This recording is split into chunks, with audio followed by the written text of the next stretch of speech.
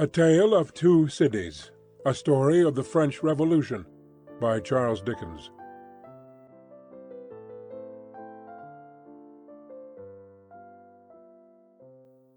Book the Third, The Track of a Storm. The traveller fared slowly on his way, who fared towards Paris from England, in the autumn of the year 1792. More than enough of bad roads, bad equipages, and bad horses he would have encountered to delay him, though the fallen and unfortunate King of France had been upon his throne in all his glory. But the changed times were fraught with other obstacles than these. Every town gate and village taxing-house had its band of citizen patriots, with their national muskets in a most explosive state of readiness, who stopped all comers and goers, cross-questioned them, inspected their papers, looked for their names in lists of their own, turned them back or sent them on, or stopped them and laid them in hold, as their capricious judgment or fancy deemed best, for the dawning republic, one and divisible, of liberty, equality, fraternity, or death. A very few French leagues of his journey were accomplished, when Charles Darnay began to perceive that for him, along these country roads, there was no hope of return until he should have been declared a good citizen at Paris. Whatever might befall now, he must on to his journey's end. Not a mean village closed upon him, not a common barrier dropped across the road behind him, but he knew it to be another iron door in the series that was barred between him and England. The universal watchfulness so encompassed him that if he had been taken in a net, or were being forwarded to his destination in a cage, he could not have felt his freedom more completely gone. This universal watchfulness not only stopped him on the highway 20 times in a stage, but retarded his progress 20 times in a day by riding after him and taking him back, riding before him and stopping him by anticipation, riding with him and keeping him in charge. He had been days upon his journey in France alone, when he went to bed, tired out, in a little town on the high road, still a long way from Paris. Nothing but the production of the afflicted Gabelle's letter from his prison of the Abbaye would have got him on so far. His difficulty at the guard-house in this small place had been such that he felt his journey to have come to a crisis, and he was, therefore, as little surprised as a man could be to find himself awakened at the small inn to which he had been remitted until morning, in the middle of the night. Awakened by a timid local functionary and 3 armed patriots in rough red caps and with pipes in their mouths, who sat down on the bed. "Emigrant," said the functionary, "I am going to send you on to Paris under an escort." "Citizen, I desire nothing more than to get to Paris, though I could dispense with the escort." "Silence!" growled a red cap, striking at the coverlet with the butt end of his musket. "Peace, aristocrat!" "It is as the good patriot says," observed the timid functionary. "You are an aristocrat, and must have an escort, and must pay for it." "I have no choice," said Charles Darnay. "Choice? Listen to him," cried the same scowling red-cap, "as if it was not a favour to be protected from the lamp-iron." "It is always as the good patriot says," observed the functionary. "Rise and dress yourself, emigrant." Darnay complied, and was taken back to the guard-house, where other patriots in rough red caps were smoking, drinking, and sleeping by a watch-fire. Here he paid a heavy price for his escort, and hence he started with it on the wet roads at 3 o'clock in the morning. The escort were 2 mounted patriots in red caps and tricoloured cockades, armed with national muskets and sabres, who rode one on either side of him. The escort governed his own horse, but a loose line was attached to his bridle, the end of which one of the patriots kept girded around his wrist. In this state they set forth with the sharp rain driving in their faces, clattering at a heavy dragoon trot over the uneven town pavement, and out upon the mire-deep roads. In this state they traversed without change, except of horses and pace, all the mire-deep leagues that lay between them and the capital. They travelled in the night, halting an hour or two after daybreak, and lying by until the twilight fell. The escort were so wretchedly clothed that they twisted straw round their bare legs, and thatched their ragged shoulders to keep the wet off. Apart from the personal discomfort of being so attended, and apart from such considerations of present danger as arose from one of the patriots being chronically drunk and carrying his musket very recklessly, Charles Darnay did not allow the restraint that was laid upon him to awaken any serious fears in his breast, for he reasoned with himself that it could have no reference to the merits of an individual case that was not yet stated, and of representations confirmable by the prisoner in the Abbaye that they were not yet made. But when they came to the town of Beauvais, which they did at eventide, when the streets were filled with people, he could not conceal from himself that the aspect of affairs was very alarming. An ominous crowd gathered to see him dismount of the posting-yard, and many voices called out loudly, "Down with the emigrant!" He stopped in the act of swinging himself out of his saddle, and resuming it as his safest place, said, "Emigrant, my friends, do you not see me here in France of my own will?" "You are a cursed emigrant!" cried a farrier, making at him in a furious manner through the press, hammer in hand, "and you are a cursed aristocrat!" The postmaster interposed himself between this man and the rider's bridle, at which he was evidently making, and soothingly said, "Let him be. He will be judged at Paris." "Judged?" repeated the farrier, swinging his hammer. "Aye, and condemned as a traitor." At this the crowd roared approval. Checking the postmaster, who was for turning his horse's head to the yard, the drunken patriot sat composedly in the saddle looking on, with the line round his wrist. Darnay said, as soon as he could make his voice heard, "Friends, you deceive yourselves, or you are deceived. I am not a traitor." "He lies!" cried the smith. "He is a traitor since the decree. His life is forfeit to the people. His cursed life is not his own." At the instant when Darnay saw a rush in the eyes of the crowd, which another instant would have brought upon him, the postmaster turned his horse into the yard, the escort rode in close upon his horse's flanks, and the postmaster shut and barred the crazy double gates. The farrier struck a blow upon him with his hammer, and the crowd groaned, but no more was done. "What is this decree that the smith spoke of?" Darnay asked the postmaster, when he had thanked him and stood beside him in the yard. "Truly a decree for selling the property of emigrants." "When passed?" "On the 14th, the day I left England." "Everybody says it is but one of several, and that there will be others, if there are not already, banishing all emigrants and condemning all to death who return. That is what he meant when he said your life was not your own. But there are no such decrees yet." "Oh, what do I know?" said the postmaster, shrugging his shoulders. "There may be, or there will be. It is all the same. What would you have?" They rested on some straw in a loft until the middle of the night, and then rode forward again when all the town was asleep. Among the many wild changes observable on familiar things which made this wild ride unreal, not the least was the seeming rarity of sleep.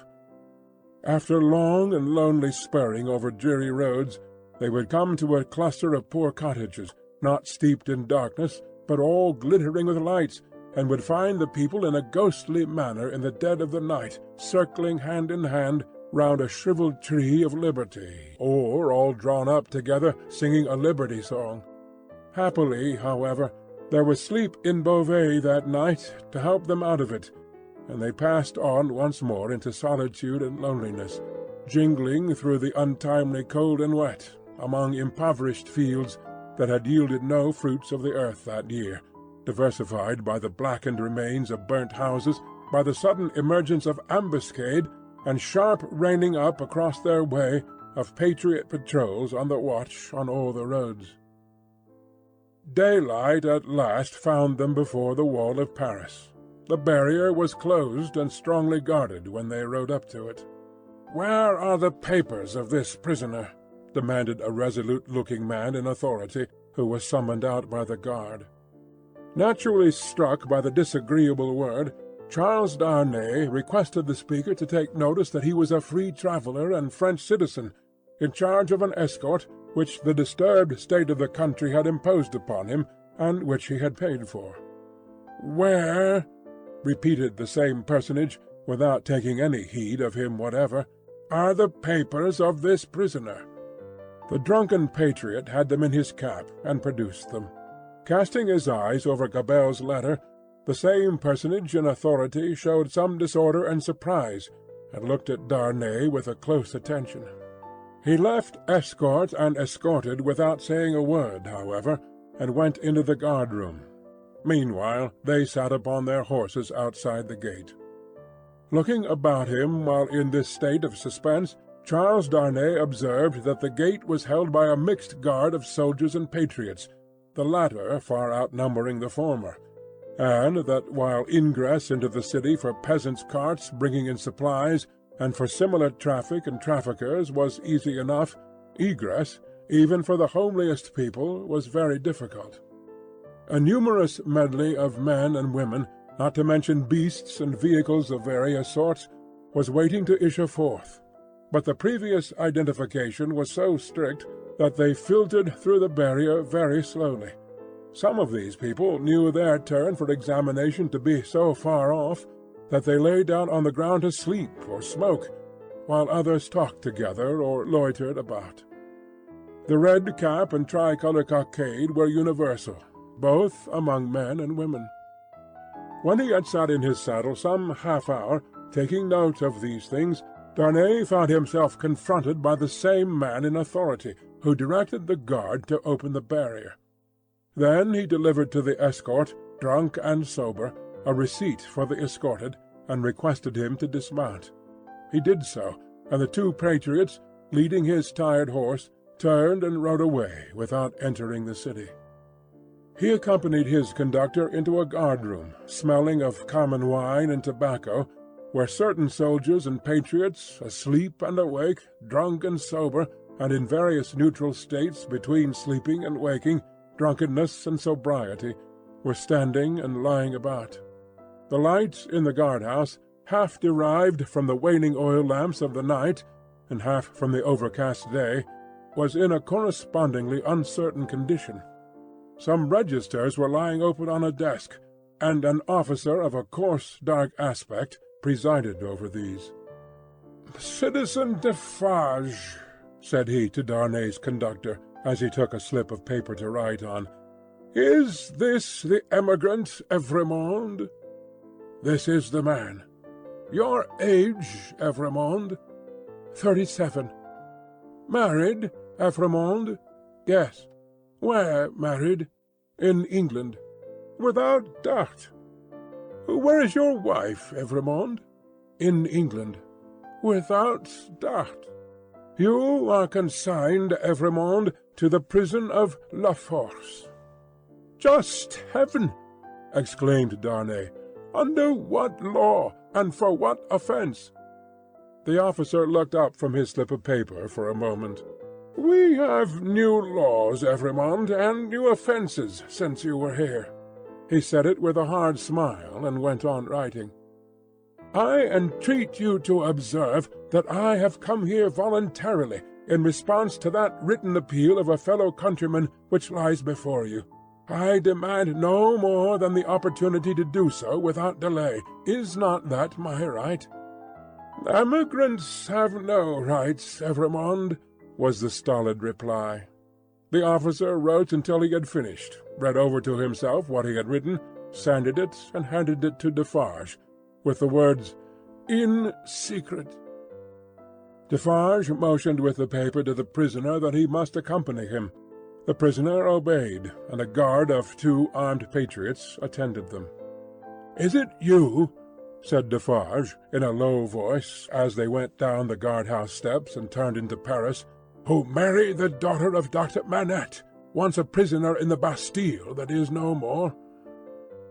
"Yes," replied Darnay, looking at him with surprise. "My name is Defarge, and I keep a wine-shop in the Quarter Saint-Antoine. Possibly you have heard of me. My wife came to your house to reclaim her father? Yes." The word "wife" seemed to serve as a gloomy reminder to Defarge, to say with sudden impatience, "In the name of that sharp female newly born, and called La Guillotine, why did you come to France? You heard me say why a minute ago. Do you not believe it is the truth?" "A bad truth for you," said Defarge, speaking with knitted brows and looking straight before him. "Indeed, I am lost here. All here is so unprecedented, so changed, so sudden and unfair, that I am absolutely lost. Will you render me a little help?" "None," Defarge spoke, always looking straight before him. "Will you answer me a single question?" "Perhaps, according to its nature. You can say what it is." "In this prison that I am going to so unjustly, shall I have some free communication with the world outside?" "You will see." "I am not to be buried there, prejudged, and without any means of presenting my case?" "You will see. But what then? Other people have been similarly buried in worse prisons before now." "But never by me, Citizen Defarge." Defarge glanced darkly at him for answer, and walked on in a steady and set silence. The deeper he sank into his silence, the fainter hope there was, or so Darnay thought, of his softening in any slight degree. He, therefore, made haste to say, "It is of the utmost importance to me. You know, citizen, even better than I, of how much importance, that I should be able to communicate to Mr. Lorry of Tellson's Bank, an English gentleman who is now in Paris, the simple fact, without comment, that I have been thrown into the prison of La Force. Will you cause that to be done for me?"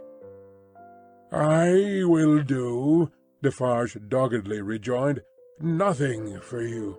My duty is to my country and to the people.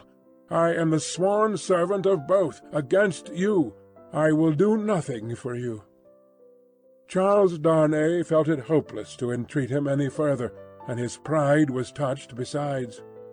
As they walked on in silence, he could not but see how used the people were to the spectacle of prisoners passing along the streets. The very children scarcely noticed them. A few passers turned their heads, and a few shook their fingers at him as an aristocrat. Otherwise, that a man in good clothes should be going to prison was no more remarkable than that a labourer in working clothes should be going to work. In one narrow, dark, and dirty street through which they passed, an excited orator, mounted on a stool, was addressing an excited audience on the crimes against the people of the king and the royal family. The few words that he caught from this man's lips first made it known to Charles Darnay that the king was in prison, and that the foreign ambassadors had one and all left Paris. On the road, except at Beauvais, he had heard absolutely nothing. The escort and the universal watchfulness had completely isolated him. That he had fallen among far greater dangers than those which had developed themselves when he left England, he of course knew now. That perils had thickened about him fast, and might thicken faster and faster yet, he of course knew now.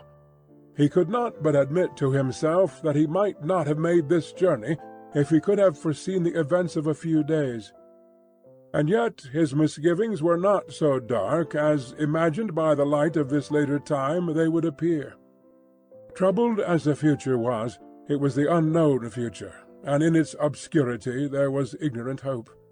The horrible massacre, days and nights long, which, within a few rounds of the clock, was to set a great mark of blood upon the blessed garnering time of harvest, was as far out of his knowledge as if it had been 100,000 years away. The sharp female newly born and called La Guillotine was hardly known to him, or to the generality of people by name. The frightful deeds that were to be soon done were probably unimagined at that time in the brains of the doers. How could they have a place in the shadowy conceptions of a gentle mind? Of unjust treatment in detention and hardship, and in cruel separation from his wife and child, he foreshadowed the likelihood or the certainty. But beyond this he dreaded nothing distinctly. With this on his mind, which was enough to carry into a dreary prison courtyard, he arrived at the prison of La Force. A man with a bloated face opened the strong wicket, to whom Defarge presented the emigrant Evrémonde. "What the devil! How many more of them?" exclaimed the man with the bloated face. Defarge took his receipt without noticing the exclamation, and withdrew with his two fellow-patriots. "What the devil, I say again!" exclaimed the jailer, left with his wife. "How many more?" The jailer's wife, being provided with no answer to the question, merely replied, "One must have patience, my dear." 3 turnkeys, who entered responsive to a bell she rang, echoed the sentiment, and one added, "For the love of liberty," which sounded in that place like an inappropriate conclusion. The prison of La Force was a gloomy prison, dark and filthy, and with a horrible smell of foul sleep in it. Extraordinary how soon the noisome flavour of imprisoned sleep becomes manifest in all such places that are ill cared for.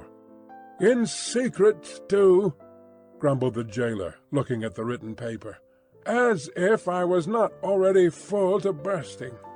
He stuck the paper on a file in an ill humour, and Charles Darnay awaited his further pleasure for half an hour, sometimes pacing to and fro in the strong arched room, sometimes resting on a stone seat, in either case detained to be imprinted on the memory of the chief and his subordinates. "Come," said the chief, at length taking up his keys. "Come with me, emigrant." Through the dismal twilight his new charge accompanied him by corridor and staircase, many doors clanging and locking behind them, until they came into a large, low, vaulted chamber, crowded with prisoners of both sexes. The women were seated at a long table, reading and writing, knitting, sewing, and embroidering. The men were for the most part standing behind their chairs, or lingering up and down the room. In the instinctive association of prisoners with shameful crime and disgrace, the newcomer recoiled from this company. But the crowning unreality of his long unreal ride was, their all at once rising to receive him, with every refinement of manner known to the time, and with all the engaging graces and courtesies of life. So strangely clouded were these refinements by the prison manners and gloom, so spectral did they become in the inappropriate squalor and misery through which they were seen, that Charles Darnay seemed to stand in a company of the dead. Ghosts all, the ghost of beauty, the ghost of stateliness, the ghost of elegance, the ghost of pride, the ghost of frivolity, the ghost of wit, the ghost of youth, the ghost of age, all waiting their dismissal from the desolate shore, all turning on him eyes that were changed by the death they had died in coming there. It struck him motionless. The jailer standing at his side, and the other jailers moving about, who would have been well enough as to appearance in the ordinary exercise of their functions, looked so extraordinarily coarse contrasted with sorrowing mothers and blooming daughters who were there, with the apparitions of the coquette, the young beauty, and the mature woman delicately bred, that the inversion of all experience and likelihood which the scene of shadows presented was heightened to its utmost. Surely, ghosts all, surely the long unreal ride some progress of disease that had brought him to these gloomy shades. "In the name of the assembled companions in misfortune," said a gentleman of courtly appearance and address, coming forward, "I have the honour of giving you welcome to La Force, and of condoling with you on the calamity that has brought you among us." May it soon terminate happily.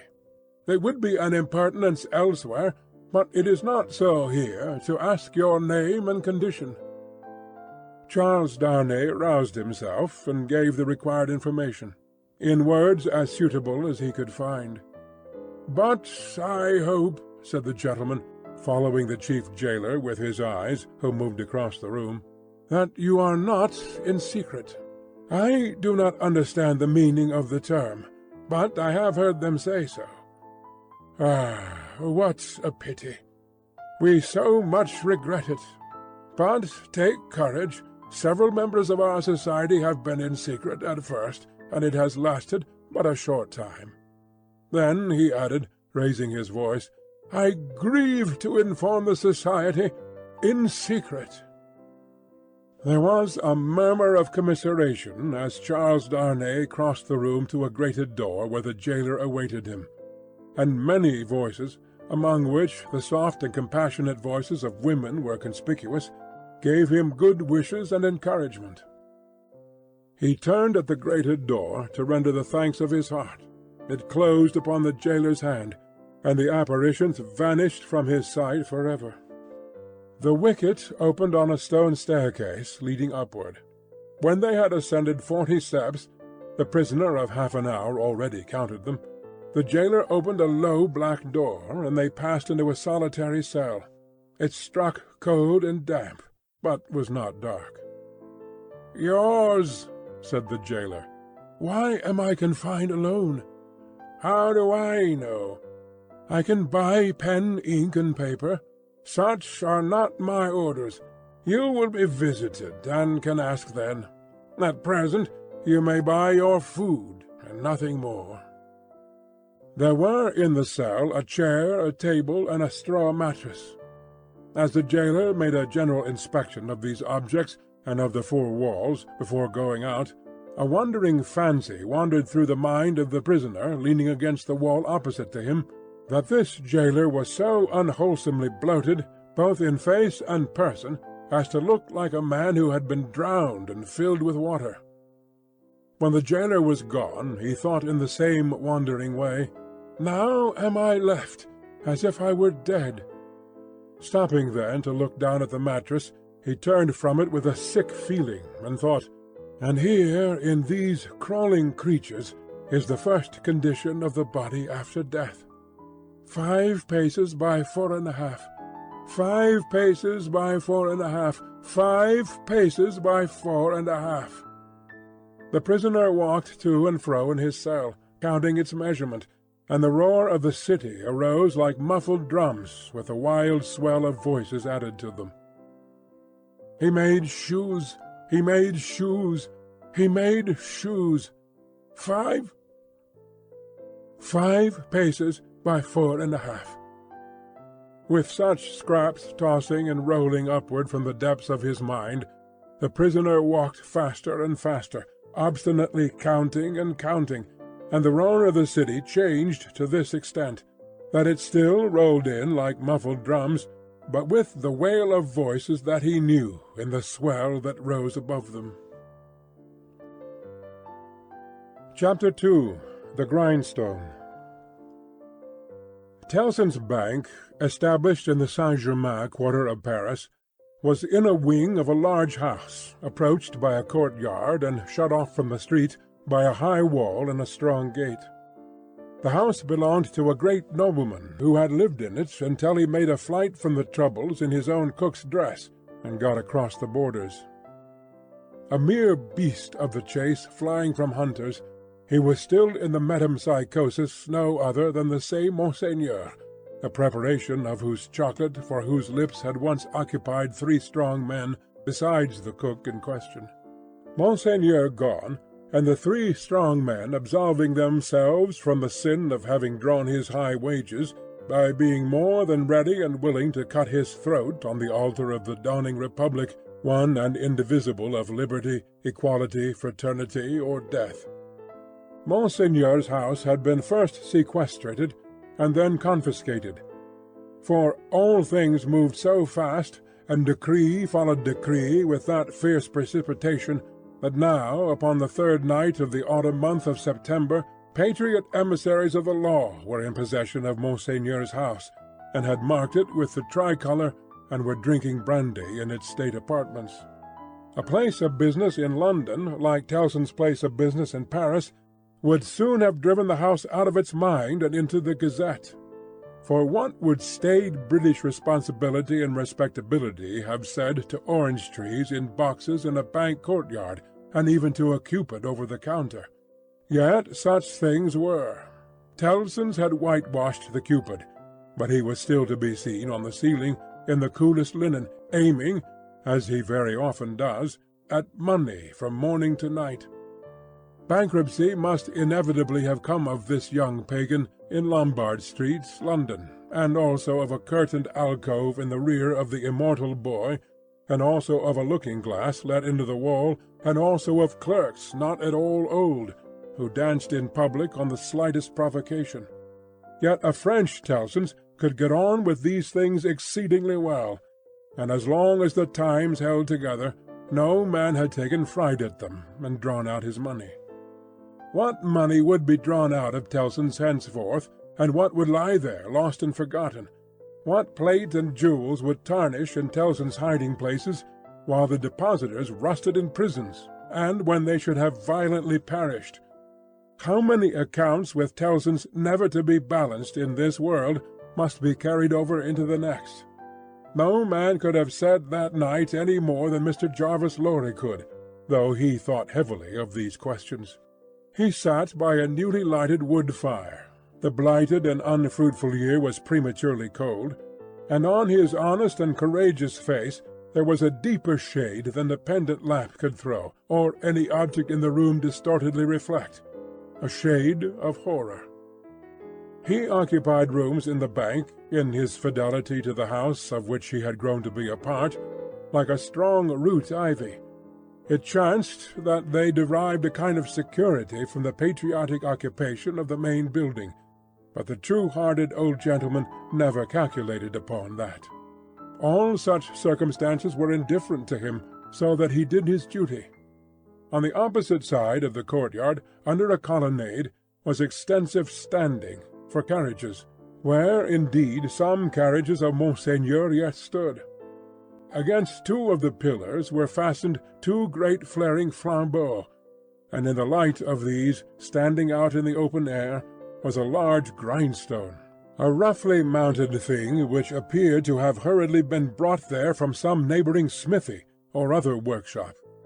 Rising and looking out of window at these harmless objects, Mr. Lorry shivered and retired to his seat by the fire.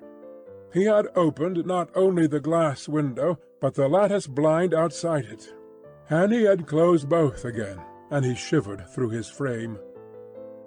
From the street beyond the high wall and the strong gate there came the usual night hum of the city, with now and then an indescribable ring in it, weird and unearthly, as if some unwonted sounds of a terrible nature were going up to heaven. "Thank God," said Mr. Lorry, clasping his hands, "that no one near and dear to me is in this dreadful town to-night. May he have mercy on all who are in danger." Soon afterwards the bell at the great gate sounded, and he thought, "They have come back," and sat listening. But there was no loud eruption into the courtyard as he had expected, and he heard the gate clash again, and all was quiet. The nervousness and dread that were upon him inspired that vague uneasiness respecting the bank which a great change would naturally awaken with such feelings roused. It was well guarded, and he got up to go among the trusty people who were guarding it, when his door suddenly opened, and two figures rushed in, at sight of which he fell back in amazement. Lucy and her father. Lucy with her arms stretched out to him, and with that old look of earnestness so concentrated and intensified that it seemed as though it had been stamped upon her face expressly to give force and power to it in this one passage of her life. "What is this?" cried Mr. Lorry, breathless and confused. "What is the matter? Lucy? Manette? What has happened? What has brought you here? What is it?" with the look fixed upon him in her paleness and wildness, she panted out in his arms, imploringly, "Oh, my dear friend! My husband!" "Your husband, Lucy? Charles! What of Charles?" "Here. Here, in Paris. Has been here some days, 3 or 4, I don't know how many. I can't collect my thoughts. An errand of generosity brought him here unknown to us. He was stopped at the barrier and sent to prison." The old man uttered an irrepressible cry. Almost at the same moment the bell of the great gate rang again, and the loud noise of feet and voices came pouring into the courtyard. "What is that noise?" said the doctor, turning towards the window. "Don't look!" cried Mr. Lorry. "Don't look out! Manette, for your life, don't touch the blind!" The doctor turned, with his hand upon the fastening of the window, and said, with a cool, bold smile, "My dear friend, I have a charmed life in this city. I have been a Bastille prisoner.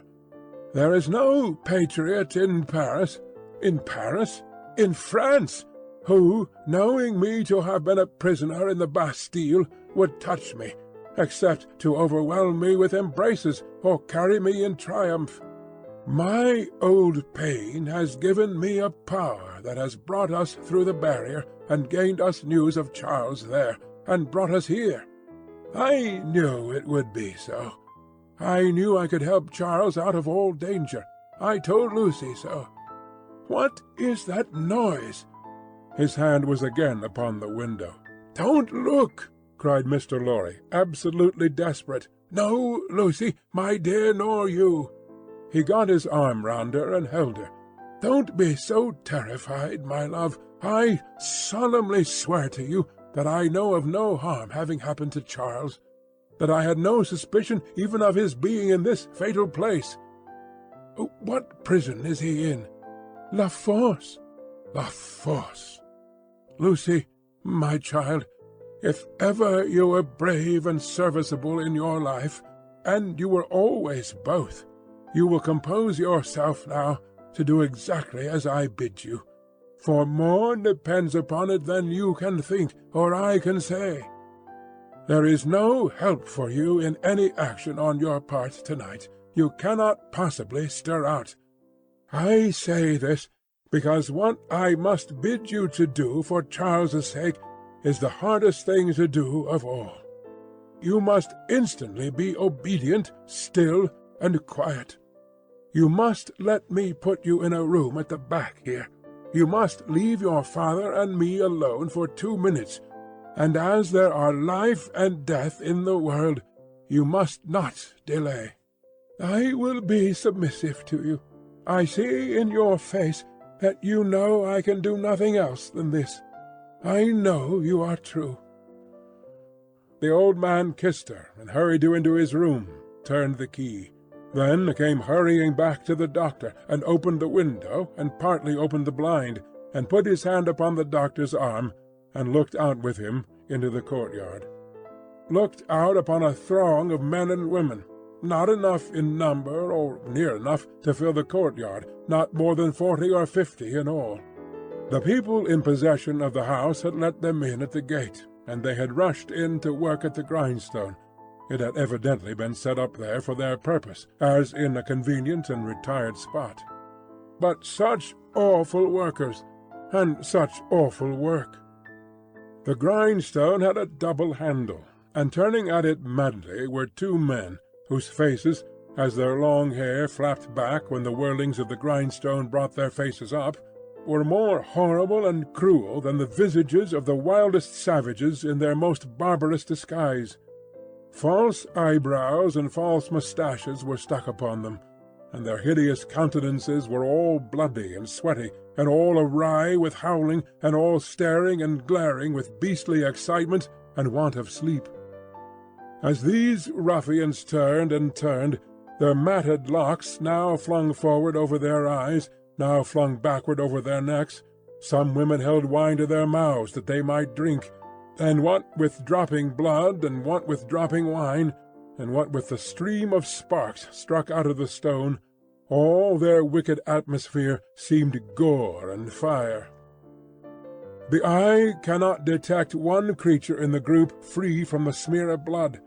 Shouldering one another to get next at the sharpening stone were men stripped at the waist, with the stain all over their limbs and bodies, men in all sorts of rags, with the stain upon those rags, men devilishly set off with spoils of women's lace and silk and ribbon, with the stain dyeing those trifles through and through.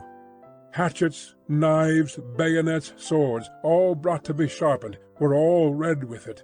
Some of the hacked swords were tied to the wrists of those who carried them with strips of linen and fragments of dress, ligatures various in kind, but all deep of the one colour.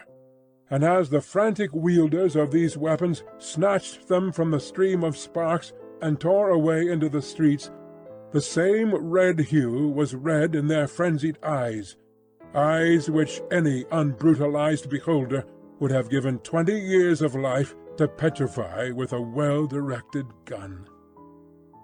All this was seen in a moment as the vision of a drowning man, or of any human creature at any very great pass could see a world if it were there.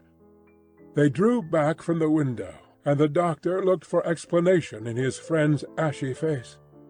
"They are," Mr. Lorry whispered the words, glancing fearfully round at the locked room, "murdering the prisoners. If you are sure of what you say, if you really have the power you think you have, as I believe you have, make yourself known to these devils and get taken to La Force. It may be too late, I don't know, but let it not be a minute later." Dr. Manette pressed his hand, hastened bareheaded out of the room, and was in the courtyard when Mr. Lorry regained the blind. His streaming white hair, his remarkable face, and the impetuous confidence of his manner, as he put the weapons aside like water, carried him in an instant to the heart of the concourse at the stone. For a few moments there was a pause, and a hurry, and a murmur, and the unintelligible sound of his voice. And then Mr. Lorry saw him, surrounded by all, and in the midst of a line of 20 men long, all linked shoulder to shoulder and hand to shoulder, hurried out with cries of "Live the Bastille prisoner! Help for the Bastille prisoner's kindred in La Force! Room for a Bastille prisoner in front there! Save the prisoner Evremond à la Force!" and 1,000 answering shots. He closed the lattice again with a fluttering heart, closed the window and the curtain, hastened to Lucy, and told her that her father was assisted by the people and gone in search of her husband. He found her child and Miss Pross with her, but it never occurred to him to be surprised by their appearance until a long time afterwards, when he sat watching them in such quiet as the night knew. Lucy had by that time fallen into a stupor on the floor at his feet, clinging to his hand. Miss Pross had laid the child down on his own bed, and her head had gradually fallen on the pillow beside her pretty charge. Oh, the long, long night, with the moans of the poor wife! And oh, the long, long night, with no return of her father, and no tidings. Twice more in the darkness the bell at the great gate sounded, and the eruption was repeated, and the grindstone whirled and spluttered. "What is it?" cried Lucy, affrighted. "Hush! The soldiers' swords are sharpened there," said Mr. Lorry. "The place is national property now, and used as a kind of armoury, my love." Twice more in all, but the last spell of work was feeble and fitful. Soon afterwards the day began to dawn, and he softly detached himself from the clasping hand, and cautiously looked out again. A man, so besmeared that he might have been a sorely wounded soldier creeping back to consciousness on a field of slain, was rising from the pavement by the side of the grindstone, and looking about him with a vacant air. Shortly this worn-out murderer descried in the imperfect light one of the carriages of Monseigneur, and staggering to that gorgeous vehicle, climbed in at the door, and shut himself up to take his rest on its dainty cushions. The great grindstone earth had turned when Mr. Lorry looked out again, and the sun was red on the courtyard. But the lesser grindstone stood alone there in the calm morning air, with a red upon it that the sun had never given, and would never take away. Chapter 3. The Shadow. One of the first considerations which arose in the business mind of Mr. Lorry when business hours came round was this, that he had no right to imperil Tellson's by sheltering the wife of an emigrant prisoner under the bank roof. His own possessions, safety, life he would have hazarded for Lucy and her child without a moment's demur. But the great trust he held was not his own, and as to that business charge, he was a strict man of business. At first his mind reverted to Defarge, and the thought of finding out the wine-shop again and taking counsel with its master in reference to the safest dwelling-place in the distracted state of the city. But the same consideration that suggested him repudiated him. He lived in the most violent quarter, and doubtless was influential there, and deep in its dangerous workings. Noon coming, and the doctor not returning, and every minute's delay tending to compromise Tellson's, Mr. Lorry advised with Lucy. She said that her father had spoken of hiring a lodging for a short term in that quarter near the banking-house. As there was no business objection to this, and as he foresaw that even it were all well with Charles, and he were to be released, he could not hope to leave the city, Mr. Lorry went out in quest of such a lodging, and found a suitable one, high up in a removed by-street, where the closed blinds of all the other windows of a high melancholy square of buildings marked deserted homes. To this lodging he at once removed Lucy and her child and Miss Pross, giving them what comfort he could, and much more than he had himself. He left Jerry with them as a figure to fill a doorway that would bear considerable knocking on the head, and returned to his own occupations. A disturbed and doleful mind he brought to bear upon them, and slowly and heavily the day lagged on with him. It wore itself out, and wore him out with it, until the bank closed. He was again alone in his room of the previous night, considering what to do next, when he heard a foot upon the stair. In a few moments a man stood in his presence, who, with a keenly observant look at him, addressed him by his name. "Your servant, Mr. Lorry. Do you know me?" He was a strongly made man with dark curling hair, from 45 to 50 years of age. For answer he repeated, without any change of emphasis, the words, "Do you know me? I have seen you somewhere. Perhaps at my wine-shop." Much interested and agitated, Mr. Lorry said, "You come from Dr. Manette?" "Yes, I come from Dr. Manette." "And what says he? What does he send me?" Defarge gave into his anxious hand an open scrap of paper. It bore the words in the doctor's writing, "Charles is safe, but I cannot safely leave this place yet. I have obtained the favour that the bearer has a short note from Charles to his wife. Let the bearer see his wife." It was dated from La Force within an hour. "Will you accompany me," said Mr. Lorry, joyfully relieved after reading this note aloud, "to where his wife resides?" "Yes," returned Defarge.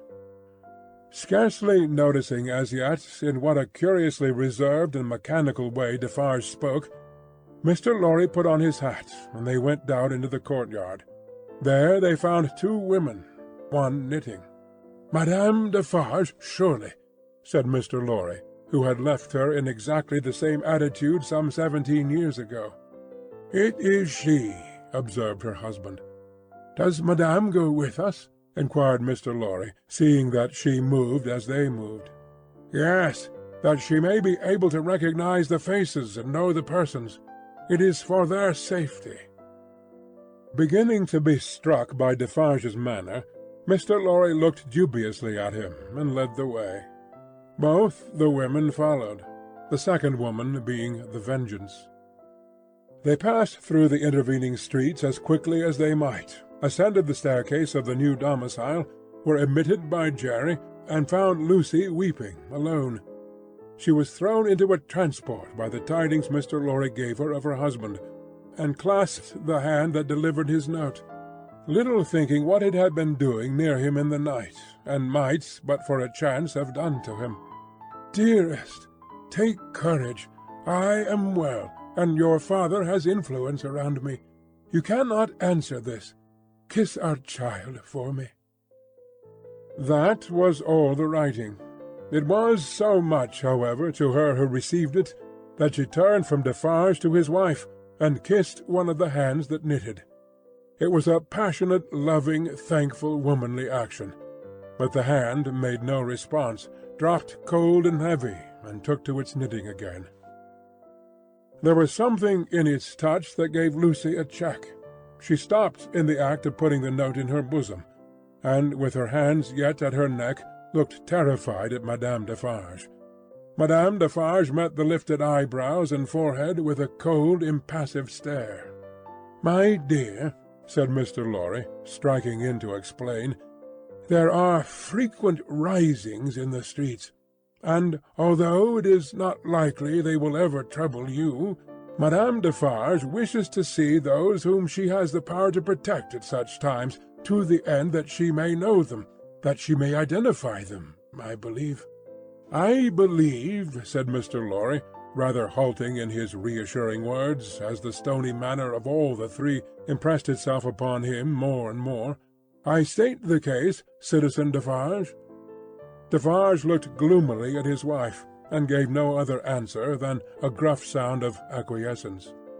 "You had better, Lucy," said Mr. Lorry, doing all he could to propitiate by tone and manner, "the dear child here, and our good Pross. Our good Pross, Defarge, is an English lady, and knows no French." The lady in question, whose rooted conviction that she was more than a match for any foreigner, was not to be shaken by distress and danger, appeared with folded arms, and observed in English to the Vengeance, whom her eyes first encountered, "Well, I am sure, Bold-Face, I hope you are pretty well." She also bestowed a British cough on Madame Defarge, but neither of the two took much heed of her. "Is that his child?" said Madame Defarge, stopping in her work for the first time, and pointing her knitting-needle at little Lucy, as if it were the finger of fate. "Yes, madame," answered Mr. Lorry. "That is our poor prisoner's darling daughter, and only child." The shadow attendant on Madame Defarge and her party seemed to fall so threatening and dark on the child that her mother instinctively kneeled on the ground beside her, and held her to her breast. The shadow attendant on Madame Defarge and her party seemed then to fall, threatening and dark, on both the mother and the child. "It is enough, my husband," said Madame Defarge. "I have seen them. We may go." But the suppressed manner had enough menace in it, not visible and presented, but indistinct and withheld, to alarm Lucy into saying, as she laid her appealing hand on Madame Defarge's dress, "You will be good to my poor husband. You will do him no harm. You will help me to see him if you can." "Your husband is not my business here," returned Madame Defarge, looking down at her with perfect composure. "It is the daughter of your father who is my business here." "For my sake, then, be merciful to my husband. For my child's sake. She will put her hands together and pray you to be merciful. We are more afraid of you than of these others." Madame Defarge received it as a compliment, and looked at her husband. Defarge, who had been uneasily biting his thumb-nail and looking at her, collected his face into a sterner expression. "What is it that your husband says in that little letter?" asked Madame Defarge with a lowering smile. "Influence? He says something touching influence." "That my father," said Lucy, hurriedly taking the paper from her breast, but with her alarmed eyes on her questioner and not on it, "has much influence around him." "Surely it will release him," said Madame Defarge. "Let it do so." "As a wife and mother," cried Lucy most earnestly, "I implore you to have pity on me, and not to exercise any power that you possess against my innocent husband, but to use it in his behalf. Oh, sister woman, think of me, as a wife and mother." Madame Defarge looked coldly as ever at the suppliant, and said, turning to her friend the Vengeance, "The wives and mothers we have been used to see, since we were as little as this child, and much less, have not been greatly considered. We have known their husbands and fathers laid in prison and kept from them often enough. All our lives we have seen our sister women suffer in themselves and in their children, poverty, nakedness, hunger, thirst, sickness, misery, oppression, and neglect of all kinds." "We have seen nothing else," returned the Vengeance. "We have borne this a long time," said Madame Defarge, turning her eyes again upon Lucy. "Judge you. Is it likely that the trouble of one wife and mother would be much to us now?" She resumed her knitting and went out. The Vengeance followed. Defarge went last, and closed the door. "Courage, my dear Lucy," said Mr. Lorry, as he raised her. "Courage! So far all goes well with us. Much, much better than it has of late gone with many poor souls. Cheer up, and have a thankful heart." "I am not thankless, I hope. But that dreadful woman seems to throw a shadow on me and all my hopes." "Tut, tut," said Mr. Lorry. "What is this despondency in the brave little breast? A shadow indeed! No substance in it, Lucy." But the shadow of the manner of these Defarges was dark upon himself, for all that, and in his secret mind it troubled him greatly. Dr. Manette did not return until the morning of the 4th day of his absence. So much of what had happened in that dreadful time as could be kept from the knowledge of Lucy was so well concealed from her, that not until long afterwards, when France and she were far apart, did she know that 1,100 defenceless prisoners of both sexes and all ages had been killed by the populace, that 4 days and nights had been darkened by this deed of horror, and that the air around her had been tainted by the slain. She only knew that there had been attack upon the prisons, that all political prisoners had been in danger, and that some had been dragged out by the crowd and murdered. To Mr. Lorry the doctor communicated, under an injunction of secrecy on which he had no need to dwell, that the crowd had taken him through a scene of carnage to the prison of La Force, that in the prison he had found a self-appointed tribunal sitting, before which the prisoners were brought singly, and by which they were rapidly ordered to be put forth to be massacred, or to be released, or, in a few cases, to be sent back to their cells.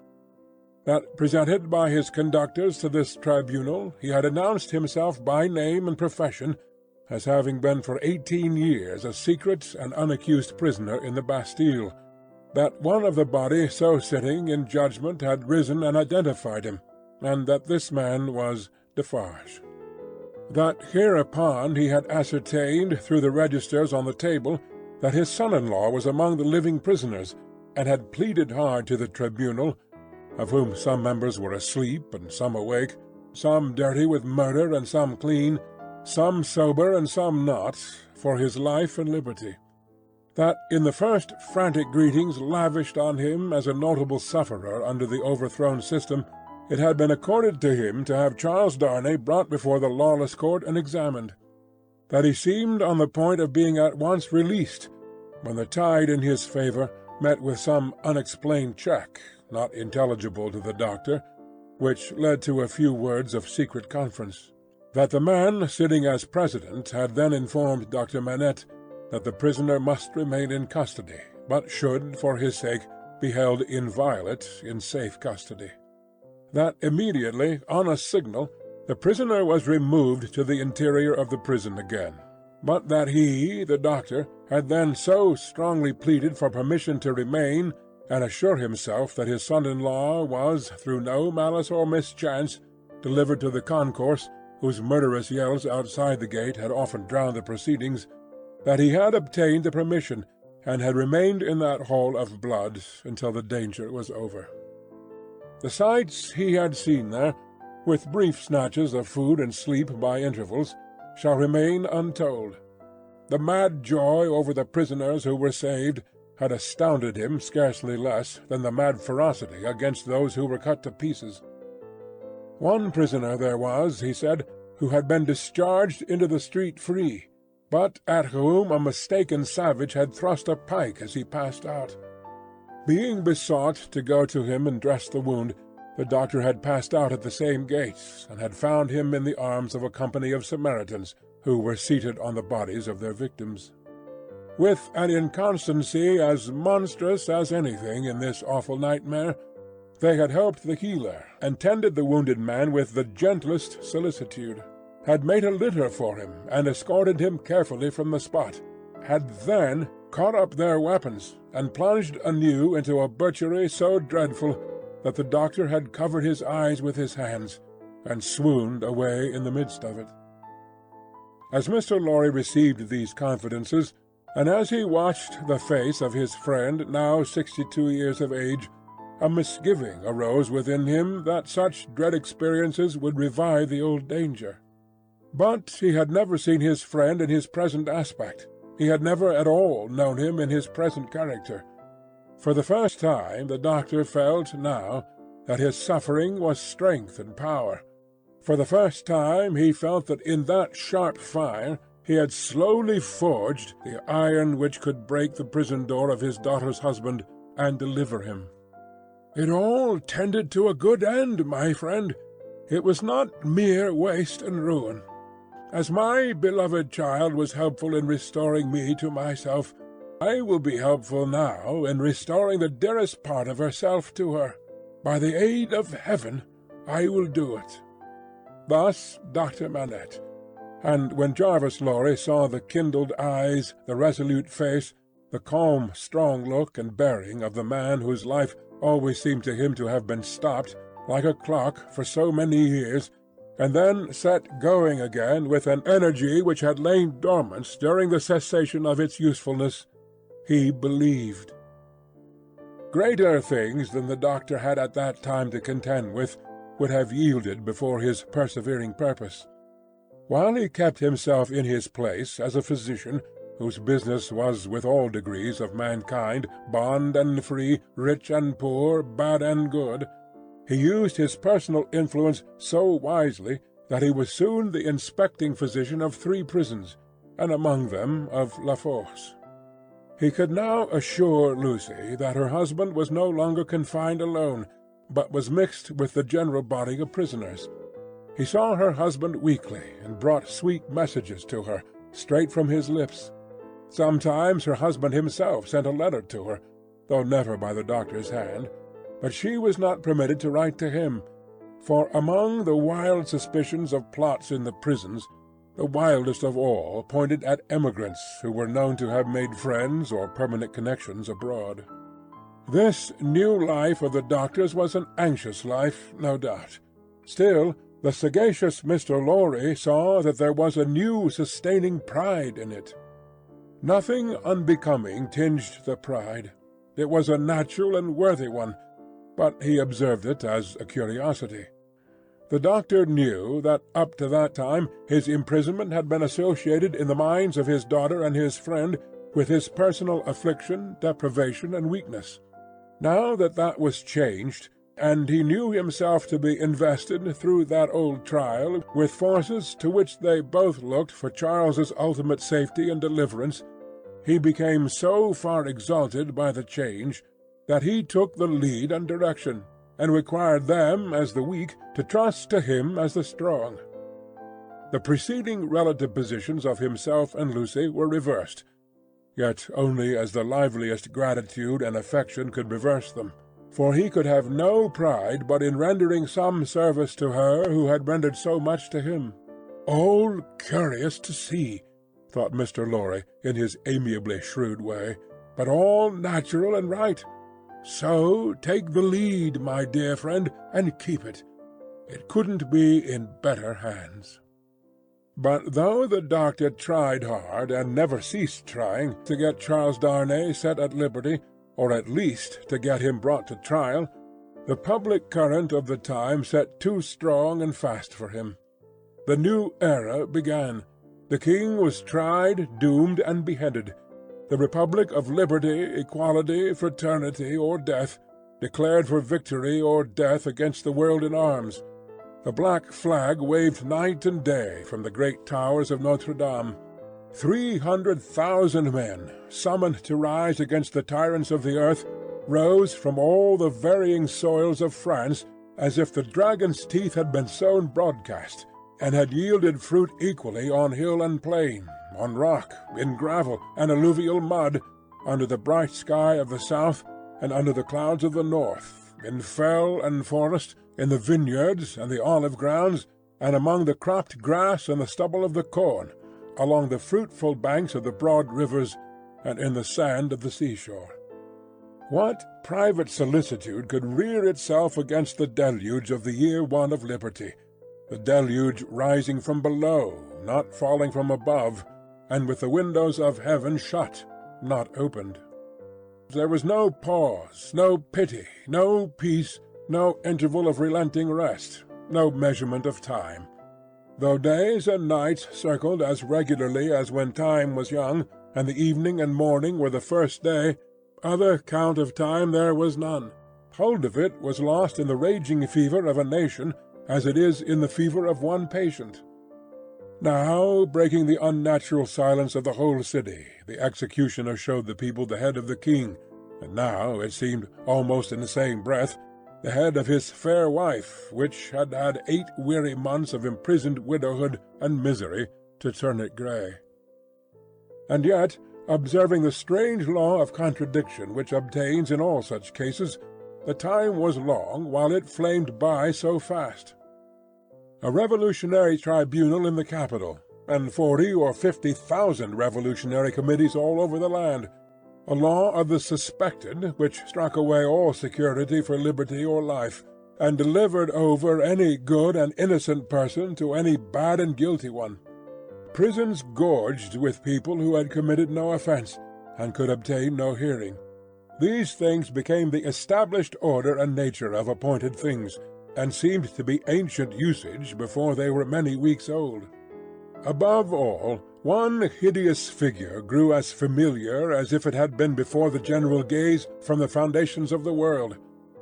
The figure of the sharp female called La Guillotine. It was the popular theme for jests. It was the best cure for headache. It infallibly prevented the hair from turning grey. It imparted a peculiar delicacy to the complexion. It was the national razor which shaved close. Who kissed La Guillotine looked through the little window and sneezed into the sack. It was the sign of the regeneration of the human race. It superseded the cross. Models of it were worn on breasts from which the cross was discarded, and it was bowed down to and believed in where the cross was denied. It sheared off heads so many that it, and the ground it most polluted, were a rotten red. It was taken to pieces like a toy puzzle for a young devil, and was put together again when the occasion wanted it. It hushed the eloquent, struck down the powerful, abolished the beautiful and good. 22 friends of high public mark, 21 living and 1 dead, it had lopped the heads off in one morning, in as many minutes. The name of the strong man of old Scripture had descended to the chief functionary who worked it. But so armed, he was stronger than his namesake and blinder, and tore away the gates of God's own temple every day. Among these terrors, and the brood belonging to them, the doctor walked with a steady head, confident in his power, cautiously persistent in his end, never doubting that he would save Lucy's husband at last. Yet the current of the time swept by so strong and deep, and carried the time away so fiercely, that Charles had lain in prison 1 year and 3 months, when the doctor was thus steady and confident. So much more wicked and distracted had the revolution grown in that December month, that the rivers of the south were encumbered with the bodies of the violently drowned by night, and prisoners were shot in lines and squares under the southern wintry sun. Still the doctor walked among the terrors with a steady head. No man better known than he in Paris at that day, no man in a stranger situation. Silent, humane, indispensable in hospital and prison, using his art equally among assassins and victims, he was a man apart. In the exercise of his skill, the appearance and the story of the Bastille captive removed him from all other men. He was not suspected or brought into question any more than if he had indeed been recalled to life some 18 years before, or were a spirit moving among mortals. Chapter 5. The Wood Sawyer. 1 year and 3 months. During all that time Lucy was never sure, from hour to hour, but that the guillotine would strike off her husband's head next day. Every day through the stony streets the tumbrils now jolted heavily, filled with the condemned. Lovely girls, bright women, brown-haired, black-haired, and grey, youths, stalwart men and old, gentle-born and peasant-born, all red wine for la guillotine, all daily brought into light from the dark cellars of the loathsome prisons, and carried to her through the streets to slake her devouring thirst. Liberty, equality, fraternity, or death, the last much the easiest to bestow. Oh, guillotine! If the suddenness of her calamity and the whirling wheels of the time had stunned the doctor's daughter into awaiting the result in idle despair, it would but have been with her as it was with many. But from the hour when she had taken the white head to her fresh young bosom in the garret of Saint-Antoine, she had been true to her duties.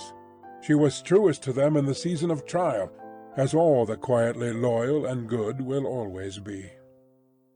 As soon as they were established in their new residence, and her father had entered on the routine of his avocations, she arranged the little household as exactly as if her husband had been there.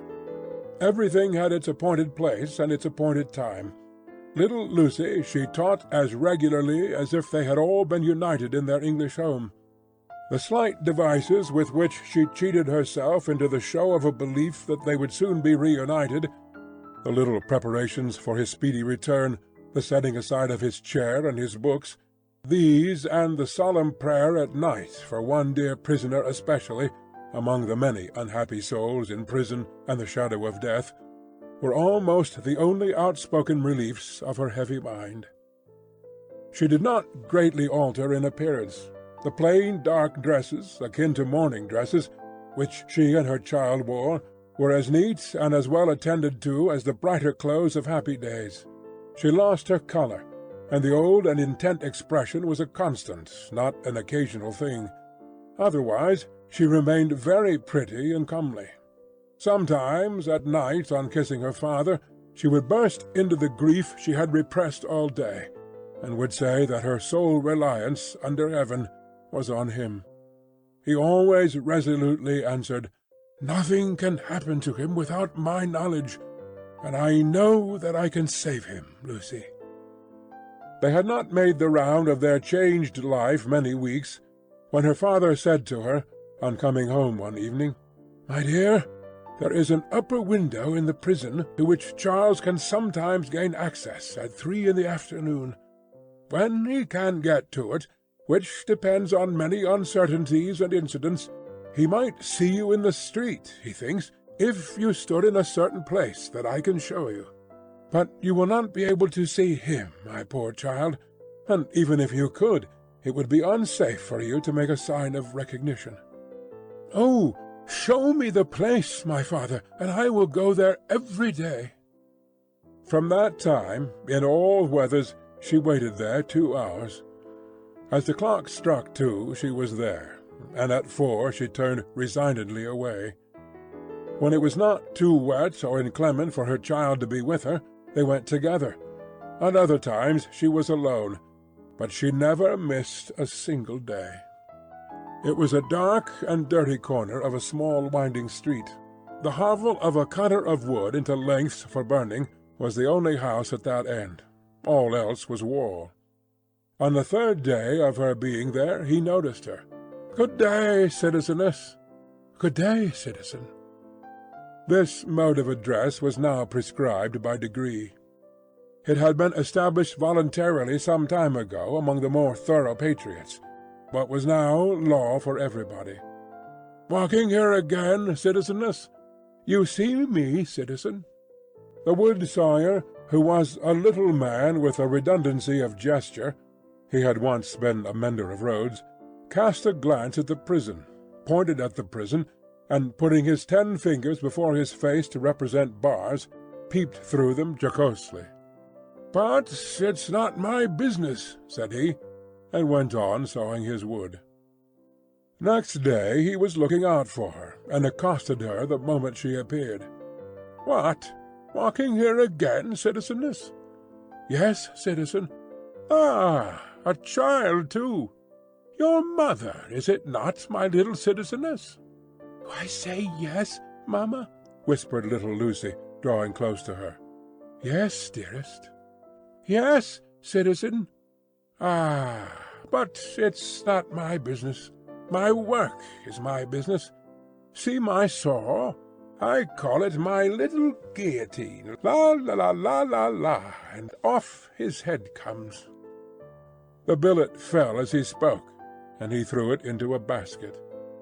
"I call myself the Samson of the firewood guillotine. See here again, loo-loo-loo, loo-loo-loo, and off her head comes. Now a child, tickle, tickle, pickle, pickle, and off its head comes. All the family." Lucy shuddered as he threw 2 more billets into his basket. But it was impossible to be there while the wood sawyer was at work and not be in his sight. Thenceforth, to secure his good will, she always spoke to him first, and often gave him drink money, which he readily received. He was an inquisitive fellow, and sometimes, when she had quite forgotten him in gazing at the prison roof and grates, and in lifting her heart up to her husband, she would come to herself to find him looking at her, with his knee on his bench, and his saw stopped in its work. "But it's not my business," he would generally say at those times, and would briskly fall to his sawing again. In all weathers, in the snow and frost of winter, in the bitter winds of spring, in the hot sunshine of summer, in the rains of autumn, and again in the snow and frost of winter, Lucy passed 2 hours of every day at this place, and every day on leaving it she kissed the prison wall. Her husband saw her, so she learned from her father. It might be once in 5 or 6 times. It might be twice or thrice running. It might be not for a week or a fortnight together. It was enough that he could and did see her when the chances served, and on that possibility she would have waited out the day 7 days a week. These occupations brought her round to the December month, wherein her father walked among the terrors with a steady hand. On a lightly snowing afternoon she arrived at the usual corner. It was a day of some wild rejoicing and a festival. She had seen the houses, as she came along, decorated with little pikes and with little red caps stuck upon them, also with tricoloured ribbons, also with the standard inscription (tricoloured letters were the favourite), "Republic one and indivisible, liberty, equality, fraternity, or death."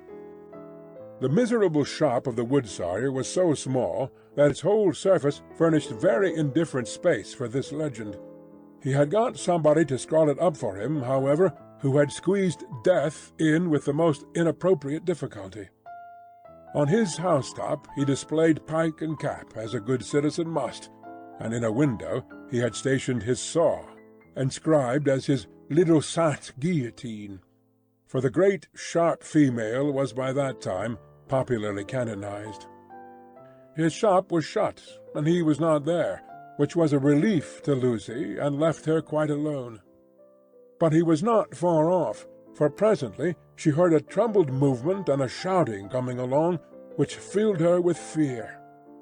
A moment afterwards, and a throng of people came pouring round the corner by the prison wall, in the midst of whom was the wood sawyer, hand in hand with the Vengeance. There could not be fewer than 500 people, and they were dancing like 5,000 demons. There was no other music than their own singing. They danced to the popular Revolution song, keeping a ferocious time that was like a gnashing of teeth in unison. Men and women danced together, women danced together, men danced together, as hazard had brought them together.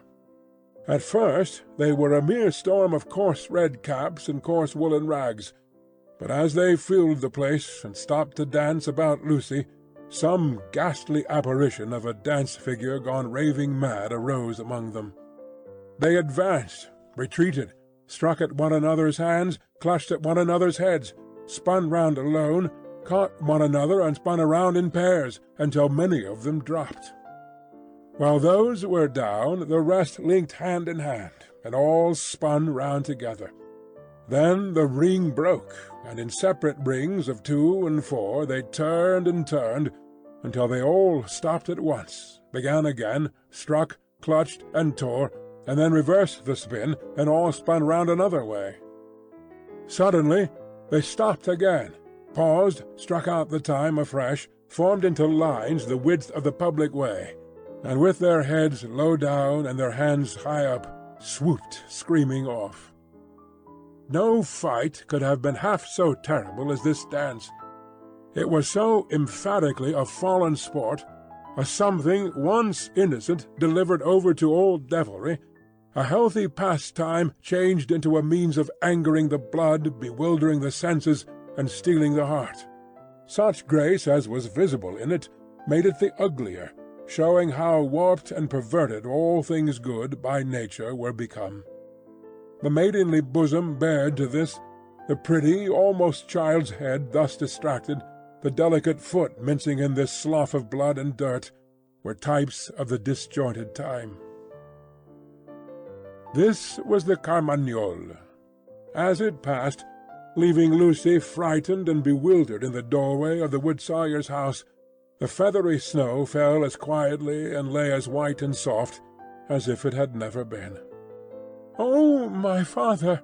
for he stood before her when she lifted up the eyes she had momentarily darkened with her hand. "Such a cruel, bad sight!" "I know, my dear, I know. I have seen it many times. Don't be frightened. Not one of them would harm you." "I am not frightened for myself, my father. But when I think of my husband and the mercies of these people—" "We will set him above their mercies very soon. I left him climbing to the window, and I came to tell you. There is no one here to see. You may kiss your hand towards that highest shelving roof." "I do so, father, and I send him my soul with it." "You cannot see him, my poor dear?" "No, father," said Lucy, yearning and weeping as she kissed her hand. "No." A footstep in the snow. Madame Defarge. "I salute you, citizeness," from the doctor. "I salute you, citizen. This in passing. Nothing more. Madame Defarge gone, like a shadow over the white road. "Give me your arm, my love. Pass from here with an air of cheerfulness and courage, for his sake. That was well done." They had left the spot. "It shall not be in vain. Charles is summoned for tomorrow." "For tomorrow? There is no time to lose." "I am well prepared, but there are precautions to be taken that could not be taken until he was actually summoned before the tribunal. He has not received the notice yet, but I know that he will presently be summoned for tomorrow, and removed to the Conciergerie. I have timely information." "You are not afraid?" She could scarcely answer. I trust in you." "Do so, implicitly. Your suspense is nearly ended, my darling. He shall be restored to you within a few hours. I have encompassed him with every protection. I must see Laurie." He stopped. There was a heavy lumbering of wheels within hearing. They both knew too well what it meant. 1, 2, 3. 3 tumbrels faring away with their dread loads over the hushing snow. "I must see Laurie," the doctor repeated, turning her another way. The staunch old gentleman was still in his trust, had never left it. He and his books were in frequent requisition as to property confiscated and made national. What he could save for the owners he saved. No better man living to hold fast by what Tellson's had in keeping, and to hold his peace. A murky red and yellow sky and a rising mist from the Seine denoted the approach of darkness. It was almost dark when they arrived at the bank. The stately residence of Monseigneur was altogether blighted and deserted. Above a heap of dust and ashes in the court ran the letters, "National Property, Republic one and indivisible, Liberty, Equality, Fraternity, or Death." Who could that be with Mr. Laurie, the owner of the riding-coat upon the chair, who must not be seen? From whom, newly arrived, did he come out, agitated and surprised, to take his favourite in his arms? To whom did he appear to repeat her faltering words, when, raising his voice and turning his head towards the door of the room from which he had issued, he said, "Removed to the conciergerie, and summoned for tomorrow"? Chapter 6. Triumph. The dread tribunal of 5 judges, public prosecutor, and determined jury sat every day. Their lists went forth every evening, and were read out by the jailers of the various prisons to their prisoners. The standard jailer joke was, "Come out and listen to the evening paper, you inside there." Charles Evremont, called Darnay. So at last began the evening paper at La Force. When a name was called, its owner stepped apart into a spot reserved for those who were announced as being thus fatally recorded. Charles Evremond, called Darnay, had reason to know the usage. He had seen hundreds pass away so. His bloated jailer, who wore spectacles to read with, glanced over them to assure himself that he had taken his place, and went through the list, making a similar short pause at each name. There were 23 names, but only 20 were responded to, for one of the prisoners so summoned had died in jail and been forgotten, and 2 had already been guillotined and forgotten. The list was read in the vaulted chamber where Darnay had seen the associated prisoners on the night of his arrival. Every one of those had perished in the massacre. Every human creature he had since cared for and parted with had died on the scaffold. There were hurried words of farewell and kindness, but the parting was soon over. It was the incident of every day, and the society of La Force were engaged in the preparation of some games of forfeits and a little concert for that evening. They crowded to the grates and shed tears there. But 20 places in the projected entertainments had to be refilled, and the time was, at best, short to the lock-up hour, when the common rooms and corridors would be delivered over to the great dogs who kept watch there through the night. The prisoners were far from insensible or unfeeling. Their ways arose out of the condition of the time. Similarly, though with a subtle difference, a species of fervour or intoxication, known without doubt to have led some persons to brave the guillotine unnecessarily, and to die by it, was not more boastfulness, but a wild infection of the wildly shaken public mind. In seasons of pestilence, some of us will have a secret attraction to the disease, a terrible passing inclination to die of it, and all of us have like wonders hidden in our breasts, only needing circumstances to evoke them. The passage to the conciergerie was short and dark. The night in its vermin-haunted cells was long and cold. Next day 15 prisoners were put to the bar before Charles Darnay's name was called. All the 15 were condemned, and the trials of the whole occupied an hour and a half. Charles Evremond, called Darnay, was at length arraigned. His judges sat upon the bench in feathered hats, but the rough red cap and tricoloured cockade was the headdress otherwise prevailing. Looking at the jury and the turbulent audience, he might have thought that the usual order of things was reversed, and that the felons were trying the honest men. The lowest, cruellest, and worst populace of a city never without its quantity of low, cruel, and bad, for the directing spirits of the scene, noisily commenting, applauding, disapproving, anticipating, and precipitating the result without a check. Of the men, the greater part were armed in various ways. Of the women, some wore knives, some daggers, some ate and drank as they looked on, many knitted. Among these last was one with a spare piece of knitting under her arm as she worked. She was in a front row, by the side of a man whom he had never seen since his arrival at the barrier, but whom he directly remembered as Defarge. He noticed that she once or twice whispered in his ear, and that she seemed to be his wife. But what he most noticed in the two figures was that although they were posted as close to himself as they could be, they never looked towards him. They seemed to be waiting for something with a dogged determination, and they looked at the jury, but at nothing else.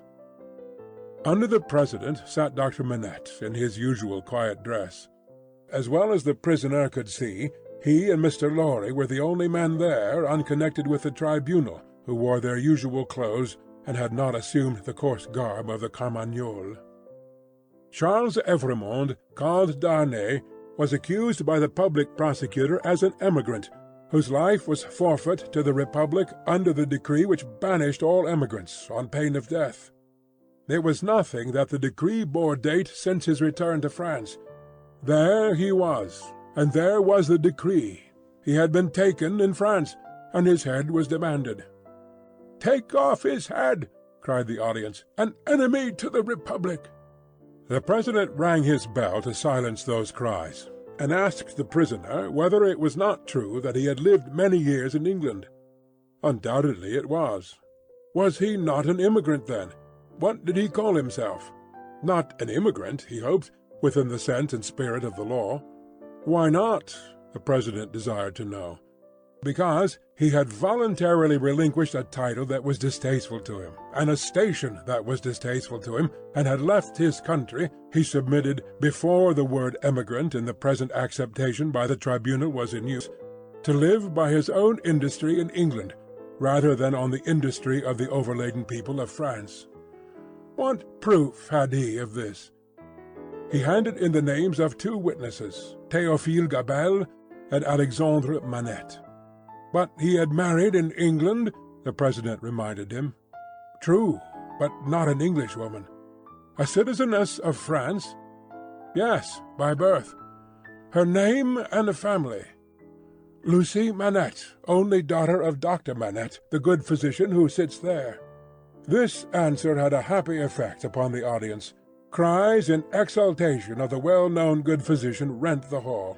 So capriciously were the people moved that tears immediately rolled down several ferocious countenances which had been glaring at the prisoner a moment before, as if with impatience to pluck him out into the streets and kill him.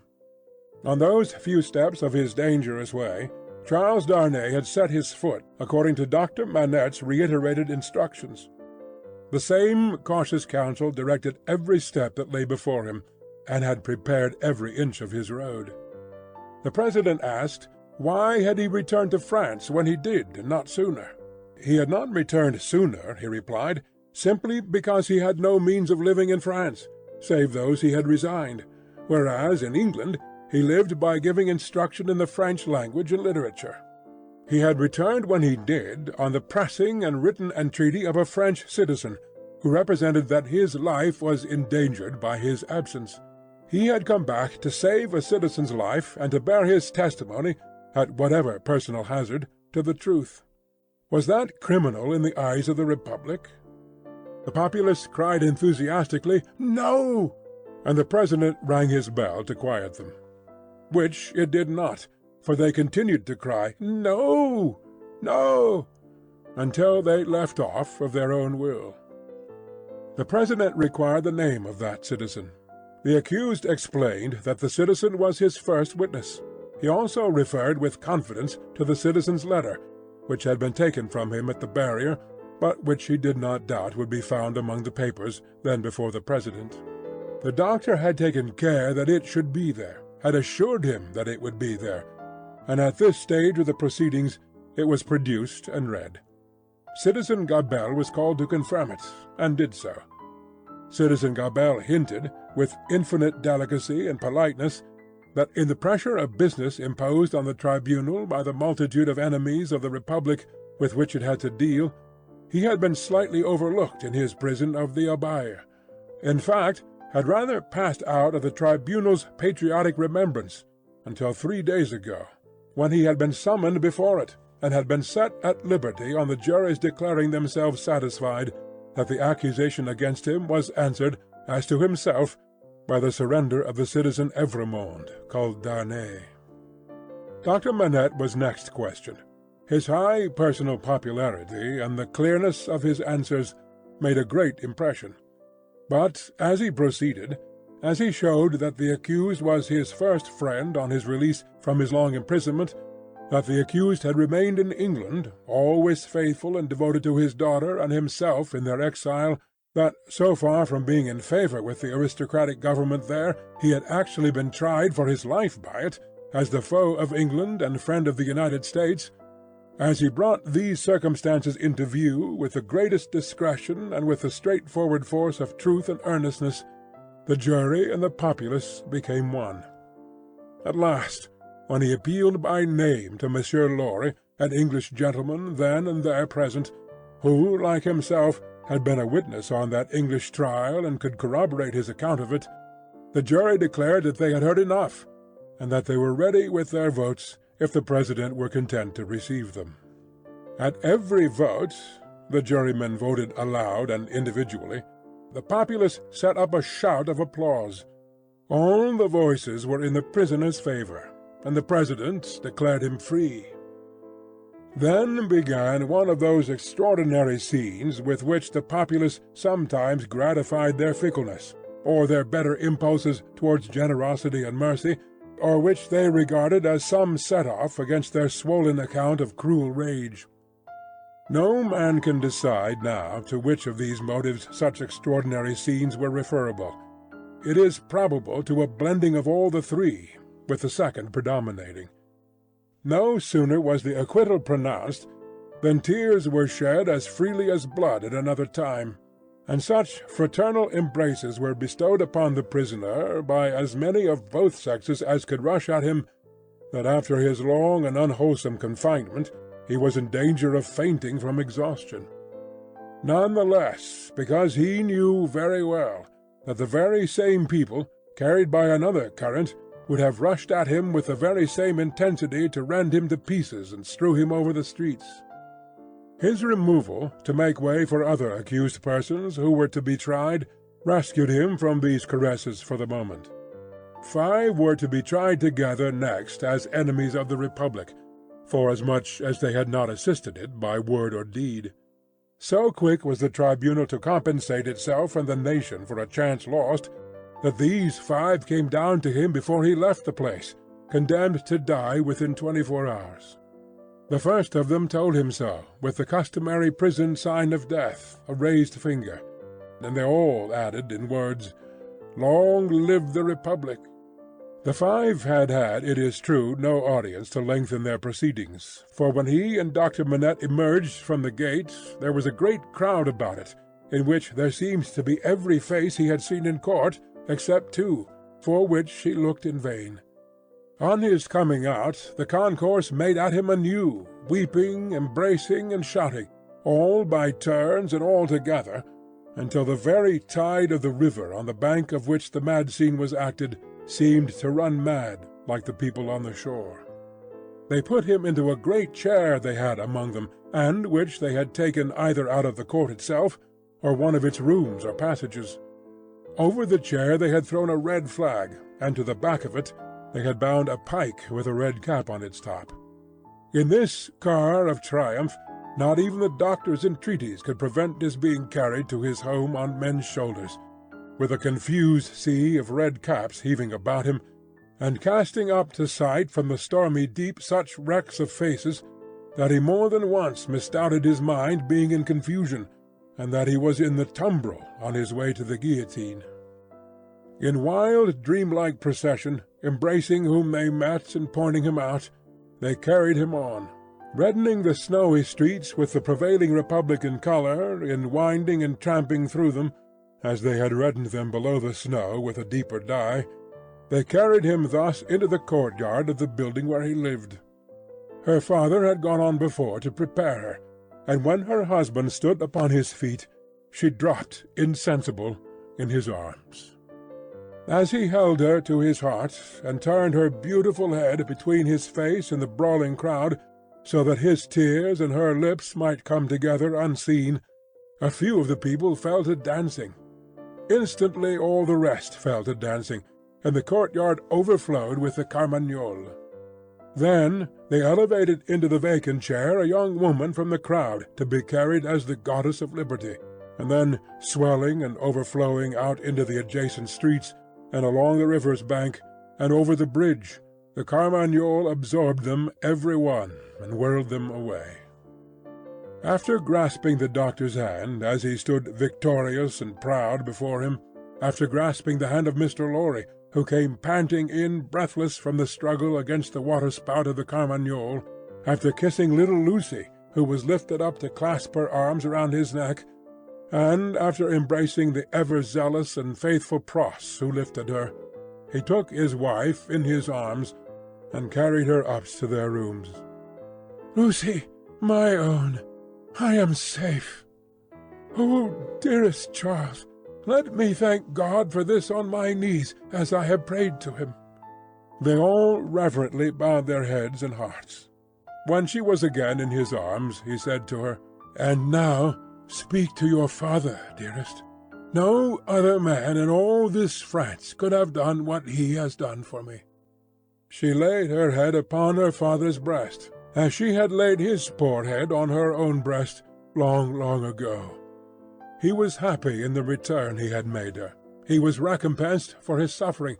He was proud of his strength.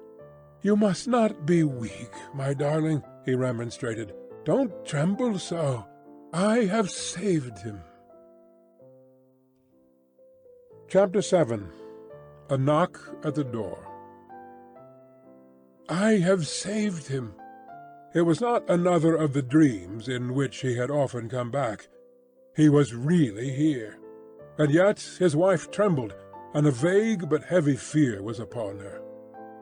All the air round was so thick and dark, the people were so passionately revengeful and fitful, the innocent were so constantly put to death on vague suspicion and black malice, it was so impossible to forget that many as blameless as her husband and as dear to others as he was to her, every day shared the fate from which he had been clutched, that her heart could not be as lightened of its load as she felt it ought to be. The shadows of the wintry afternoon were beginning to fall, and even now the dreadful carts were rolling through the streets. Her mind pursued them, looking for him among the condemned. And then she clung closer to his real presence, and trembled more. Her father, cheering her, showed a compassionate superiority to this woman's weakness, which was wonderful to see.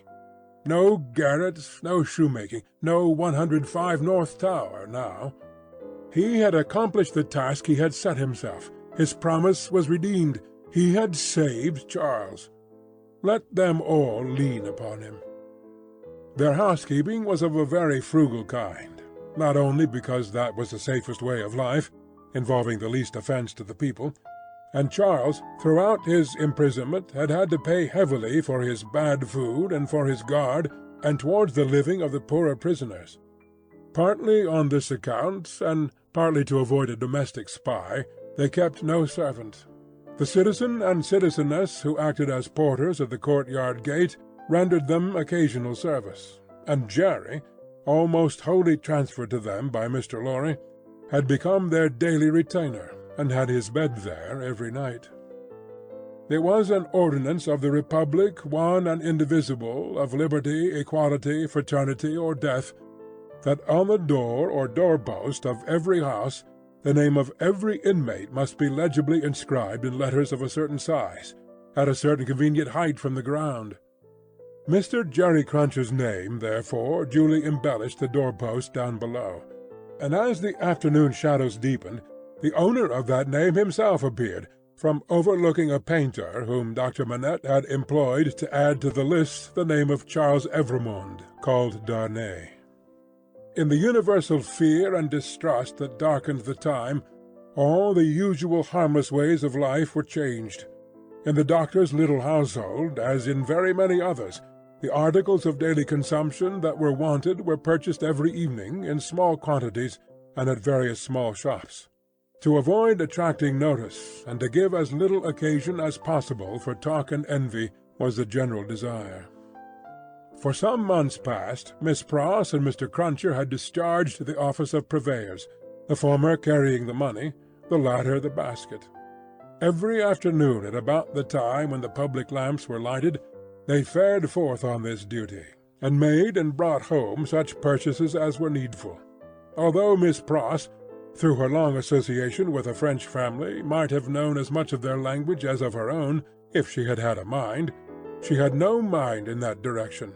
Consequently, she knew no more of that nonsense, as she was pleased to call it, than Mr. Cruncher did. So her manner of marketing was to plump a noun substantive at the head of a shopkeeper without any introduction in the nature of an article. And if it happened not to be the name of the thing she wanted, to look round for that thing, lay hold of it, and hold on by it until the bargain was concluded. She always made a bargain for it by holding up, as a statement of its just price, one finger less than the merchant held up, whatever his number might be. "Now, Mr. Cruncher," said Miss Pross, whose eyes were red with felicity, "if you are ready, I am." Jerry hoarsely professed himself at Miss Pross's service.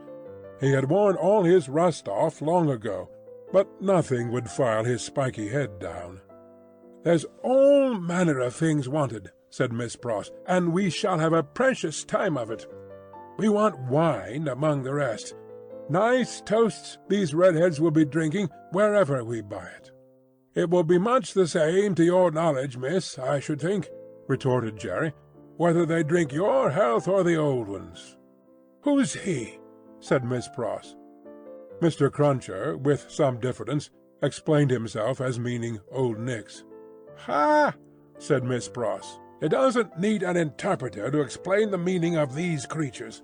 They have but one, and it's midnight murder and mischief." "Hush, dear! Pray, pray be cautious!" cried Lucy. "Yes, yes, yes, I'll be cautious," said Miss Pross. "But I may say, among ourselves, that I do hope there will be no oniony and tobacco-y smotherings in the form of embracings all round going on in the streets. Now, Ladybird, never you stir from that fire till I come back. Take care of the dear husband you have recovered, and don't move your pretty head from his shoulder as you have it now, till you see me again. May I ask a question, Dr. Manette, before I go?"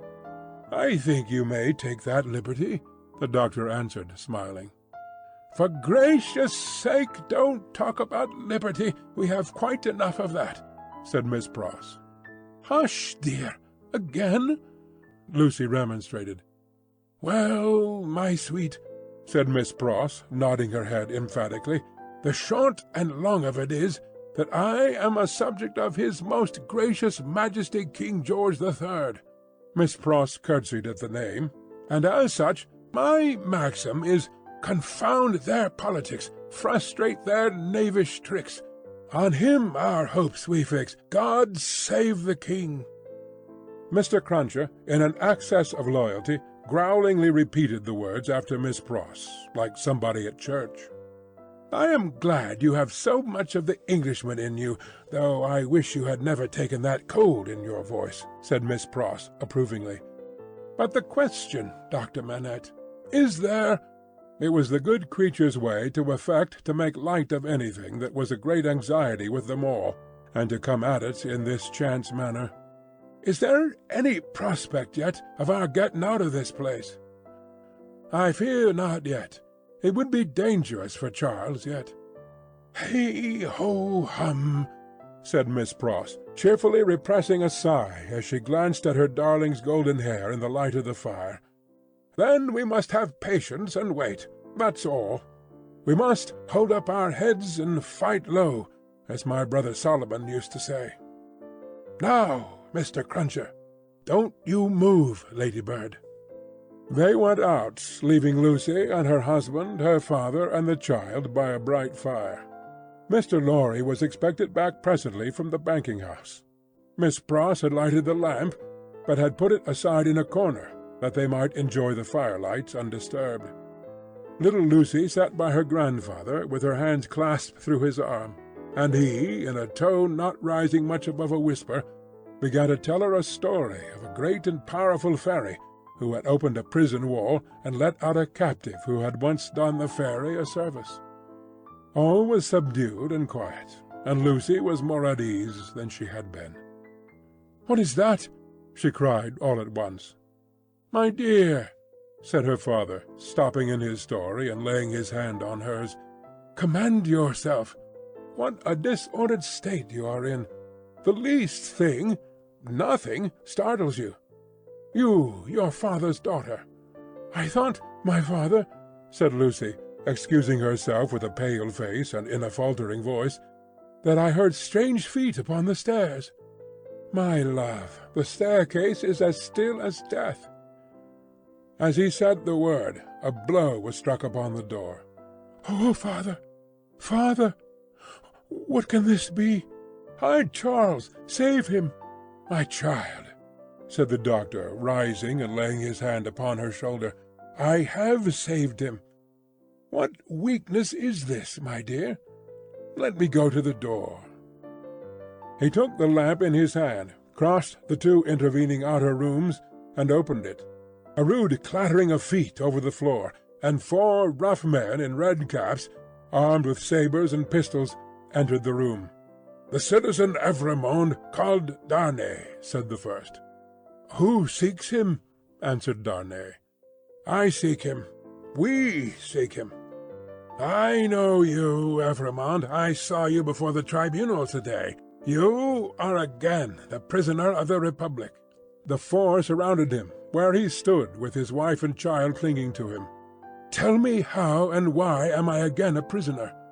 "It is enough that you return straight to the Conciergerie, and we'll know tomorrow. You are summoned for tomorrow."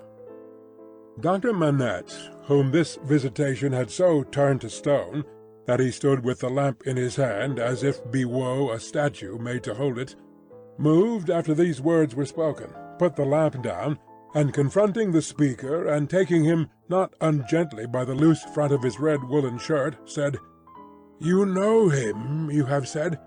Do you know me?" "Yes, I know you, citizen doctor." "We all know you, citizen doctor," said the other 3. He looked abstractedly from one to the other, and said, in a lower voice, after a pause, "Will you answer his question to me, then? How does this happen?" "Citizen doctor," said the first, reluctantly, "he has been denounced to the section of Saint-Antoine. This citizen," pointing out the second who had entered, "is from Saint-Antoine." The citizen here indicated nodded his head, and added, "He is accused by Saint-Antoine." "Of what?" asked the doctor. "Citizen doctor," said the first, with his former reluctance, "ask no more. If the Republic demands sacrifices from you, without doubt you, as a good patriot, will be happy to make them. The Republic goes before all. The people is supreme. Evrémonde, we are pressed." "One word," the doctor entreated. "Will you tell me who denounced him?" "It is against rule," answered the first. "But you can ask him of Saint-Antoine here." The doctor turned his eyes upon that man, who, moved uneasily on his feet, rubbed his beard a little, and at length said, "Well, truly it is against rule. But he is denounced, and gravely, by the citizen and citizeness Defarge, and by one other." "What other?" "Do you ask, citizen doctor?" "Yes." "Then," said he of Saint-Antoine, with a strange look, "you will be answered tomorrow. Now I am dumb." Happily unconscious of the new calamity at home, Miss Pross threaded her way along the narrow streets and crossed the river by the bridge of the Pont Neuf, reckoning in her mind the number of indispensable purchases she had to make. Mr. Cruncher, with the basket, walked at her side. They both looked to the right and to the left into most of the shops they passed, had a wary eye for all gregarious assemblages of people, and turned out of their road to avoid any very excited group of talkers. It was a raw evening, and the misty river, blurred to the eye with blazing lights, and to the ear with harsh noises, showed where the barges were stationed in which the smiths worked, making guns for the army of the Republic. Woe to the man who played tricks with that army, or got undeserved promotion in it.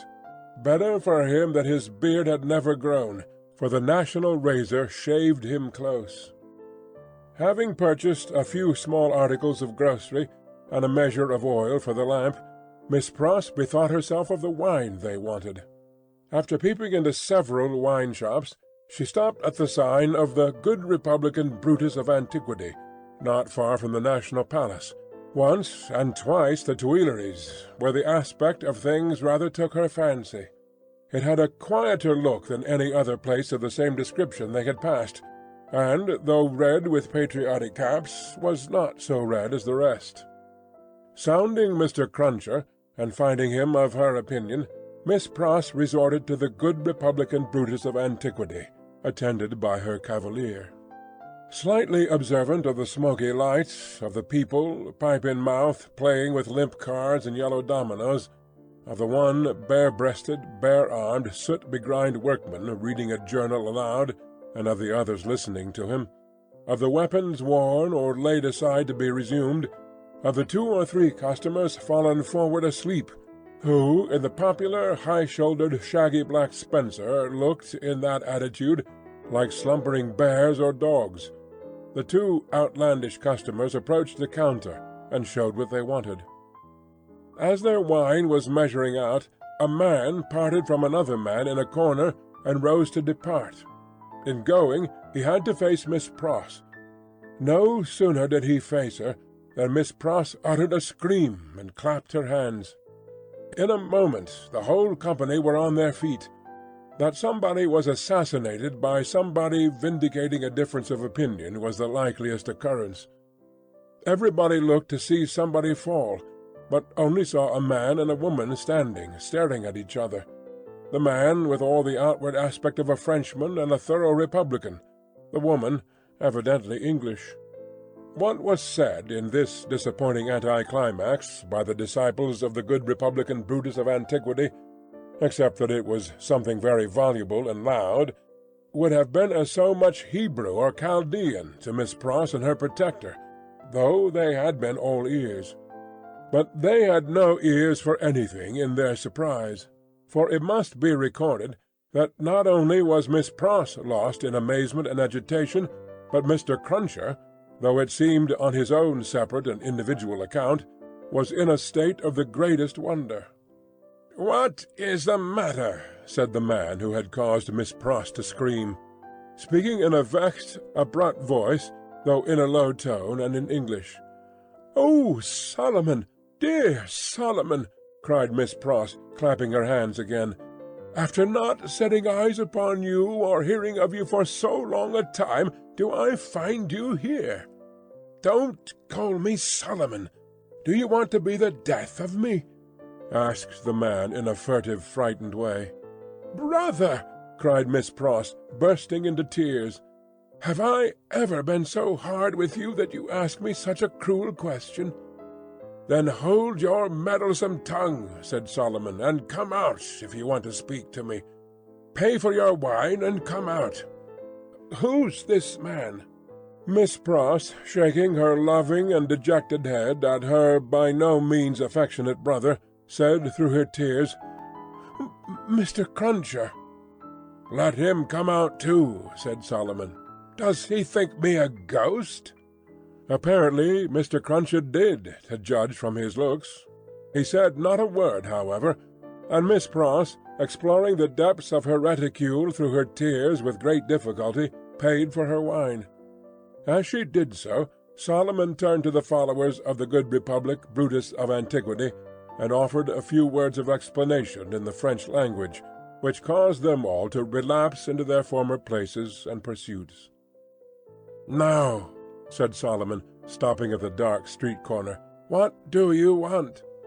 "How dreadfully unkind in a brother nothing has ever turned my love away from," cried Miss Pross, "to give me such a greeting, and show me no affection."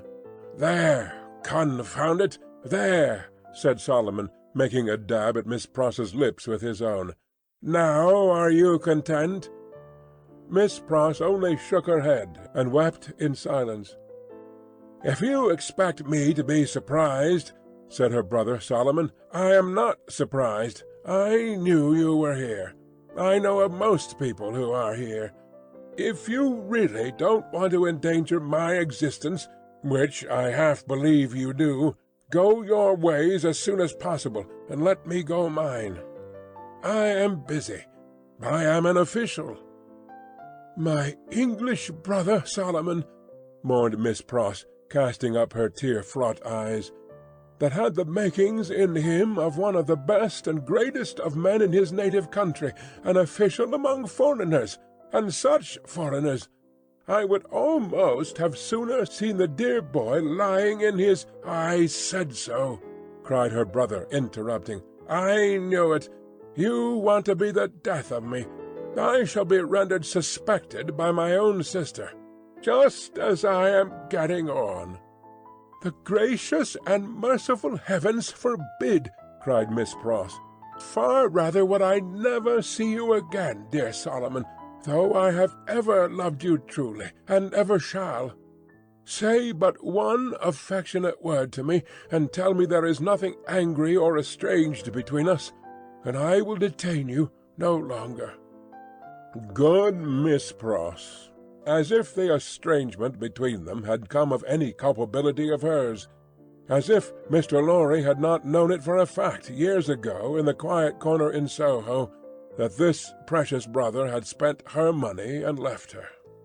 He was saying the affectionate word, however, with a far more grudging condescension and patronage than he could have shown if their relative merits and positions had been reversed, which is invariably the case all the world over, when Mr. Cruncher, touching him on the shoulder, hoarsely and unexpectedly interposed with the following singular question. "I say, may I ask the favour as to whether your name is John Solomon or Solomon John?" The official turned towards him with a sudden distrust. He had not previously uttered a word. "Come," said Mr. Cruncher, "speak out, you know," which, by the way, was more than he could do himself. "John Solomon or Solomon John? She calls you Solomon, and she must know, being your sister, and I know you're John, you know. Which of the two goes first? And regarding that name of Pross, likewise, that warn't your name over the water." "What do you mean?" "Well, I don't know all I mean, for I can't call to mind what your name was over the water." "No?" "No. But I'll swear it was a name of 2 syllables. "Indeed?" "Yes. T'other ones was 1 syllable. I know you. You was a spy, witness at the Bailey. What, in the name of the Father Elias, own father to yourself, was you called at that time?" "Barsad," said another voice, striking in. "That's the name for £1,000," cried Jerry. The speaker who struck in was Sidney Carton. He had his hands behind him under the skirts of his riding-coat, and he stood at Mr. Cruncher's elbow as negligently as he might have stood at the Old Bailey itself. "Don't be alarmed, my dear Miss Pross. I arrived at Mr. Lorry's, to his surprise, yesterday evening. We agreed that I would not present myself elsewhere until all was well, or unless I could be useful. I present myself here to beg a little talk with your brother. I wish you had a better employed brother than Mr. Barsad. I wish for your sake Mr. Barsad was not a sheep of the prisons. Sheep was a cant word of the time for a spy under the jailers. The spy, who was pale, turned paler, and asked him how he dared. "I'll tell you," said Sidney. "I lighted on you, Mr. Barsad, coming out of the prison of the Conciergerie while I was contemplating the walls, an hour or more ago. You have a face to be remembered, and I remember faces well. Made curious by seeing you in that connection, and having a reason, to which you are no stranger, for associating you with the misfortunes of a friend now very unfortunate, I walked in your direction. I walked into the wine-shop here close after you, and sat near you. I had no difficulty in deducing from your unreserved conversation, and the rumour openly going about among your admirers, the name of your calling, and gradually what I had done at random seemed to shape itself into a purpose, Mr. Barsad." "What purpose?" the spy asked. "It would be troublesome, and might be dangerous, to explain in the street. Could you favour me, in confidence, with some minutes of your company, at the office of Tellson's Bank, for instance?" "Under a threat?" "Oh, did I say that? Then why should I go there? Really, Mr. Barsad, I can't say if you can't." "Do you mean that you won't say, sir?" the spy irresolutely asked. "You apprehend me very clearly, Mr. Barsad. I won't." Carton's negligent recklessness of manner came powerfully in aid of his quickness and skill, in such a business as he had in his secret mind, and with such a man as he had to do with. His practised eye saw it, and made the most of it. "Now I told you so," said the spy, casting a reproachful look at his sister. "If any trouble comes of this, it's your doing." "Come, come, Mr. Barsad," exclaimed Sidney, "don't be ungrateful. But for my great respect for your sister, I might not have led up so pleasantly to a little proposal that I wish to make for our mutual satisfaction. Do you go with me to the bank?" "I'll hear what you have got to say. Yes, I'll go with you." "I propose that we first conduct your sister safely to the corner of her own street. Let me take your arm, Miss Pross. This is not a good city at this time for you to be out in unprotected, and as your escort knows Mr. Barsad, I will invite him to Mr. Lorry's with us. Are we ready? Come, then." Miss Pross recalled soon afterwards, and to the end of her life remembered, that as she pressed her hands on Sidney's arm and looked up in his face, imploring him to do no hurt to Solomon, there was a braced purpose in the arm, and a kind of inspiration in the eyes, which not only contradicted his light manner, but changed and raised the man. She was too much occupied then with fears for the brother who so little deserved her affection, and with Sidney's friendly reassurances, adequately to heed what she observed. They left her at the corner of the street, and Carton led the way to Mr. Lorry's, which was within a few minutes' walk. John Barsad, or Solomon Pross, walked at his side. Mr. Lorry had just finished his dinner, and was sitting before a cheery little log or two of fire, perhaps looking into their blaze for the picture of that younger elderly gentleman from Tellson's, who had looked into the red coals at the Royal George of Dover now a good many years ago. He turned his head as they entered, and showed the surprise with which he saw a stranger. "Miss Pross's brother, sir," said Sidney. "Mr. Barsad." "Barsad?" repeated the old gentleman. "Barsad? I have an association with the name, and with the face." "I told you you had a remarkable face, Mr. Barsad," observed Carton coolly. "Pray sit down." As he took a chair himself, he supplied the link that Mr. Lorry wanted by saying to him with a frown, "Witness at that trial." Mr. Lorry immediately remembered, and regarded his new visitor with an undisguised look of abhorrence. "Mr. Barsad has been recognized by Miss Pross as the affectionate brother you have heard of," said Sidney, "and has acknowledged the relationship. I pass to worse news. Darnay has been arrested again." Struck with consternation, the old gentleman exclaimed, "What do you tell me? I left him safe and free within these 2 hours, and am about to return to him. Arrested for all that. When was it done, Mr. Barsad?" "Just now, if at all." "Mr. Barsad is the best authority possible, sir," said Sidney, "and I have it from Mr. Barsad's communication to a friend and brother Sheep over a bottle of wine that the arrest has taken place.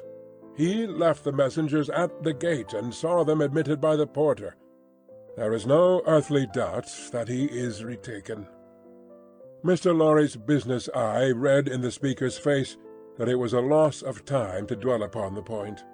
Confused, but sensible that something might depend on his presence of mind, he commanded himself, and was silently attentive. "Now, I trust," said Sidney to him, "that the name and influence of Dr. Manette may stand him in as good stead tomorrow.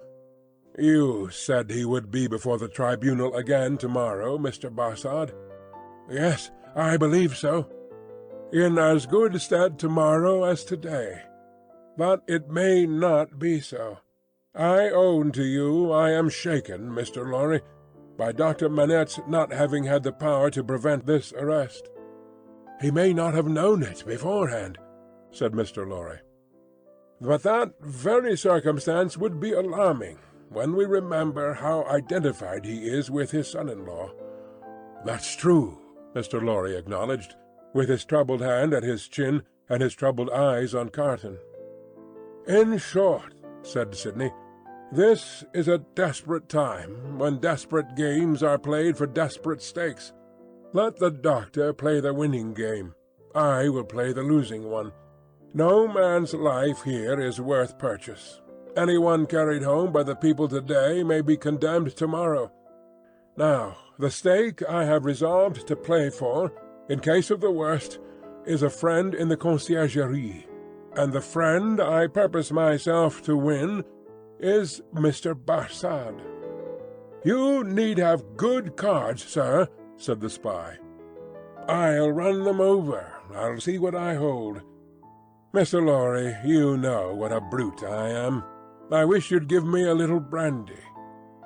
It was put before him, and he drank off a glassful, drank off another glassful, pushed the bottle thoughtfully away. "Mr. Barsad," he went on, in the tone of one who really was looking over a hand at cards, "Sheep of the prisons, emissary of Republican committees, now turnkey, now prisoner, always spy and secret informer. So much more valuable here for being English that an Englishman is less open to suspicion of subordination in those characters than a Frenchman. Represents himself to his employers under a false name. That's a very good card. Mr. Barsad, now in the employ of the Republican French government, was formerly in the employ of the aristocratic English government, the enemy of France and freedom. That's an excellent card. Inference clear as day in this region of suspicion that Mr. Barsad, still in the pay of the aristocratic English government, is the spy of Pitt, the treacherous foe of the Republic, crouching in its bosom, the English traitor and agent of all mischief, so much spoken of, and so difficult to find. That's a card not to be beaten. Have you followed my hand, Mr. Barsad?" "Not to understand your play," returned the spy, somewhat uneasily. "I play my ace, denunciation of Mr. Barsad to the nearest section committee. Look over your hand, Mr. Barsad, and see what you have. Don't hurry." He drew the bottle near, poured out another glassful of brandy, and drank it off. He saw that the spy was fearful of his drinking himself into a fit state for the immediate denunciation of him. Seeing it, he poured out and drank another glassful. "Look over your hand carefully, Mr. Barsad. Take time." It was a poorer hand than he suspected. Mr. Barsad saw losing cards in it that Sidney Carton knew nothing of.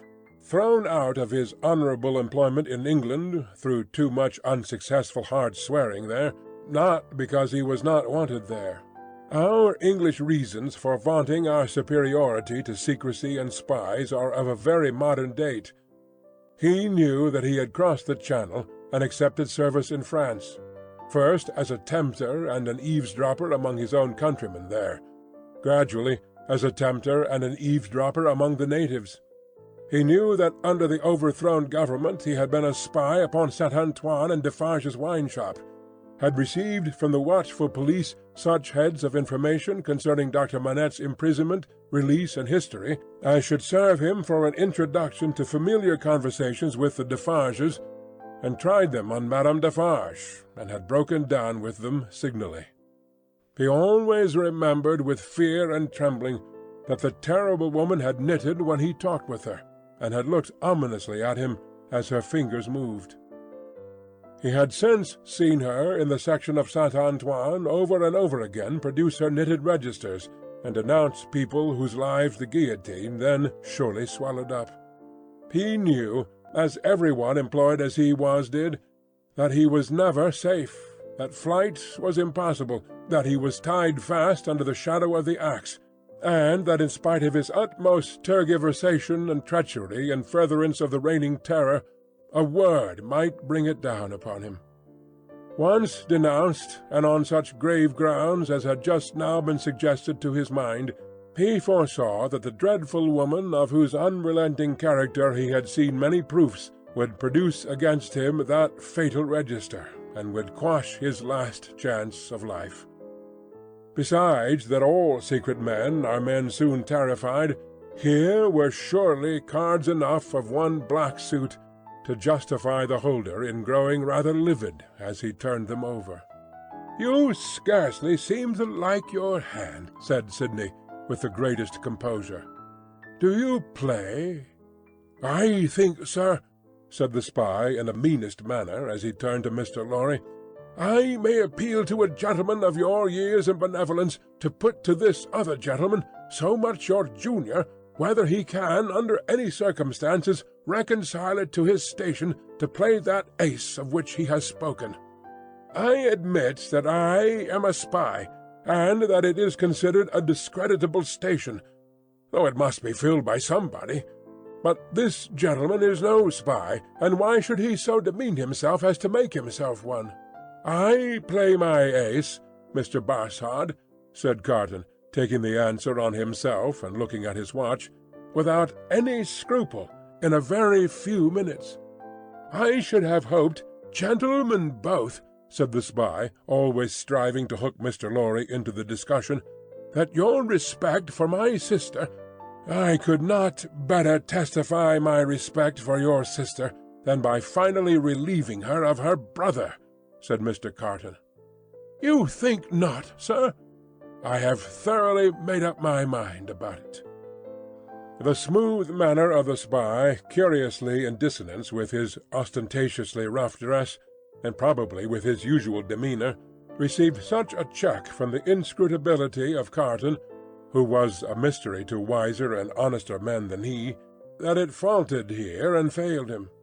While he was at a loss, Carton said, resuming his former air of contemplating cards, "And indeed, now I think again, I have a strong impression that I have another good card here, not yet enumerated. That friend and fellow sheep who spoke of himself as pastoring in the country prisons. Who was he?" "French.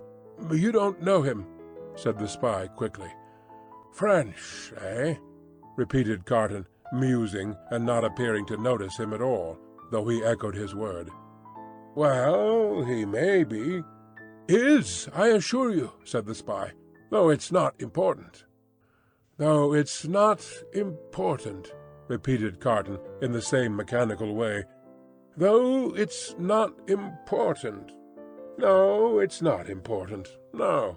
Yet I know the face." "I think not. I am sure not. It can't be," said the spy. "It can't be," muttered Sidney Carton, retrospectively, and idling his glass, which fortunately was a small one again. "Can't be. Spoke good French. Yet like a foreigner, I thought." "Provincial," said the spy. "No, foreign," cried Carton, striking his open hand on the table as a light broke clearly on his mind. "Cly! Disguised, but the same man. We had that man before us at the Old Bailey." "Now there you are hasty, sir," said Barsad, with a smile that gave his aquiline nose an extra inclination to one side. "There you really give me an advantage over you. Cly, who I will unreservedly admit at this distance of time was a partner of mine, has been dead several years. I attended him in his last illness. He was buried in London, at the church of St. Pancras in the Fields. His unpopularity with the blackguard multitude at the moment prevented my following his remains, but I helped to lay him in his coffin." Here Mr. Lorry became aware, from where he sat, of a most remarkable goblin shadow on the wall. Tracing it to its source, he discovered it to be caused by a sudden extraordinary rising and stiffening of all the risen and stiff hair on Mr. Cruncher's head. "Let us be reasonable," said the spy, "and let us be fair. To show you how mistaken you are, and what an unfounded assumption yours is, I will lay before you a certificate of Cly's burial, which I happened to have carried in my pocket-book," with a hurried hand he produced and opened it, "ever since. There it is. Oh, look at it! Look at it! You may take it in your hand. It's no forgery." Here Mr. Lorry perceived the reflection on the wall to elongate, and Mr. Cruncher rose and stepped forward. His hair could not have been more violently on end if it had been that moment dressed by the cow with the crumpled horn in the house that Jack built. Unseen by the spy, Mr. Cruncher stood at his side and touched him on the shoulder like a ghostly bailiff. "That there Roger Cly, master," said Mr. Cruncher, with a taciturn and iron-bound visage. "So you put him in his coffin?" "I did." "Who took him out of it?" Barsad leaned back in his chair and stammered, "What do you mean?" "I mean," said Mr. Cruncher, "that he warn't never in it. No, not he. I'll have my head took off if he was ever in it." The spy looked round at the two gentlemen. They both looked in unspeakable astonishment at Jerry. "I tell you," said Jerry, "that you buried paving-stones and earth in that there coffin. Don't go and tell me that you buried Cly. It was a take-in. Me and two more knows it." "How do you know it?" "What's that to you? Ecod!" growled Mr. Cruncher. "It's you I have got a grudge again, is it, with your shameful impositions upon tradesmen? I'd catch hold of your throat and choke you for half a guinea." Sidney Carton, who, with Mr. Lorry, had been lost in amazement at this turn of the business, here requested Mr. Cruncher to moderate and explain himself. "Well, at another time, sir," he returned evasively. "The present time is ill-conwenient for explaining. What I stand to is that he knows well what that there Cly was never in that there coffin. Let him say he was, in so much as a word of one syllable, and I'll either catch hold of his throat and choke him for half a guinea," Mr. Cruncher dwelt upon this as quite a liberal offer, "or I'll out and announce him." "I see one thing," said Carton. "I hold another card, Mr. Barsad. Impossible here in raging Paris, with suspicion filling the air, for you to outlive denunciation, when you are in communication with another aristocratic spy of the same antecedents as yourself, who, moreover, has the mystery about him of having feigned death and come to life again. A plot in the prisons of the foreigner against the Republic. A strong card, a certain guillotine card. Do you play?"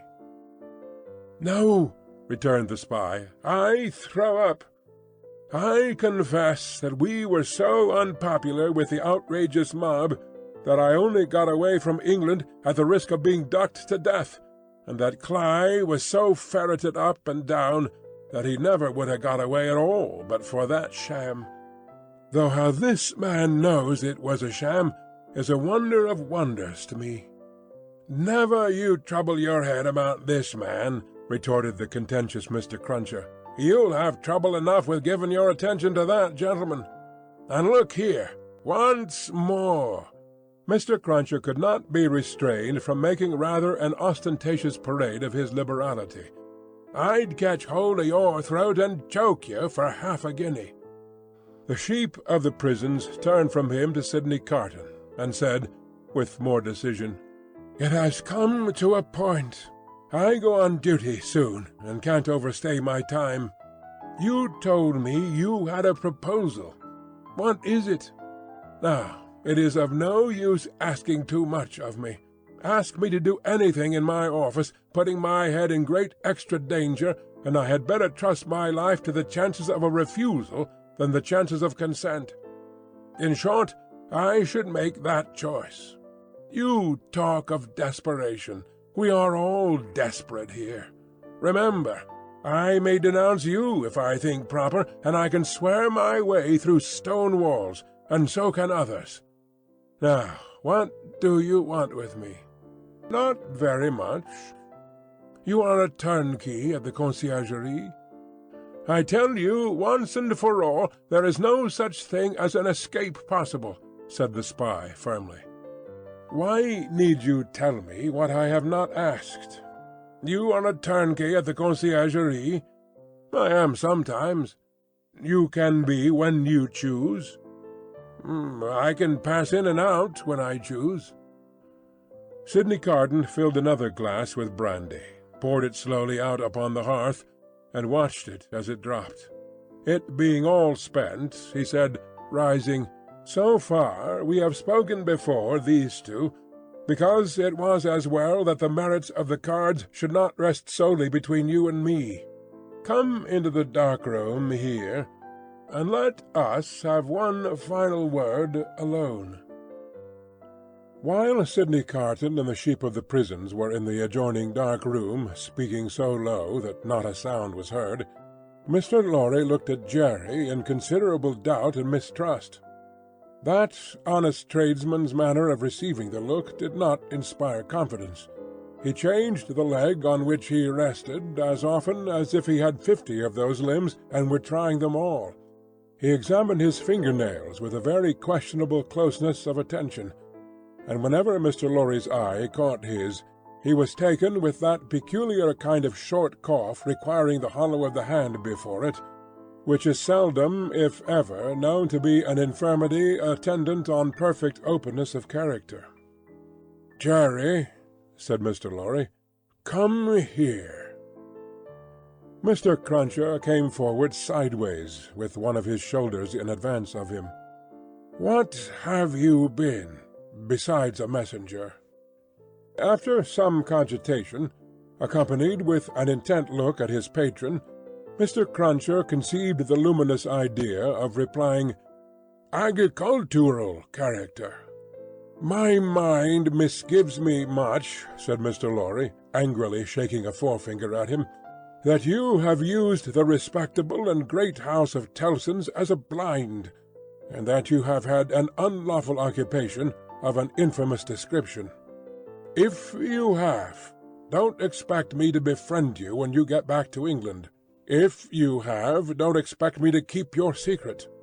Tellson's shall not be imposed upon."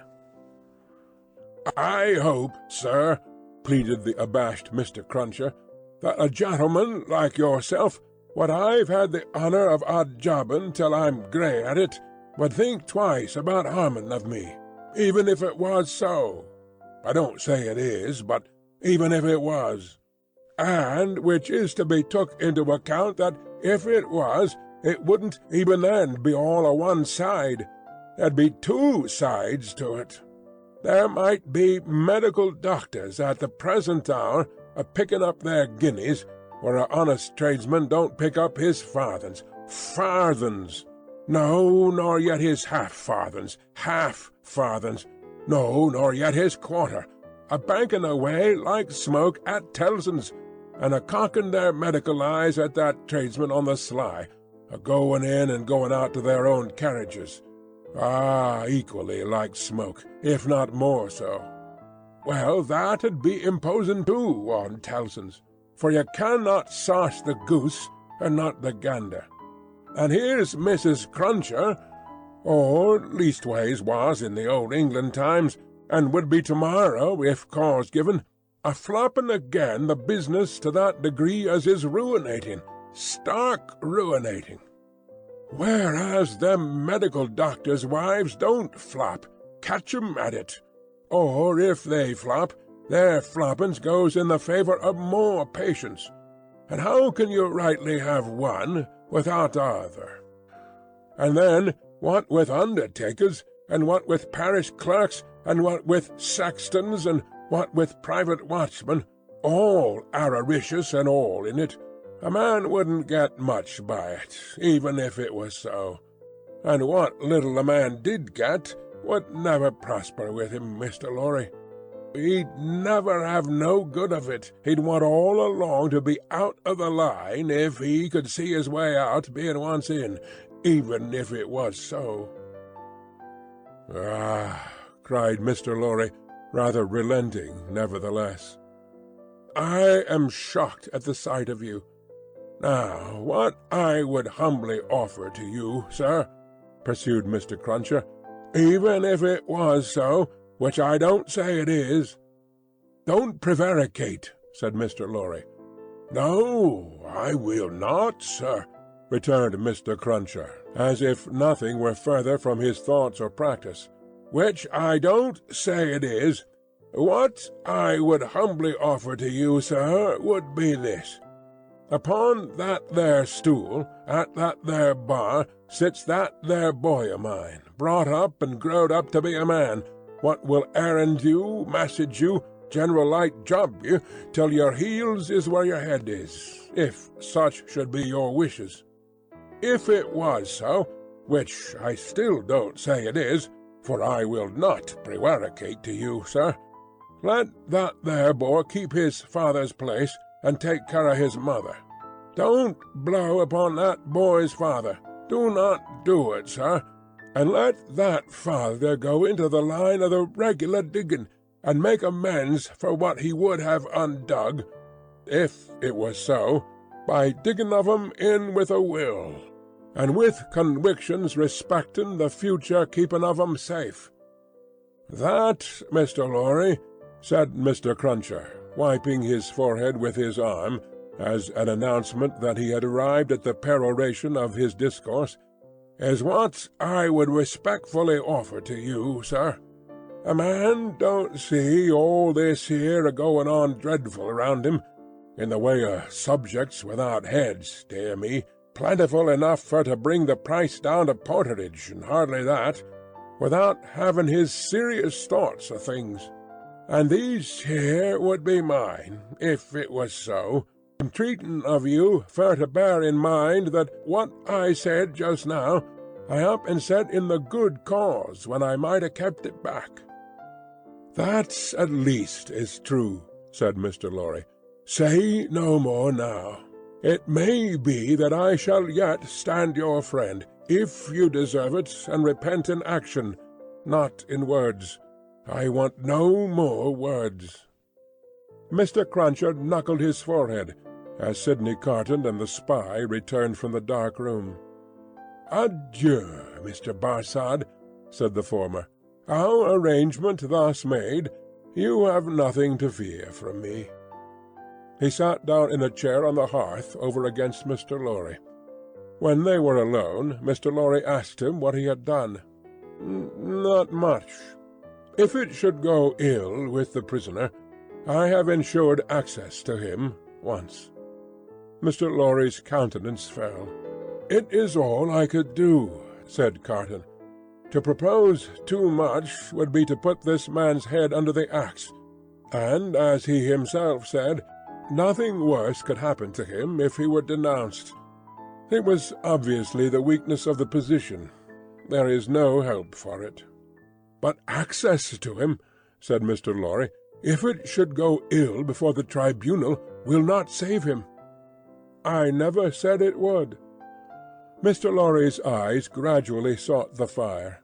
His sympathy with his darling, and the heavy disappointment of his second arrest, gradually weakened them. He was an old man now, overborne with anxiety of late, and his tears fell. "You are a good man and a true friend," said Carton, in an altered voice. "Forgive me if I notice that you are affected. I could not see my father weep and sit by careless, and I could not respect your sorrow more if you were my father. You are free from that misfortune, however." Though he said the last words with a slip into his usual manner, there was a true feeling and respect, both in his tone and in his touch, that Mr. Lorry, who had never seen the better side of him, was wholly unprepared for. He gave him his hand, and Carton gently pressed it. "To return to poor Danae," said Carton, "don't tell her of this interview or this arrangement. It would not enable her to go and see him. She might think it was contrived, in case of the worst, to convey to him the means of anticipating the sentence." Mr. Lorry had not thought of that, and he looked quickly at Carton to see if it were in his mind. It seemed to be. He returned the look, and evidently understood it. "She might think 1,000 things," Carton said, "and any of them would only add to her trouble. Don't speak of me to her. As I said to you when I first came, I had better not see her. I can put my hand out to do any little helpful work for her that my hand can find to do without that. You are going to her, I hope. She must be very desolate tonight." "I am going now, directly." "I am glad of that. She has such a strong attachment to you and reliance on you. How does she look?" "Anxious and unhappy, but very beautiful." "Ah!" It was a long, grieving sound, like a sigh, almost like a sob. It attracted Mr. Lorry's eyes to Carton's face, which was turned to the fire. A light, or a shade, the old gentleman could not have said which, passed from it as swiftly as a change will sweep over a hillside on a wild bright day, and he lifted his foot to put back one of the little flaming logs, which was tumbling forward. He wore the white riding-coat and top-boots then in vogue, and the light of the fire touching their light surfaces made him look very pale, with his long brown hair, all untrimmed, hanging loose about him. His indifference to fire was sufficiently remarkable to elicit a word of remonstrance from Mr. Lorry. His boot was still upon the hot embers of the flaming log when it had broken under the weight of his foot. "I forgot it," he said. Mr. Lorry's eyes were again attracted to his face. Taking note of the wasted air which clouded the naturally handsome features, and having the expression of prisoners' faces fresh in his mind, he was strongly reminded of that expression. "And your duties here have drawn to an end, sir?" said Carton, turning to him. "Yes. As I was telling you last night when Lucy came in so unexpectedly, I have at length done all that I can do here. I hoped to have left them in perfect safety, and then to have quitted Paris. I have my leave to pass. I was ready to go." They were both silent. "Yours is a long life to look back upon, sir," said Carton wistfully. I am in my 78th year. You have been useful all your life, steadily and constantly occupied, trusted, respected, and looked up to. I have been a man of business ever since I have been a man. Indeed, I may say that I was a man of business when a boy. See what a place you fill at 78. How many people will miss you when you leave it empty?" "Oh, a solitary old bachelor," answered Mr. Lorry, shaking his head. "There is nobody to weep for me." "How can you say that? Wouldn't she weep for you? Wouldn't her child?" "Oh, yes, yes, thank God. I didn't quite mean what I said." "It is a thing to thank God for, is it not?" "Surely. If you could say with truth to your own solitary heart to-night, 'I have secured to myself the love and attachment, the gratitude or respect of no human creature.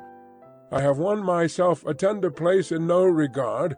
I have done nothing good or serviceable to be remembered by,' your 78 years would be 78 heavy curses, would they not?" "You say truly, Mr. Carton.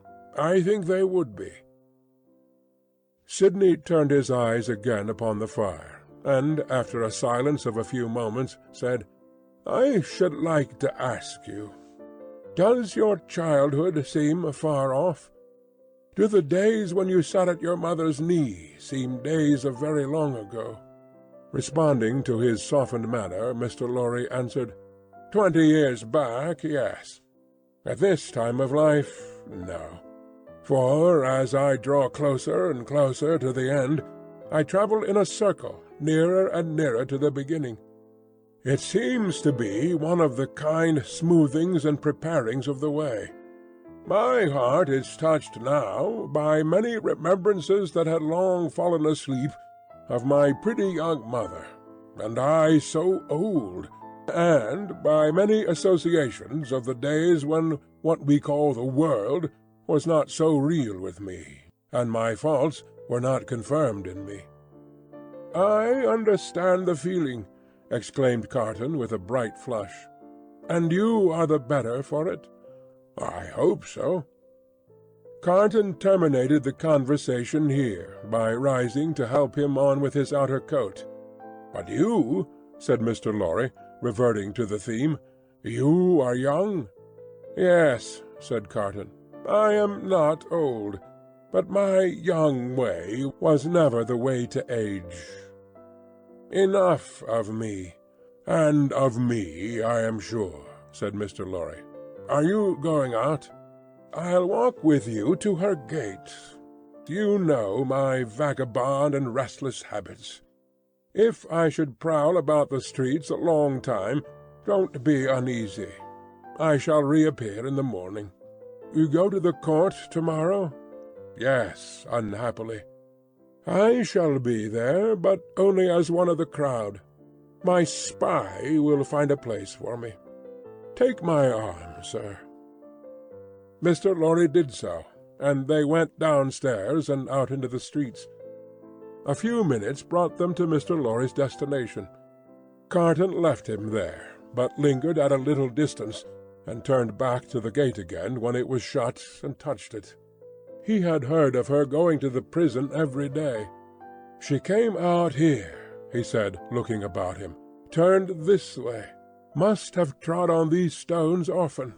Let me follow in her steps." It was 10 o'clock at night when he stood before the prison of La Force, where she had stood hundreds of times. A little wood sawyer, having closed his shop, was smoking his pipe at his shop door.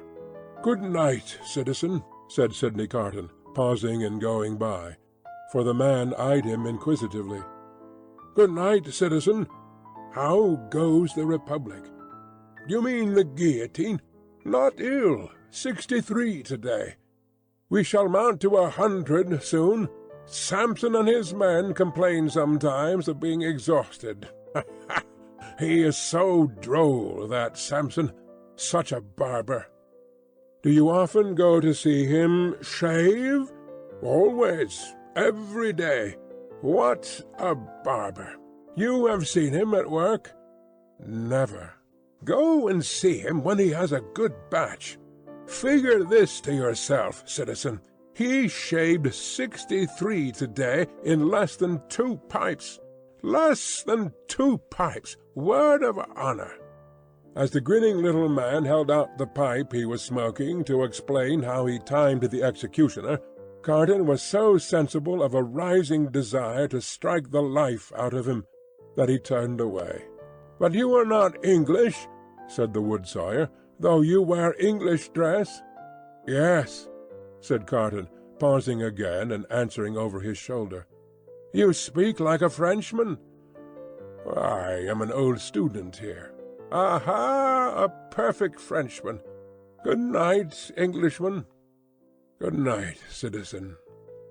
"But go and see that droll dog," the little man persisted, calling after him, "and take a pipe with you." Sidney had not gone far out of sight when he stopped in the middle of the street under a glimmering lamp and wrote with his pencil on a scrap of paper.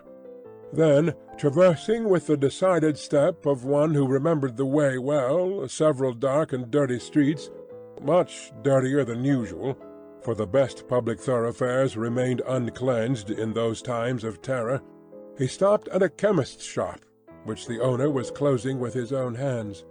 A small, dim, crooked shop, kept in a tortuous uphill thoroughfare by a small, dim, crooked man. Giving the citizen too good night, as he confronted him at his counter, he laid the scrap of paper before him. "Oof!" the chemist whistled softly as he read it. "Hi, hi, hi!" Citizen Carton took no heed, and the chemist said, "For you, citizen?" "For me." "You will be careful to keep them separate, citizen. You know the consequences of mixing them?" "Perfectly." Certain small packets were made and given to him. He put them one by one in the breast of his inner coat, counted out the money for them, and deliberately left the shop.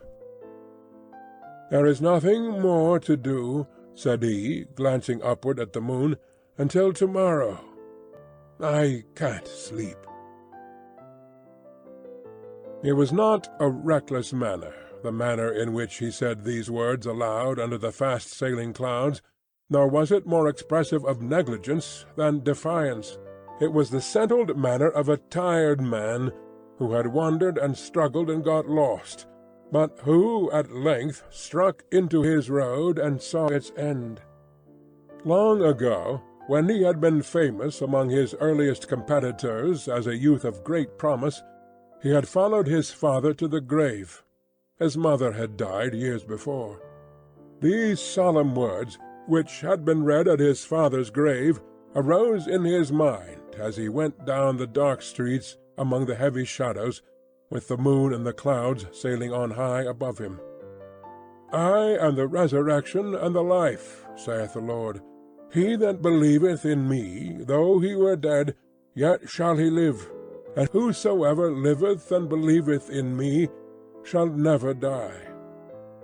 In a city dominated by the axe, alone at night, with natural sorrow rising in him for the 63 who had been that day put to death, and for tomorrow's victims then awaiting their doom in the prisons, and still of tomorrows and tomorrows, the chain of association that brought the words home, like a rusty old ship's anchor from the deep, might have been easily found. He did not seek it, but repeated them, and went on.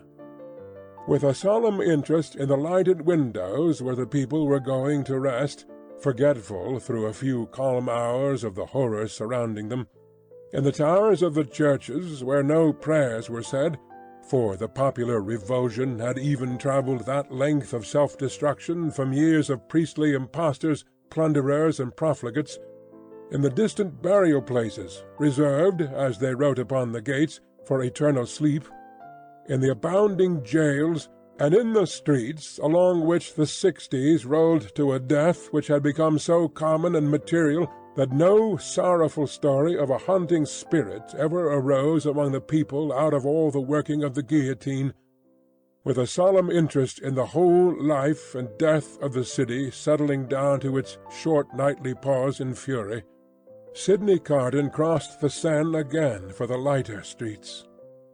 Few coaches were abroad, for riders in coaches were liable to be suspected, and gentility hid its head in red nightcaps and put on heavy shoes and trudged.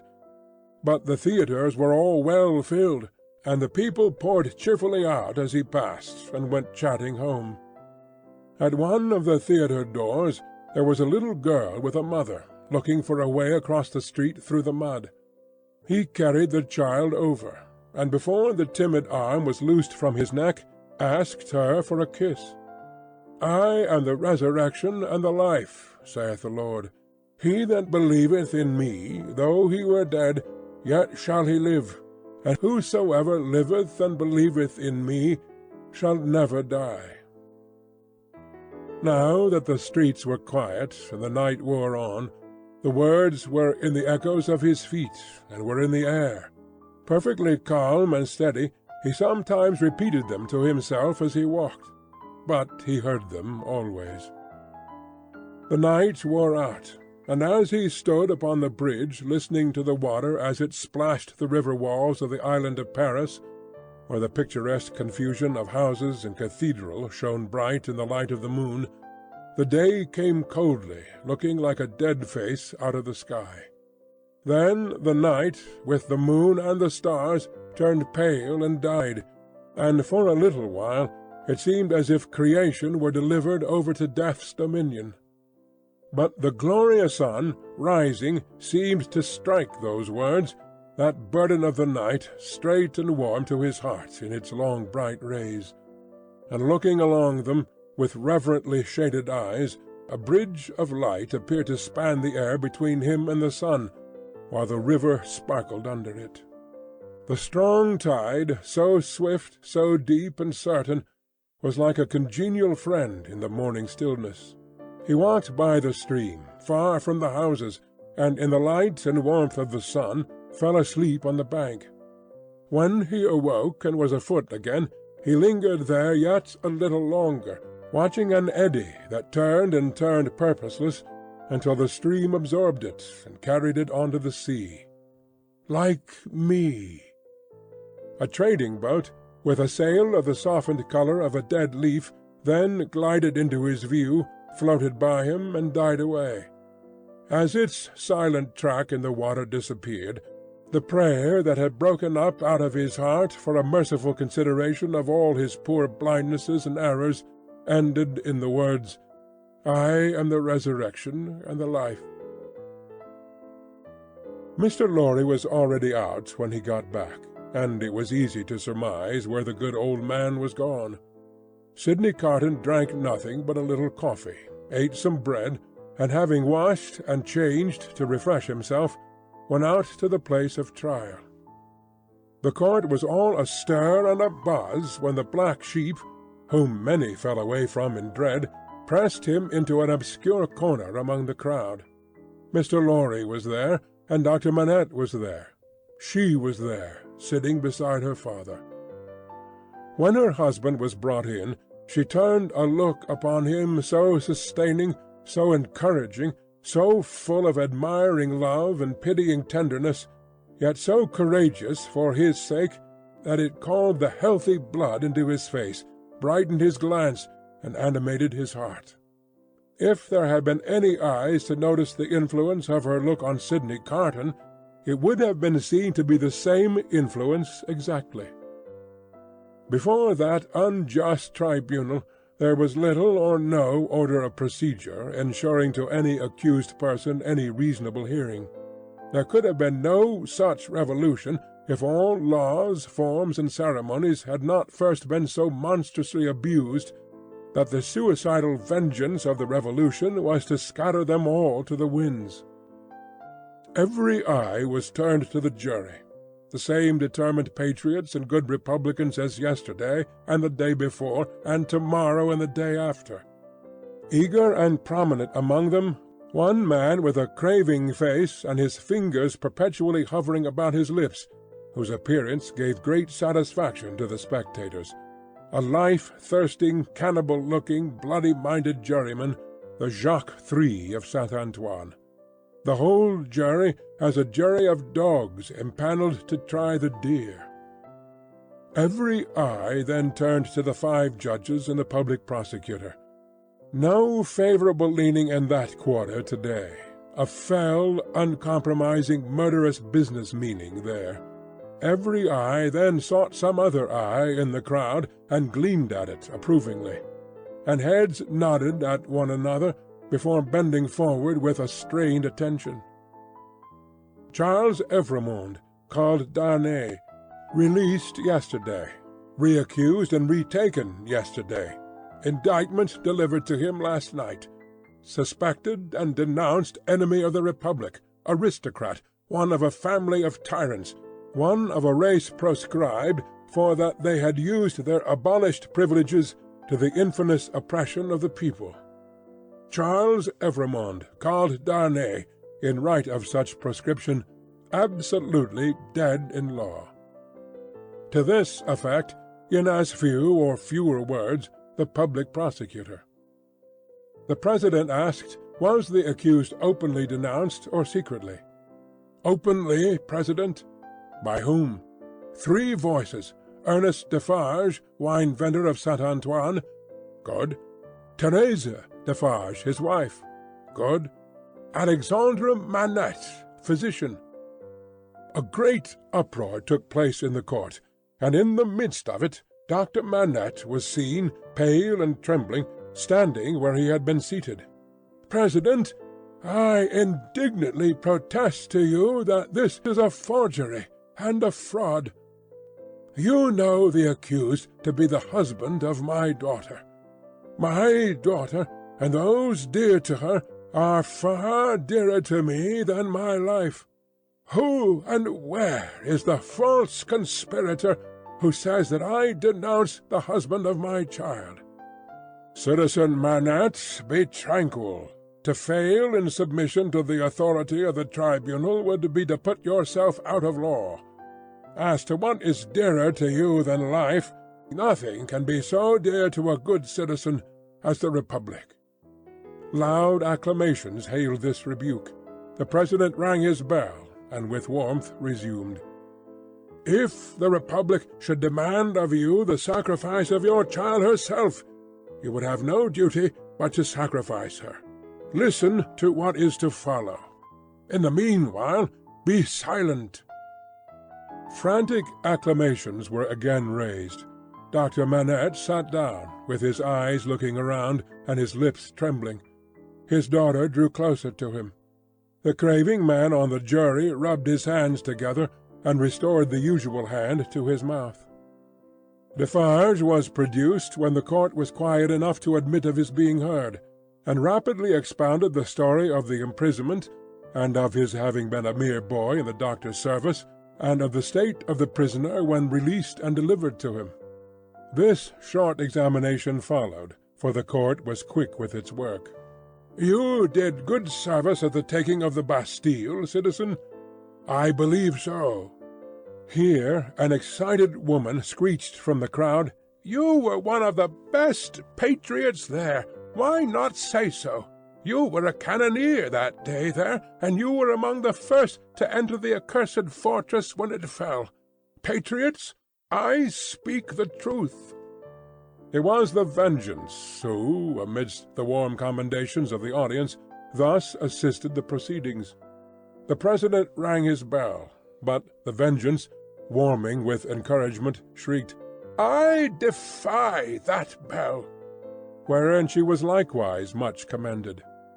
"Inform the tribunal of what you did that day within the Bastille, citizen." "I knew," said Defarge, looking down at his wife, who stood at the bottom of the steps on which he was raised, looking steadily up at him. "I knew that this prisoner, of whom I speak, had been confined in a cell known as 105 North Tower. I knew it from himself. He knew himself by no other name than 105 North Tower when he made shoes under my care. As I served my gun that day, I resolve, when the place shall fall, to examine that cell. It falls. I mount to the cell, with a fellow citizen who is one of the jury, directed by a jailer. I examine it very closely. In a hole in the chimney, where a stone has been worked out and replaced, I find a written paper. This is that written paper. I have made it my business to examine some specimens of the writing of Dr. Manette. This is the writing of Dr. Manette. I confide this paper, in the writing of Dr. Manette, to the hands of the President. Let it be read." In a dead silence and stillness, the prisoner under trial looking lovingly at his wife only looking from him to look with solicitude at her father, Dr. Manette keeping his eyes fixed on the reader, Madame Defarge never taking hers from the prisoner, Defarge never taking his from his feasting wife, and all the other eyes there intent upon the doctor, who saw none of them, the paper was read as follows: "I, Alexandre Manette, unfortunate physician, native of Beauvais, and afterwards resident in Paris, write this melancholy paper in my doleful cell in the Bastille during the last month of the year 1767. I write it at stolen intervals under every difficulty. I design to secrete it into the wall of the chimney, where I have slowly and laboriously made a place of concealment for it. Some pitying hand may find it there, when I and my sorrows are dust. These words are formed by the rusty iron point with which I write with difficulty in scrapings of soot and charcoal from the chimney, mixed with blood, in the last month of the 10th year of my captivity. Hope has quite departed from my breast.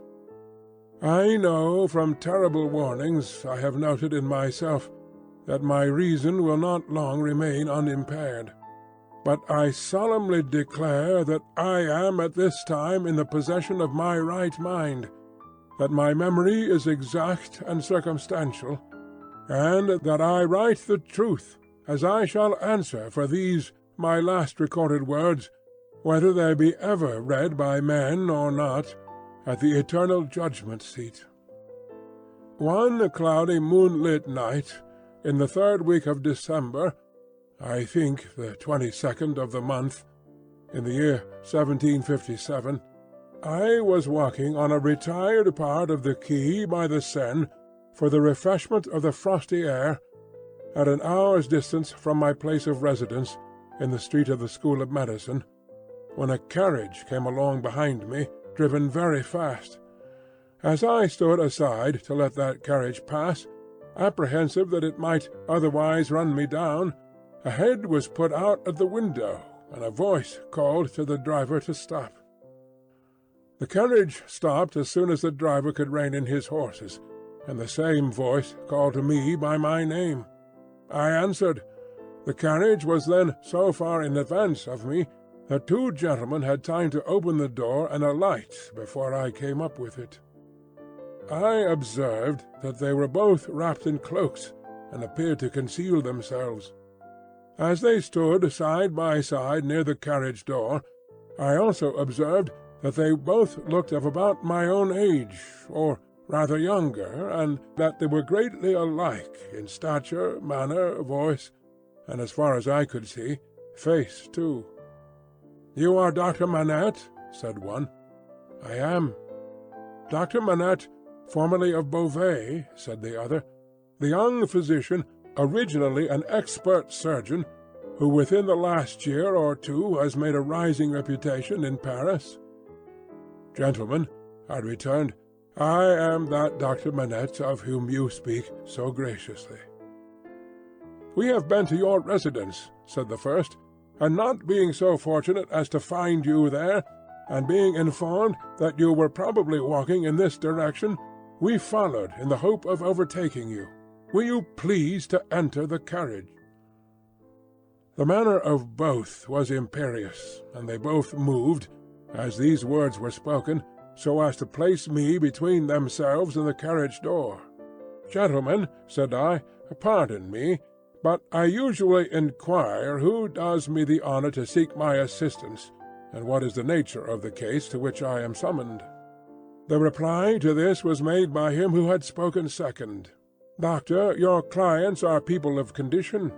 As to the nature of the case, our confidence in your skill assures us that you will ascertain it for yourself better than we can describe it. Enough. Will you please to enter the carriage?" I could do nothing but comply, and I entered it in silence. They both entered after me, the last springing in after putting up the steps. The carriage turned about and drove on at its former speed. I repeat this conversation exactly as it occurred. I have no doubt that it is, word for word, the same. I describe everything exactly as it took place, constraining my mind not to wander from the task. Where I make the broken marks that follow here, I leave off for the time, and put my paper in its hiding-place. The carriage left the streets behind, passed the north barrier, and emerged upon the country road. At 2/3 of a league from the barrier, I did not estimate the distance at that time, but afterwards, when I traversed it, it struck out of the main avenue, and presently stopped at a solitary house. We all three alighted, and walked by a damp, soft footpath in a garden, where a neglected fountain had overflowed, to the door of the house. It was not opened immediately, in answer to the ringing of the bell, and one of the two conductors struck the man who opened it with his heavy riding-glove across the face. There was nothing in this action to attract my particular attention, for I had seen common people struck more commonly than dogs. But the other of the two, being angry likewise, struck the man in like manner with his arm. The look and bearing of the brothers were then so exactly alike that I then first perceived them to be twin brothers. From the time of our alighting at the outer gate, which we found locked, and which one of the brothers had opened to admit us, and had relocked, I had heard cries proceeding from an upper chamber. I was conducted to this chamber straight, the cries growing louder as we ascended the stairs, and I found a patient in a high fever of the brain lying on a bed. The patient was a woman of great beauty and young, assuredly not much past 20. Her hair was torn and ragged, and her arms were bound to her sides with sashes and handkerchiefs. I noticed that these bonds were all portions of a gentleman's dress. On one of them, which was a fringed scarf for a dress of ceremony, I saw the armorial bearings of a noble, and the letter E. I saw this within the first minute of my contemplation of the patient, for in her restless strivings she had turned over on her face on the edge of the bed, had drawn the end of the scarf into her mouth, and was in danger of suffocation. My first act was to put out my hand to relieve her breathing, and in moving the scarf aside, the embroidery in the corner caught my sight. I turned her gently over, placed my hands under her breast to calm her and keep her down, and looked into her face. Her eyes were dilated and wild, and she constantly uttered piercing shrieks, and repeated the words, "My husband, my father, and my brother," and then counted up to 12, and said, "Hush." For an instant, and no more, she would pause to listen, and then the piercing shrieks would begin again, and she would repeat the cry, "My husband, my father, and my brother," and would count up to 12, and say, "Hush." There was no variation in the order or the manner. There was no cessation, but the regular moment's pause in the utterance of these sounds. "How long," I asked, "has this lasted?" To distinguish the brothers, I will call them the elder and the younger. By the elder, I mean him who exercised the most authority. It was the elder who replied, "Since about this hour last night." "She has a husband, a father, and a brother?" "A brother." "I do not address her brother?" He answered with great contempt, "No." She has some recent association with the number 12. The younger brother impatiently rejoined, "With 12 o'clock?" "See, gentlemen," said I, still keeping my hands upon her breast, "how useless I am as you have brought me. If I had known what I was coming to see, I could have come provided. As it is, time must be lost. There are no medicines to be obtained in this lonely place." The elder brother looked to the younger, who said haughtily, "There is a case of medicines here," and brought it from a closet and put it on the table. I opened some of the bottles, smelt them, and put the stoppers to my lips. If I had wanted to use anything save narcotic medicines that were poisons in themselves, I would not have administered any of these. "Do you doubt them?" asked the younger brother. "You see, monsieur, I am going to use them," I replied, and said no more. I made the patient swallow, with great difficulty, and after many efforts, the dose that I desired to give. As I intended to repeat it after a while, and as it was necessary to watch its influence, I then sat down by the side of the bed. There was a timid and suppressed woman in attendance, wife of the man downstairs, who had retreated into a corner. The house was damp and decayed, indifferently furnished, evidently recently occupied and temporarily used. Some thick old hangings had been nailed up before the windows to deaden the sound of the shrieks.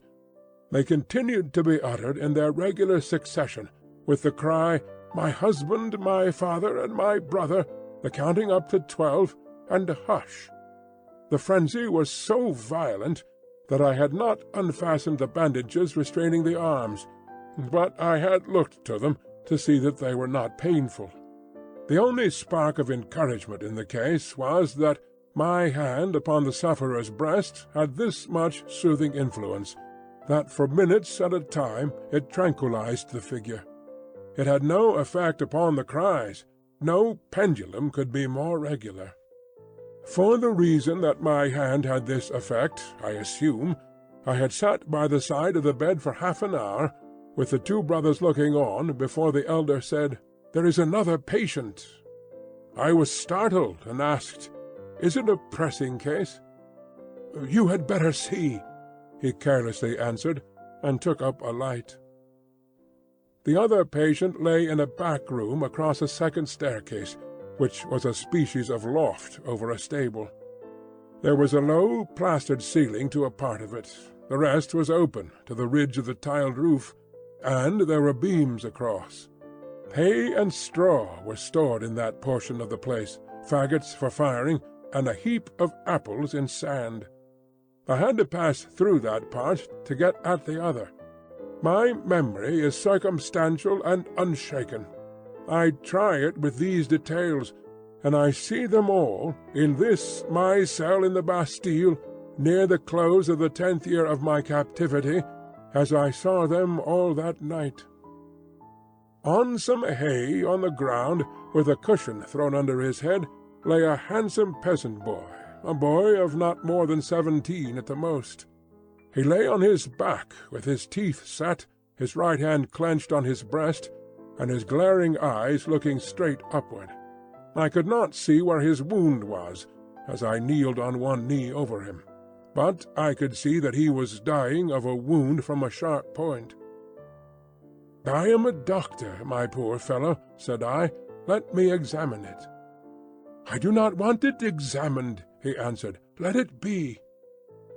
It was under his hand, and I soothed him to let him move his hand away. The wound was a sword thrust, received from 20 to 24 hours before, but no skill could have saved him if it had been looked to without delay. He was then dying fast. As I turned my eyes to the elder brother, I saw him looking down at this handsome boy, whose life was ebbing out, as if he were a wounded bird or hare or rabbit, not at all as if he were a fellow creature. "How has this been done, monsieur?" said I. "A crazed young common dog, a serf, forced my brother to draw upon him, and has fallen by my brother's sword, like a gentleman." There was no touch of pity, sorrow, or kindred humanity in this answer. The speaker seemed to acknowledge that it was inconvenient to have that different order of creature dying there, and that it would have been better if he had died in the usual obscure routine of his vermin kind. He was quite incapable of any compassionate feeling about the boy, or about his fate. The boy's eyes had slowly moved to him as he had spoken, and they now slowly moved to me. "Doctor, they are very proud, these nobles, but we common dogs are proud too, sometimes. They plunder us, outrage us, beat us, kill us, but we have a little pride left, sometimes. Have you seen her, Doctor?" The shrieks and the cries were audible there, though subdued by the distance. He referred to them as if she were lying in our presence. I said, "I have seen her." "She is my sister, Doctor. They have had their shameful rights, these nobles, in the modesty and virtue of our sisters, many years. But we have had good girls among us. I know it, and have heard my father say so. She was a good girl. She was betrothed to a good young man, too, a tenant of his. We are all tenants of his, that man's who stands there. The other is his brother, the worst of a bad race." It was with the greatest difficulty that the boy gathered bodily force to speak, but his spirit spoke with a dreadful emphasis. "We were so robbed by that man who stands there, as all we common dogs are by those superior beings, taxed by them without mercy, obliged to work for them without pay, obliged to grind our corn at his mill, obliged to feed scores of his tame birds on our wretched crops, and forbidden for our lives to keep a single tame bird of our own, pillaged and plundered to that degree that when we chanced to have a bit of meat, we ate it in fear, with the door barred and the shutters closed, that his people should not see it and take it from us. I say we were so robbed and hunted, and were made so poor, that our father told us it was a dreadful thing to bring a child into the world, and that what we should most pray for was that our women might be barren, and our miserable race die out. I had never before seen the sense of being oppressed bursting forth like a fire. I had supposed that it must be latent in the people somewhere, but I had never seen it break out until I saw it in the dying boy. "Nevertheless, Doctor, my sister married. He was ailing at that time, poor fellow, and she married her lover, that she might tend and comfort him in our cottage, our dog hut, as that man would call it. She had not been married many weeks, when that man's brother saw her and admired her, and asked that man to lend her to him, for what are husbands among us? He was willing enough, but my sister was good and virtuous, and hated his brother with a hatred as strong as mine. What did the two then to persuade her husband to use his influence with her, to make her willing?" The boy's eyes, which had been fixed on mine, slowly turned to the looker-on, and I saw in the two faces that all he said was true. The two opposing kinds of pride confronting one another I can see even in this Bastille. The gentleman's, all negligent indifference; the peasant's, all trodden-down sentiment and passionate revenge. "You know, Doctor, that it is among the rights of these nobles to harness us common dogs to carts and drive us. They so harnessed him and drove him. You know that it is among their rights to keep us in their grounds all night, quieting the frogs, in order that their noble sleep may not be disturbed. They kept him out in the unwholesome mists at night, and ordered him back into his harness in the day. But he was not persuaded. No. Taken out of harness one day at noon to feed, if he could find food. He sobbed 12 times, once for every stroke of the bell, and died on her bosom. Nothing human could have held life in the boy but his determination to tell all his wrong. He forced back the gathering shadows of death, as he forced his clenched right hand to remain clenched, and to cover his wound. Then, with that man's permission, and even with his aid, his brother took her away. In spite of what I know she must have told his brother, and what that is will not be long unknown to you, Doctor, if it is now. His brother took her away, for his pleasure and diversion, for a little while. I saw her pass me on the road. When I took the tidings home, our father's heart burst. He never spoke one of the words that filled it. I took my younger sister, for I have another, to a place beyond the reach of this man, and where, at least, she will never be his vassal. Then I tracked the brother here, and last night climbed in, a common dog, but sword in hand. Where is the loft window? It was somewhere here. The room was darkening to his sight, and the world was narrowing around him. I glanced about me, and saw that the hay and straw were trampled over the floor, as if there had been a struggle. She heard me, and ran in. I told her not to come near us till he was dead. He came in, and first tossed me some pieces of money, then struck at me with a whip. But I, though a common dog, so struck at him as to make him draw. Let him break into as many pieces as he will the sword that he stained with my common blood. He drew to defend himself, thrust at me with all his skill for his life. My glance had fallen but a few moments before on the fragments of a broken sword lying among the hay. That weapon was a gentleman's. In another place lay an old sword that seemed to have been a soldier's. Now lift me up, Doctor, lift me up. Where is he? He is not here, I said, supporting the boy, and thinking that he referred to the brother. He, proud as these nobles are, he is afraid to see me. Where is the man who was here? Turn my face to him. I did so, raising the boy's head against my knee. But invested for the moment with extraordinary power, he raised himself completely, obliging me to rise too, or I could not have still supported him. "Marquis," said the boy, turned to him with his eyes opened wide and his right hand raised, "in the days when all these things are to be answered for, I summon you and yours to the last of your bad race to answer for them. I mark this cross of blood upon you as a sign that I do it. In the days when all these things are to be answered for, I summon your brother, the worst of the race, to answer for them separately.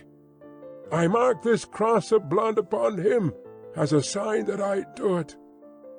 Twice he put his hand to the wound in his breast, and with his forefinger drew a cross in the air. He stood for an instant with the finger yet raised, and as it dropped, he dropped with it, and I laid him down dead. When I returned to the bedside of the young woman, I found her raving in precisely the same order of continuity. I knew that this might last for many hours, and that it would probably end in the silence of the grave. I repeated the medicines I had given her, and I sat at the side of the bed until the night was far advanced. She never abated the piercing quality of her shrieks, never stumbled in the distinctness or the order of her words. They were always, "My husband, my father, and my brother. 1, 2, 3, 4, 5, 6, 7, 8, 9, 10, 11, 12. Hush."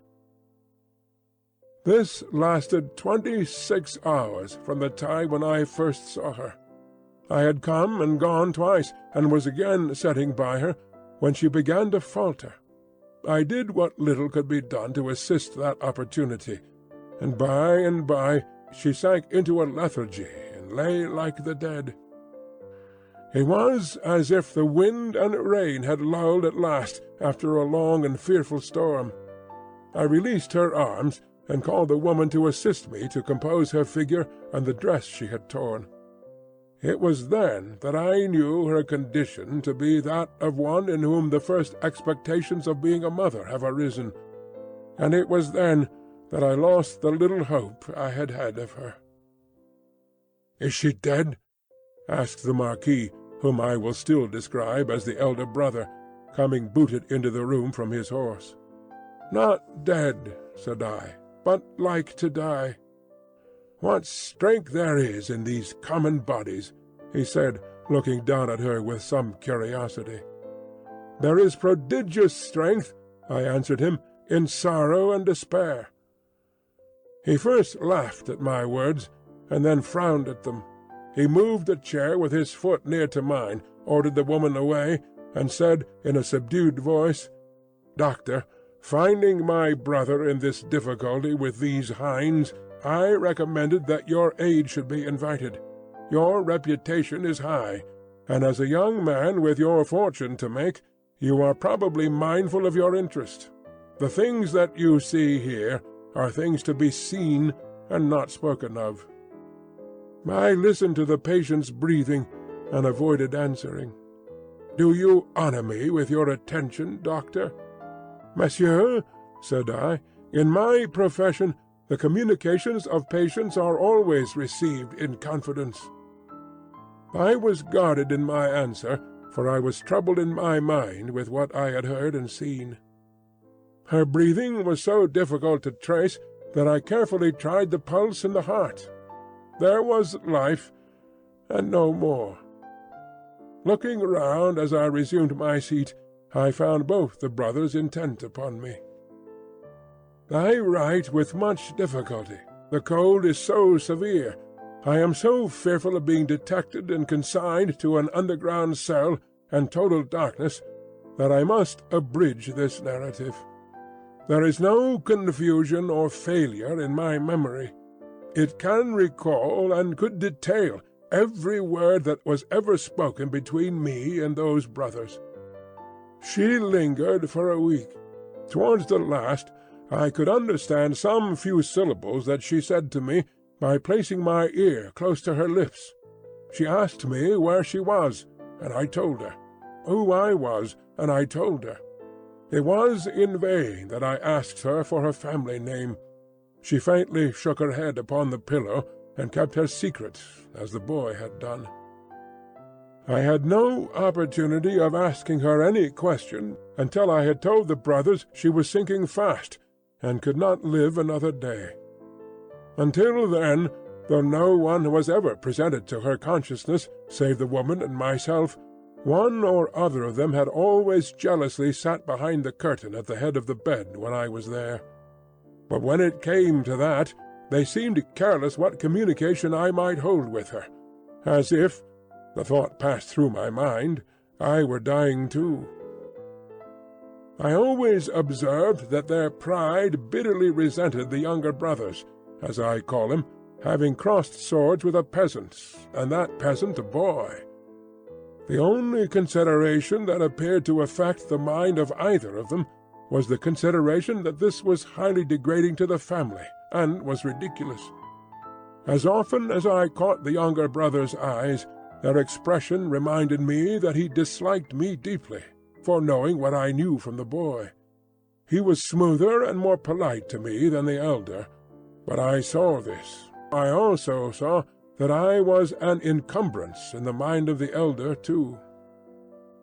My patient died 2 hours before midnight, at a time, by my watch, answering almost to the minute when I had first seen her.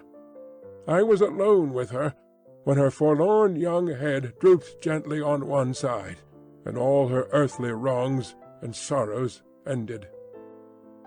The brothers were waiting in a room downstairs, impatient to ride away. I had heard them, alone at the bedside, striking their boots with their riding-whips and loitering up and down. "At last she is dead," said the elder, when I went in. "She is dead," said I.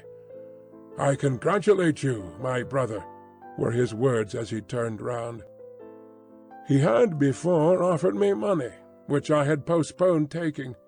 He now gave me a rouleau of gold. I took it from his hand, but laid it on the table. I had considered the question, and had resolved to accept nothing. "Pray excuse me," said I. "Under the circumstances, no." They exchanged looks, but bent their heads to me as I had bent mine to them, and we parted, without another word on either side. I am weary, weary, weary, worn down by misery. I cannot read what I have written with this gaunt hand. Early in the morning the rouleau of gold was left at my door in a little box with my name on the outside. From the first I had anxiously considered what I ought to do. I decided that day to write privately to the minister, stating the nature of the 2 cases to which I had been summoned, and the place to which I had gone; in effect stating all the circumstances. I knew what court influence was, and what the immunities of the nobles were, and I expected that the matter would never be heard of. But I wished to relieve my own mind. I had kept the matter a profound secret, even from my wife, and this too I resolved to state in my letter. I had no apprehension whatever of any real danger, but I was conscious that there might be danger for others, if others were compromised by possessing the knowledge that I possessed. I was much engaged that day, and could not complete my letter that night.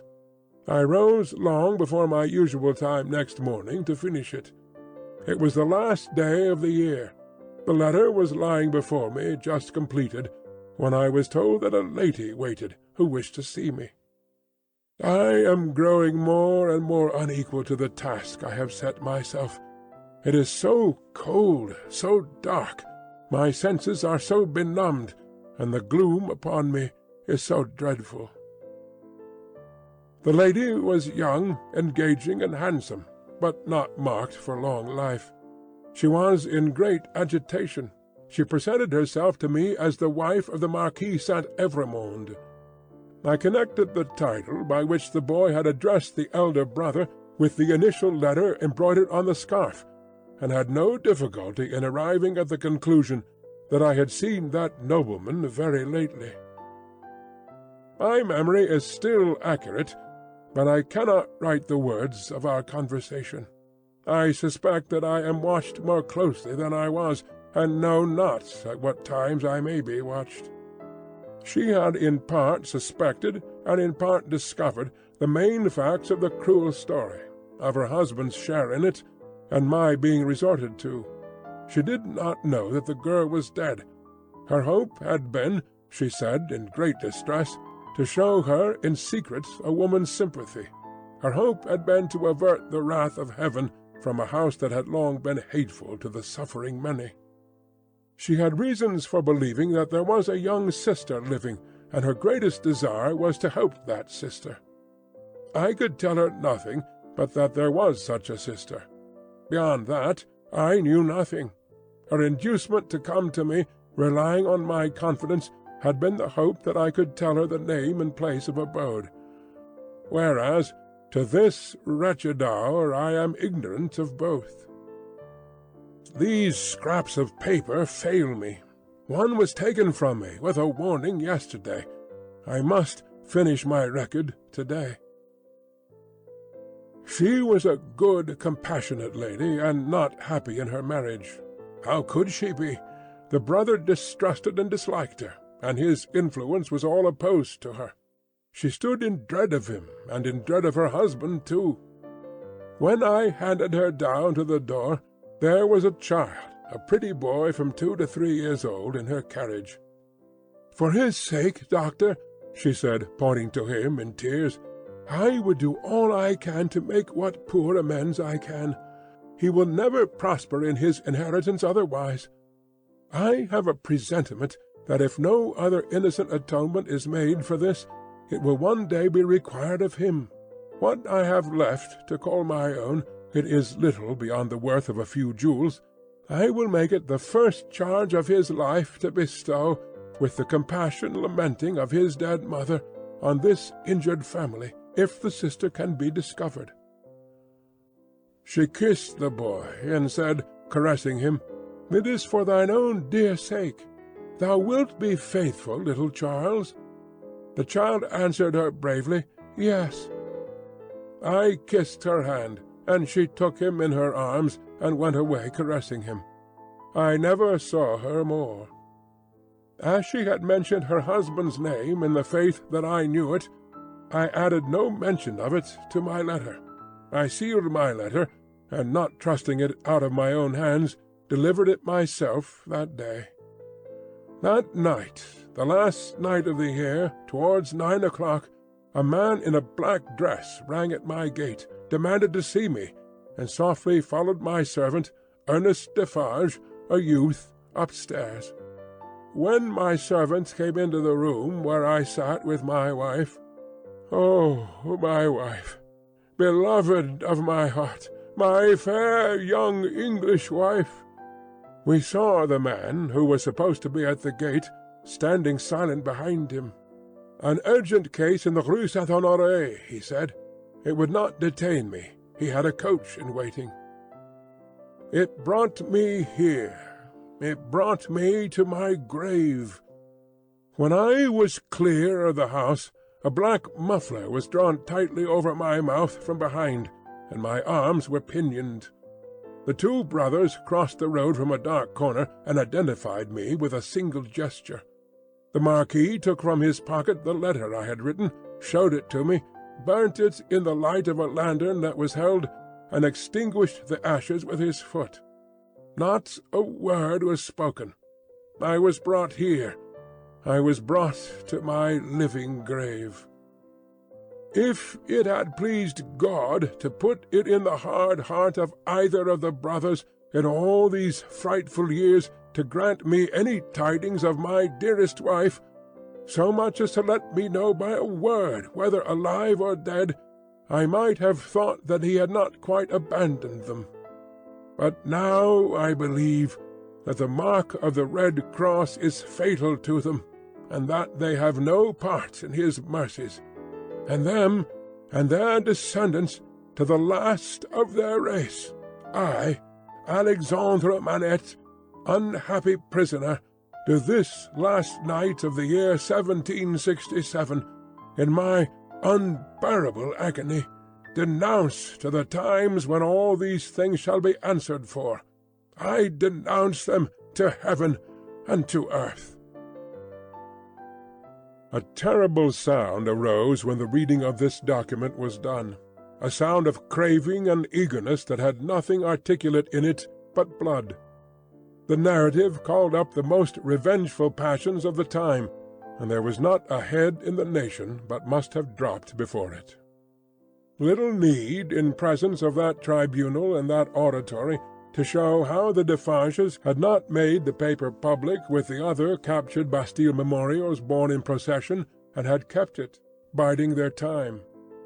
Little need to show that this detested family name had long been anathematized by Saint Antoine, and was wrought into the fatal register.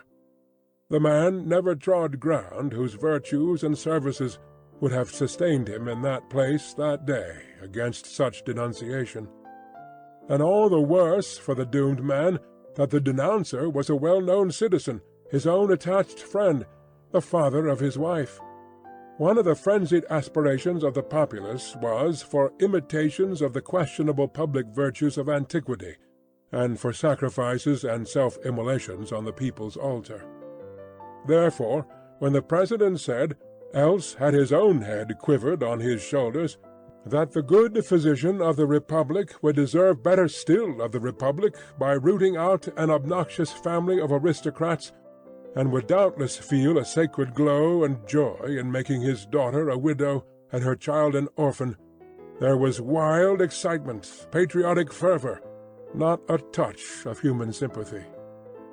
"Much influence around him, has that doctor," murmured Madame Defarge, smiling to the Vengeance. "Save him now, my doctor, save him!" At every juryman's vote there was a roar. Another and another. Roar and roar. Unanimously voted. At heart and by descent an aristocrat, an enemy of the Republic, a notorious oppressor of the people.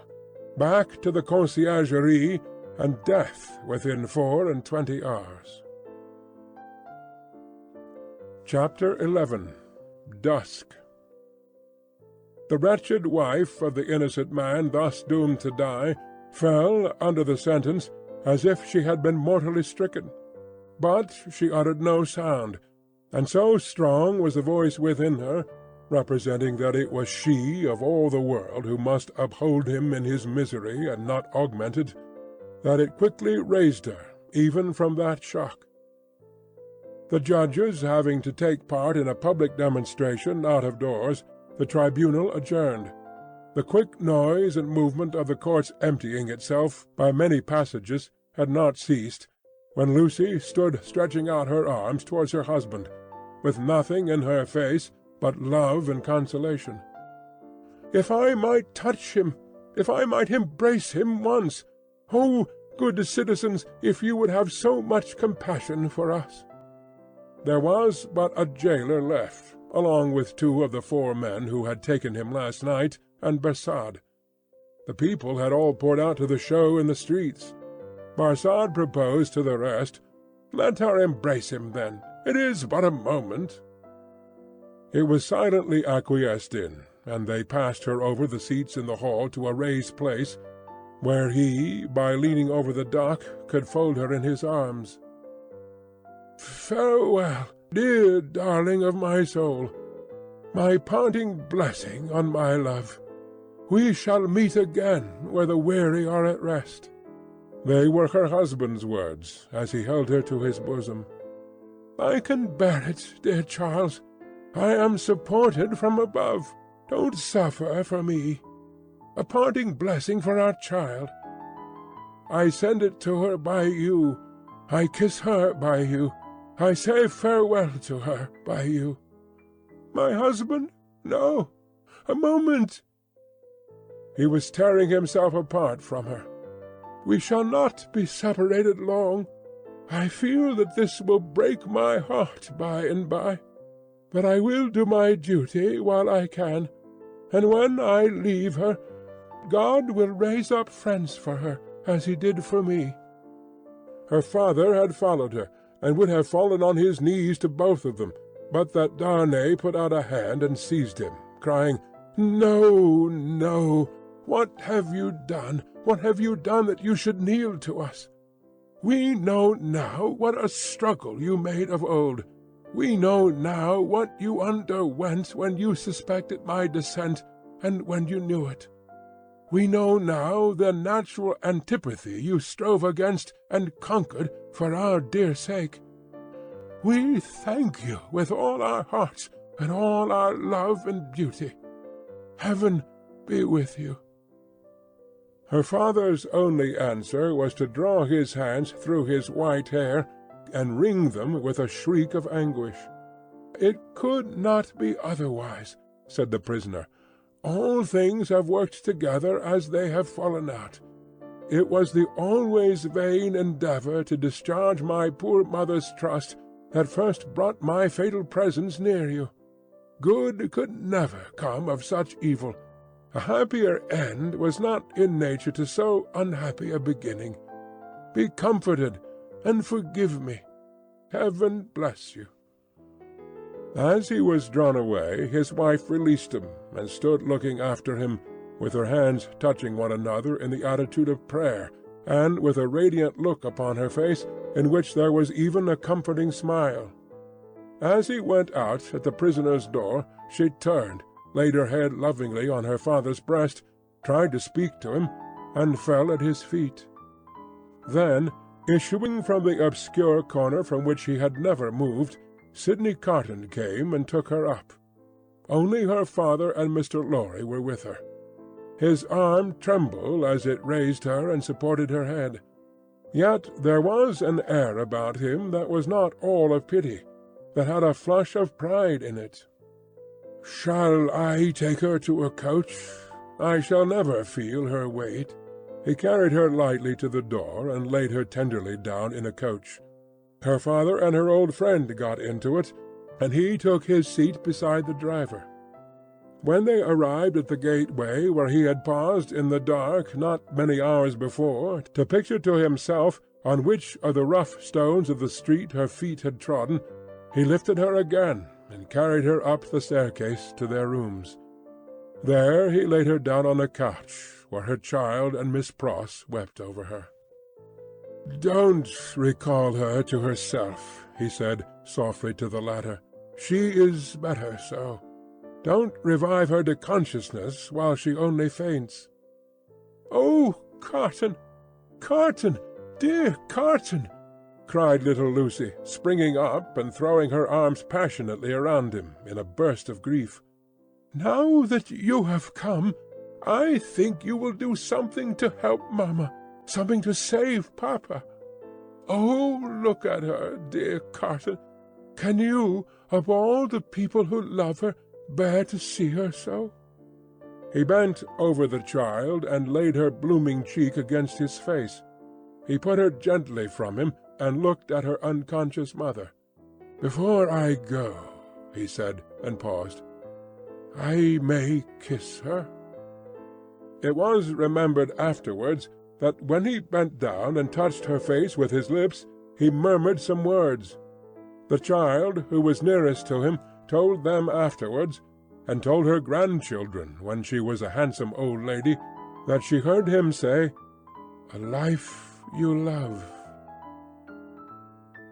When he had gone out into the next room, he turned suddenly on Mr. Lorry and her father, who were following, and said to the latter, "You had great influence but yesterday, Dr. Manette. Let it at least be tried. These judges, and all the men in power, are very friendly to you, and very recognizant of your services, are they not?" "Nothing connected with Charles was concealed from me. I had the strongest assurances that I should save him, and I did." He returned the answer in great trouble, and very slowly. "Try them again. The hours between this and tomorrow afternoon are few and short, but try. I intend to try. I will not rest a moment." "That's well. I have known such energy as yours do great things before now, though never," he added, with a smile and a sigh together, "such great things as this. But try. Of little worth as life is when we misuse it, it is worth that effort. It would cost nothing to lay down if it were not." "I will go," said Dr. Manette, "to the prosecutor and the president straight, and I will go to others, whom it is better not to name. And I will write too, and— But stay! There is a celebration in the street, and no one will be accessible until dark." "That's true. Well, it is a forlorn hope at the best, and not much the forlorner for being delayed till dark. I should like to know how you speed, though, mind, I expect nothing. When are you likely to have seen these dread powers, Dr. Manette?" "Immediately after dark, I should hope. Within an hour or two from this. It will be dark soon after 4. Let us stretch the hour or two. If I go to Mr. Lorry's at 9, shall I hear what you have done, either from our friend or from yourself?" "Yes." "May you prosper." Mr. Lorry followed Sidney to the outer door, and touching him on the shoulder as he was going away, caused him to turn. "I have no hope," said Mr. Lorry, in a low and sorrowful whisper. "Nor have I. if any one of these men, or all of these men, were disposed to spare him, which is a large supposition, for what is his life, or any man's to them, I doubt if they durst spare him after the demonstration in the court. And so do I. I heard the fall of the axe in that sound." Mr. Lorry leaned his arm upon the door-post, and bowed his face upon it. "Don't despond," said Carton, very gently. "Don't grieve. I encouraged Dr. Manette in this idea, because I felt that it might one day be consolatory to her. Otherwise she might think his life was wantonly thrown away or wasted, and that might trouble her." "Yes, yes, yes," returned Mr. Lorry, drying his eyes. "You are right. But he will perish. There is no real hope. Yes, he will perish. There is no real hope," echoed Carton, and walked with a settled step downstairs.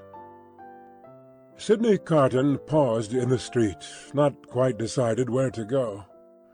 "At Tellson's banking-house at 9, he said, with a musing face. "Shall I do well in the meantime to show myself? I think so. It is best that these people should know there is such a man as I here. It is a sound precaution, and may be a necessary preparation. But care, care, care. Let me think it out." Checking his steps, which had begun to tend towards an object, he took a turn or two in the already darkening street, and traced the thought in his mind to its possible consequences. His first impression was confirmed. "It is best," he said, finally resolved, "that these people should know there is such a man as I here." And he turned his face towards Saint-Antoine. Defarge had described himself that day as the keeper of a wine-shop in the Saint-Antoine suburb. It was not difficult for one who knew the city well to find his house without asking any question. Having ascertained its situation, Carton came out of those closer streets again, and dined at a place of refreshment, and fell sound asleep after dinner. For the first time in many years he had no strong drink. Since last night he had taken nothing but a little light thin wine, and last night he had dropped the brandy slowly down on Mr. Lorry's hearth, like a man who had done with it. It was as late as 7 o'clock when he awoke refreshed, and went out into the streets again. As he passed along towards Saint-Antoine, he stopped at a shop window where there was a mirror, and slightly altered the disordered arrangement of his loose cravat, and his coat-collar, and his wild hair. This done, he went on direct to Defarge's, and went in. There happened to be no customer in the shop but Jacques Three, of the restless fingers and the croaking voice. This man, whom he had seen upon the jury, stood drinking at the little counter, in conversation with the Defarges, man and wife. The Vengeance assisted in the conversation, like a regular member of the establishment. As Carton walked in, took his seat, and asked, in a very indifferent French, for a small measure of wine, Madame Defarge cast a careless glance at him, and then a keener, and then a keener, and then advanced to him herself, and asked him what it was he had ordered. He repeated what he had already said. "English?" said Madame Defarge, inquisitively raising her dark eyebrows. After looking at her as if the sound of even a single French word were slow to express itself to him, he answered, in his former strong foreign accent, "Yes, madame, yes, I am English." Madame Defarge returned to her counter to get the wine, and as he took up a Jacobin journal, and feigned to pore over it, puzzling out its meaning, he heard her say, "I swear to you, like Evrémonde." Defarge brought him the wine, and gave him good evening. "How?" "Good evening." "Oh, good evening, citizen," filling his glass. "Ah, and good wine. I drink to the Republic." Defarge went back to the counter, and said, "Certainly a little like," Madame sternly retorted. "I tell you a good deal like." Jacques III pacifically remarked, "He is so much in your mind, see you, madame."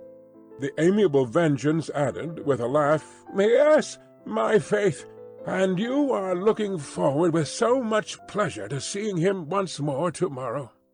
Carton followed the lines and words of his paper with a slow forefinger, and with a studious and absorbed face.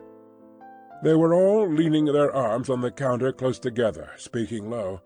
After a silence of a few moments, during which they all looked towards him, without disturbing his outward attention from the Jacobin editor, they resumed their conversation. "It is true what Madame says," observed Jacques III. "Why stop? There is great force in that. Why stop?" "Well," reasoned Defarge, "but one must stop somewhere. After all, the question is still where." "At extermination," said Madame. "Magnificent!" croaked Jacques III. The Vengeance also highly approved. "Extermination is good doctrine, my wife," said Defarge, rather troubled. "In general, I say nothing against it. But this doctor has suffered much. You have seen him to-day. You have observed his face when the paper was read." "I have observed his face," repeated Madame, contemptuously and angrily. "Yes, I have observed his face. I have observed his face to be not the face of a true friend of the Republic. Let him take care of his face." "And you have observed, my wife," said Defarge, in a deprecatory manner, "the anguish of his daughter, which must be a dreadful anguish to him." "I have observed his daughter," repeated Madame. "Yes, I have observed his daughter, more times than one. I have observed her to-day, and I have observed her other days. I have observed her in the court, and I have observed her in the street by the prison. Let me but lift my finger." She seemed to raise it, the listener's eyes were always on his paper, and to let it fall with a rattle on the ledge before her, as if the axe had dropped. "The citizeness is superb," croaked the juryman. "She is an angel," said the Vengeance, and embraced her. "As to thee," pursued Madame implacably, addressing her husband, "if it depended on thee, which happily it does not, thou wouldst rescue this man even now." "No," protested Defarge, "not if to lift this glass would do it. But I would leave the matter there. I say, stop there." "See you then, Jacques," said Madame Defarge, wrathfully, "and see you too, my little Vengeance. See you both. Listen, for other crimes as tyrants and oppressors, I have this race a long time on my register, doomed to destruction and extermination. Ask my husband, is that so?" "It is so," assented Defarge, without being asked. "In the beginning of the great days, when the Bastille falls, he finds this paper of to-day, and he brings it home, and in the middle of the night, when this place is clear and shut, we read it, here on this spot, by the light of this lamp. Ask him, is that so?" "It is so," assented Defarge. "That night, I tell him, when the paper is read through, and the lamp is burnt out, and the day is gleaming in above those shutters and between those iron bars, that I have now a secret to communicate. Ask him, is that so?" "It is so," assented Defarge again. "I communicate to him that secret. I smite this bosom with these two hands, as I smite it now, and I tell him, Defarge, I was brought up among the fishermen of the seashore, and that peasant family so injured by the two Evremond brothers, as that Bastille paper describes, is my family. Defarge, that sister of the mortally wounded boy upon the ground was my sister. That husband was my sister's husband. That unborn child was their child. That brother was my brother. That father was my father. Those dead are my dead. And that summons to answer for those things descends to me. Ask him, is that so?" "It is so," assented Defarge once more. "Then tell wind and fire where to stop," returned Madame, "but don't tell me." Both her hearers derived a horrible enjoyment from the deadly nature of her wrath. The listener could feel how white she was without seeing her, and both highly commended it. Defarge, a weak minority, interposed a few words for the memory of the compassionate wife of the Marquis, but only elicited from his own wife a repetition of her last reply, "Tell the wind and the fire where to stop, not me." Customers entered, and the group was broken up. The English customer paid for what he had, perplexedly counted his change, and asked, as a stranger, to be directed towards the National Palace. Madame Defarge took him to the door and put her arm on his in pointing out the road. The English customer was not without his reflections then that it might be a good deal to seize that arm, lift it, and strike under it sharp and deep. But he went his way, and was soon swallowed up in the shadow of the prison wall. At the appointed hour he emerged from it to present himself to Mr. Lorry's room again, where he found the old gentleman walking to and fro in restless anxiety. He said he had been with Lucy until just now, and had only left her for a few minutes to come and keep his appointment. Her father had not been seen since he quitted the banking-house towards 4 o'clock. She had some faint hopes that his mediation might save Charles, but they were very slight. He had been more than 5 hours gone. Where could he be? Mr. Lorry waited until 10, but Dr. Manette not returning, and he being unwilling to leave Lucy any longer, it was arranged that he should go back to her and come to the banking-house again at midnight. In the meanwhile Carton would wait alone by the fire for the doctor. He waited and waited, and the clock struck 12, but Dr. Manette did not come back. Mr. Lorry returned, and found no tidings of him, and brought none. Where could he be? They were discussing this question, and were almost building up some weak structure of hope on his prolonged absence, when they heard him on the stairs. The instant he entered the room, it was plain that all was lost.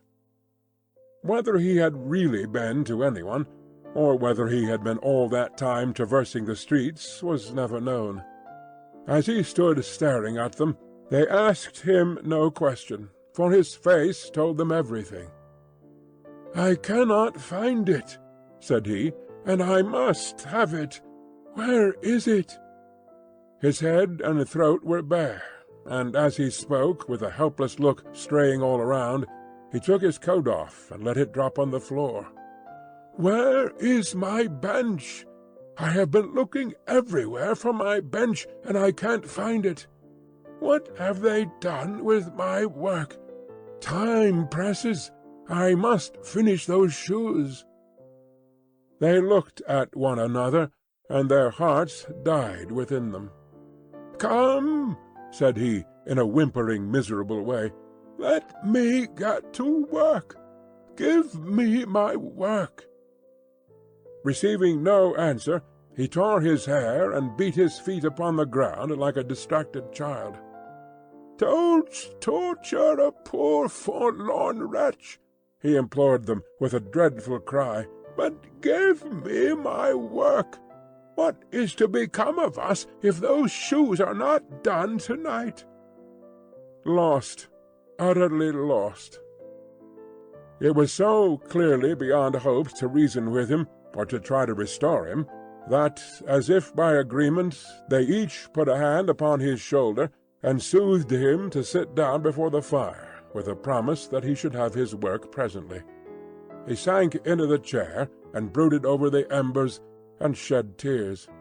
as if all that had happened since the garret time were a momentary fancy or a dream, Mr. Lorry saw him shrink into the exact figure that Defarge had had in keeping.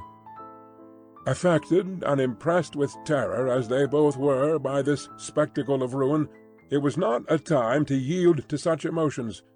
His lonely daughter, bereft of her final hope and reliance, appealed to them both too strongly. Again, as if by agreement, they looked at one another with one meaning in their faces. Carton was the first to speak. "The last chance is gone. It was not much. Yes, he had better be taken to her. But before you go, will you, for a moment, steadily attend to me?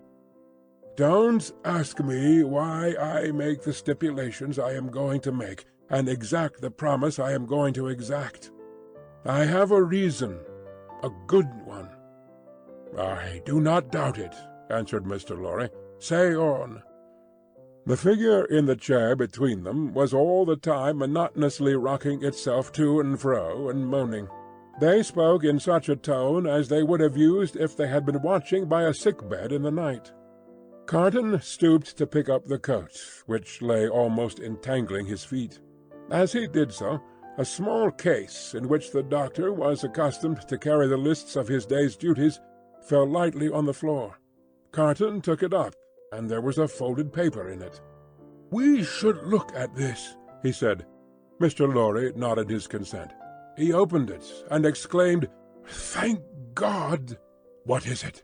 asked Mr. Lorry, eagerly. "A moment. Let me speak of it in its place. First," he put his hand in his coat and took out another paper from it.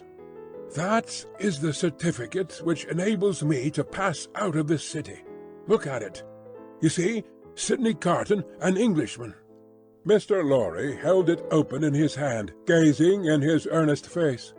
"Keep it for me until tomorrow. I shall see him tomorrow, you remember, and I had better not take it into the prison." "Why not?" "I don't know. I prefer not to do so. Now take this paper that Dr. Manette has carried about him. It is a similar certificate, enabling him and his daughter and her child at any time to pass the barrier and the frontier. You see?" "Yes." "Perhaps he obtained it as his last and utmost precaution against evil yesterday. When is it dated? But no matter. Don't stay to look. Put it up carefully with mine and your own. Now, observe. I never doubted, until within this hour or two, that he had or could have such a paper. It is good until recalled, but it may be soon recalled, and, I have reason to think, will be. They are not in danger. They are in great danger. They are in danger of denunciation by Madame Defarge. I know it from her own lips. I have overheard words of that woman's to-night, which have presented their danger to me in strong colours. I have lost no time, and since then I have seen the spy. He confirms me. He knows that a wood sawyer, living by the prison wall, is under the control of the Defarges, and has been rehearsed by Madame Defarge as to his having seen her—he never mentioned Lucy's name—making signs and signals to prisoners. It is easy to foresee that the pretence will be the common one, a prison plot, and that it will involve her life, and perhaps her child's, and perhaps her father's, for both have been seen with her at that place. Don't look so horrified. You will save them all." "Heaven grant I may, Carton. But how?" "I am going to tell you how. It will depend on you, and it could depend on no better man. This new denunciation will certainly not take place until after tomorrow, probably not until 2 or 3 days afterwards, more probably a week afterwards. You know it is a capital crime to mourn for or sympathize with a victim of the guillotine. She and her father would unquestionably be guilty of this crime, and this woman, the inveteracy of whose pursuit cannot be described, would wait to add that strength to her case and make herself doubly sure. You follow me? So attentively, and with so much confidence in what you say, that for the moment I lose sight, touching the back of the doctor's chair, of even this distress. You have money, and can buy the means of travelling to the sea-coast as quickly as the journey can be made. Your preparations have been completed for some days to return to England. Early tomorrow have your horses ready, so that they may be in starting trim at 2 o'clock in the afternoon. It shall be done." His manner was so fervent and inspiring that Mr. Lorry caught the flame, and was as quick as youth. "You are a noble heart. Didn't I say we could depend upon no better man? Tell her to-night what you know of her danger as involving her child and her father. Dwell upon that, for she would lay her own fair head beside her husband's cheerfully." He faltered for an instant, then went on as before. "For the sake of her child and her father, press upon her the necessity of leaving Paris with them and you at that hour. Tell her that it was her husband's last arrangement. Tell her that more depends upon it than she dare believe or hope. You think that her father, even in this sad state, will submit himself to her, do you not?" "Oh, I am sure of it." "I thought so. Quietly and steadily have all these arrangements made in the courtyard here, even to the taking of your own seat in the carriage. The moment I come to you, take me in and drive away. I understand that I wait for you under all circumstances. You have my certificate in your hand with the rest, you know, and will reserve my place. Wait for nothing but to have my place occupied, and then for England." "Why, then," said Mr. Lorry, grasping his eager but so firm and steady hand, "it does not all depend on one old man, but I shall have a young and ardent man at my side. By the help of heaven you shall. Promise me solemnly that nothing will influence you to alter the course on which we now stand pledged to one another. Nothing, Carton. Remember these words tomorrow. Change the course, or delay it, for any reason, and no life can possibly be saved, and many lives must inevitably be sacrificed. I will remember them. I hope to do my part faithfully, and I hope to do mine. Now, good-bye." Though he said it with a grave smile of earnestness, and though he even put the old man's hand to his lips, he did not part from him then. He helped him so far to arouse the rocking figure before the dying embers as to get a cloak and hat put upon it, and to tempt it forth to find where the bench and work were hidden that it still moaningly besought to have. He walked on the other side of it, and protected it to the courtyard of the house where the afflicted heart, so happy in the memorable time when he had revealed his own desolate heart to it, outwatched the awful night. He entered the courtyard, and remained there for a few moments alone, looking up at the light in the window of her room. Before he went away, he breathed a blessing towards it, and a farewell. Chapter 13. 52. In the black prison of the Conciergerie, the doomed of the day awaited their fate. They were in number as the weeks of the year. 52 were to roll that afternoon on the life-tide of the city to the boundless everlasting sea. Before their cells were quit of them, new occupants were appointed. Before their blood ran into the blood spilled yesterday, the blood that was to mingle with theirs tomorrow was already set apart. 212 were told off, from the farmer-general of 70, whose riches could not buy his life, to the seamstress of 20, whose poverty and obscurity could not save her. Physical diseases engendered in the vices and neglects of men will seize on victims of all degrees, and the frightful moral disorder, born of unspeakable suffering, intolerable oppression, and heartless indifference, smote equally without distinction. Charles Darnay, alone in a cell, had sustained himself with no flattering delusion since he had come to it from the tribunal.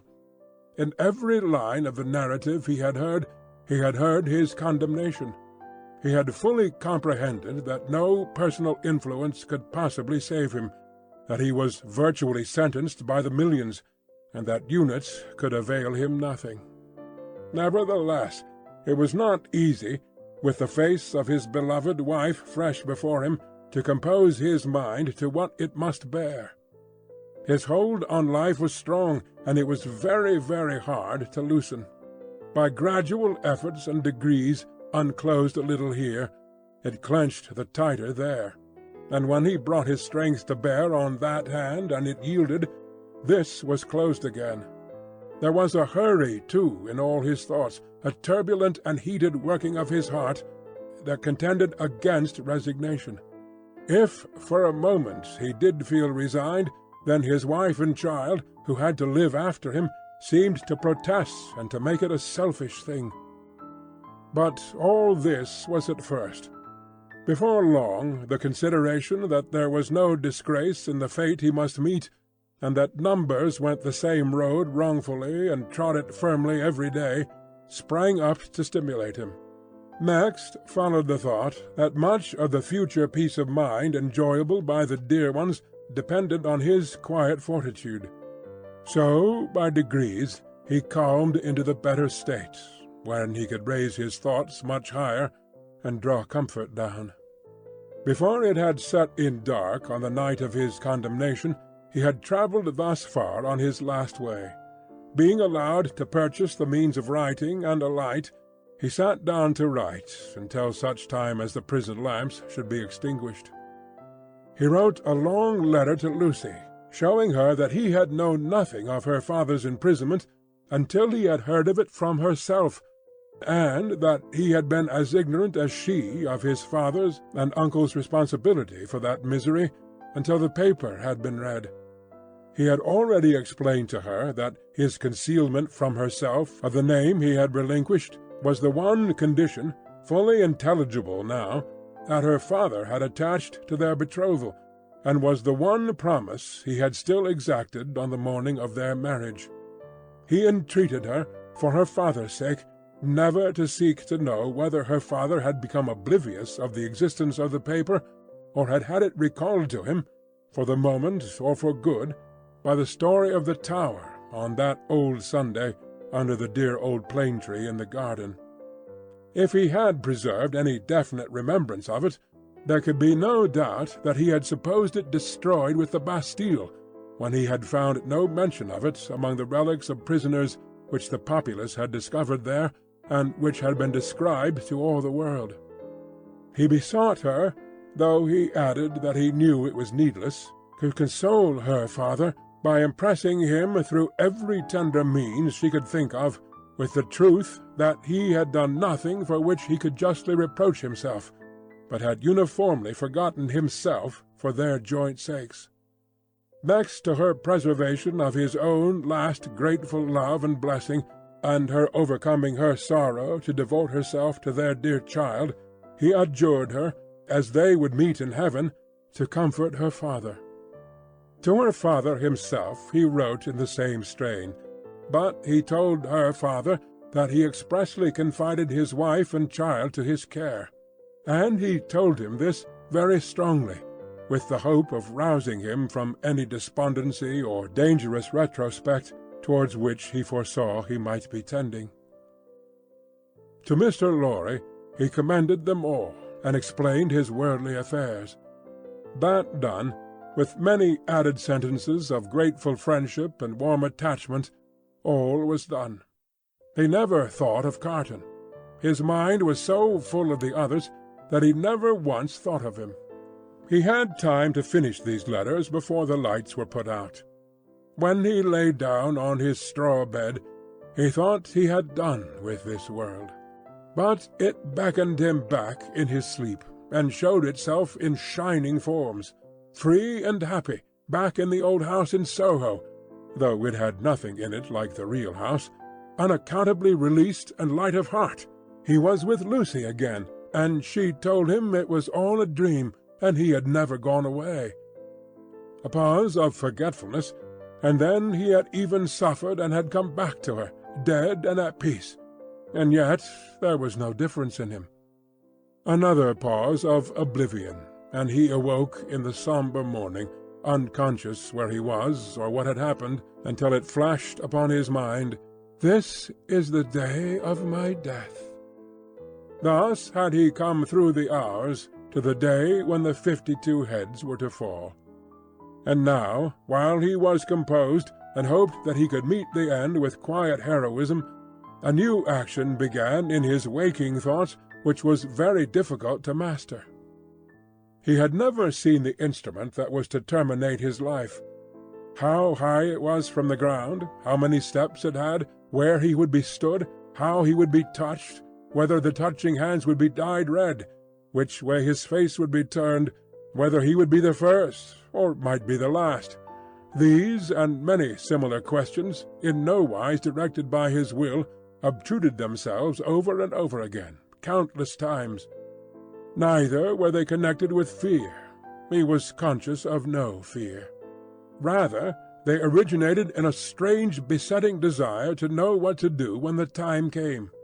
A desire gigantically disproportionate to the few swift moments to which it referred, a wondering that was more like the wondering of some other spirit within his than his own. The hours went on as he walked to and fro, and the clocks struck the numbers he would never hear again. 9 gone forever, 10 gone forever, 11 gone forever, 12 coming on to pass away. After a hard context with that eccentric action of thought which had last perplexed him, he had got the better of it. He walked up and down, softly repeating their names to himself. The worst of the strife was over. He could walk up and down, free from distracting fancies, praying for himself and for them. 12 gone forever. He had been apprised that the final hour was 3, and he knew he would be summoned some time earlier, inasmuch as the tumbrils jolted heavily and slowly through the streets. Therefore he resolved to keep 2 before his mind as the hour, and so to strengthen himself in the interval, that he might be able after that time to strengthen others. Walking regularly to and fro with his arms folded on his breast, a very different man from the prisoner who had walked to and fro at La Force, he heard one struck away from him without surprise. The hour had measured like most other hours. Devoutly thankful to heaven for his recovered self-possession, he thought, "There is but another now," and turned to walk again. Footsteps in the stone passage outside the door. He stopped. The key was put in the lock and turned. Before the door was opened, or as it opened, a man said in a low voice, in English, "He has never seen me here. I have kept out of his way. Go you in alone. I wait near. Lose no time." The door was quickly opened and closed, and there stood before him, face to face, quiet, intent upon him, with the light of a smile on his features and a cautionary finger on his lip, Sidney Carton. There was something so bright and remarkable in his look that, for the first moment, the prisoner misdoubted him to be an apparition of his own imagining. But he spoke, and it was his voice. He took the prisoner's hand, and it was his real grasp. "Of all the people upon earth, you least expected to see me," he said. "I could not believe it to be you. I could scarcely believe it now. You are not—" The apprehension came suddenly into his mind. "A prisoner?" "No. I am accidentally possessed of a power over one of the keepers here, and in virtue of it I stand before you. I come from her, your wife, dear Darnay." The prisoner wrung his hand. I bring you a request from her." "What is it?" "A most earnest, pressing, and emphatic entreaty, addressed to you in the most pathetic tones of the voice so dear to you, that you well remember." The prisoner turned his face partly aside. "You have no time to ask me why I bring it, or what it means. I have no time to tell you. You must comply with it. Take off those boots you wear, and draw on these of mine." There was a chair against the wall of the cell behind the prisoner. Carton, pressing forward, had already, with the speed of lightning, got him down into it, and stood over him, barefoot. "Draw on these boots of mine. Put your hands to them. Put your will to them. Quick! Carton, there is no escaping from this place. It never can be done. You will only die with me. It is madness." "It would be madness if I asked you to escape. But do I? When I ask you to pass out that door, tell me it is madness and remain here. Change that cravat for this of mine, that coat for this of mine. While you do it, let me take this ribbon from your hair, and shake out your hair like this of mine." With wonderful quickness, and with a strength both of will and action that appeared quite supernatural, he forced all these changes upon him. The prisoner was like a young child in his hands. "Carton, dear Carton, it is madness. It cannot be accomplished. It never can be done. It has been attempted, and has always failed. I implore you not to add your death to the bitterness of mine. Do I ask you, my dear Darnay, to pass the door? When I ask that, refuse. There are pen and ink and paper on this table. Is your hand steady enough to write? It was when you came in. Steady it again, and write what I shall dictate. Quick, friend, quick!" Pressing his hand to his bewildered head, Darnay sat down at the table. Carton, with his right hand in his breast, stood close beside him. "Write exactly as I speak." "To whom do I address it?" "To no one." Carton still had his hand in his breast. "Do I date it?" "No." The prisoner looked up at each question. Carton, standing over him with his hand in his breast, looked down. "If you remember," said Carton, dictating, "the words that passed between us long ago, you will readily comprehend this when you see it. You do remember them, I know. It is not in your nature to forget them." He was drawing his hand from his breast. The prisoner, chancing to look up in his hurried wonder as he wrote, the hand stopped, closing upon something. "Have you written 'forget them'?" Carton asked. "I have." "Is that a weapon in your hand?" "No, I am not armed." "What is it in your hand?" "You shall know directly. Write on. There are but a few words more." He dictated again. "I am thankful that the time has come when I can prove them. That I do so is no subject for regret or grief." As he said these words, with his eyes fixed on the writer, his hand slowly and softly moved down close to the writer's face. The pen dropped from Darnay's fingers on the table, and he looked about him vacantly. "What vapour is that?" he asked. "Vapour? Something that crossed me. I am conscious of nothing. There can be nothing here. Take up the pen and finish. Hurry! Hurry!" As if his memory were impaired or his faculties disordered, the prisoner made an effort to rally his attention. As he looked at Carton with clouded eyes and with an altered manner of breathing, Carton, his hand again in his breast, looked steadily at him. "Hurry! Hurry!" The prisoner bent over the paper once more. "If it had been otherwise—" Carton's hand was again watchfully and softly stealing down. "I never should have used the longer opportunity. If it had been otherwise—" The hand was at the prisoner's face. "I should have had so much the more to answer for. If it had been otherwise—" Carton looked at the pen, and saw it was trailing off into unintelligible signs. Carton's hand moved back to his breast no more. The prisoner sprang up with a reproachful look, but Carton's hand was close and firm at his nostrils, and Carton's left arm caught him round the waist. For a few seconds he faintly struggled with the man who had come to lay down his life for him. But within a minute or so he was stretched insensible on the ground.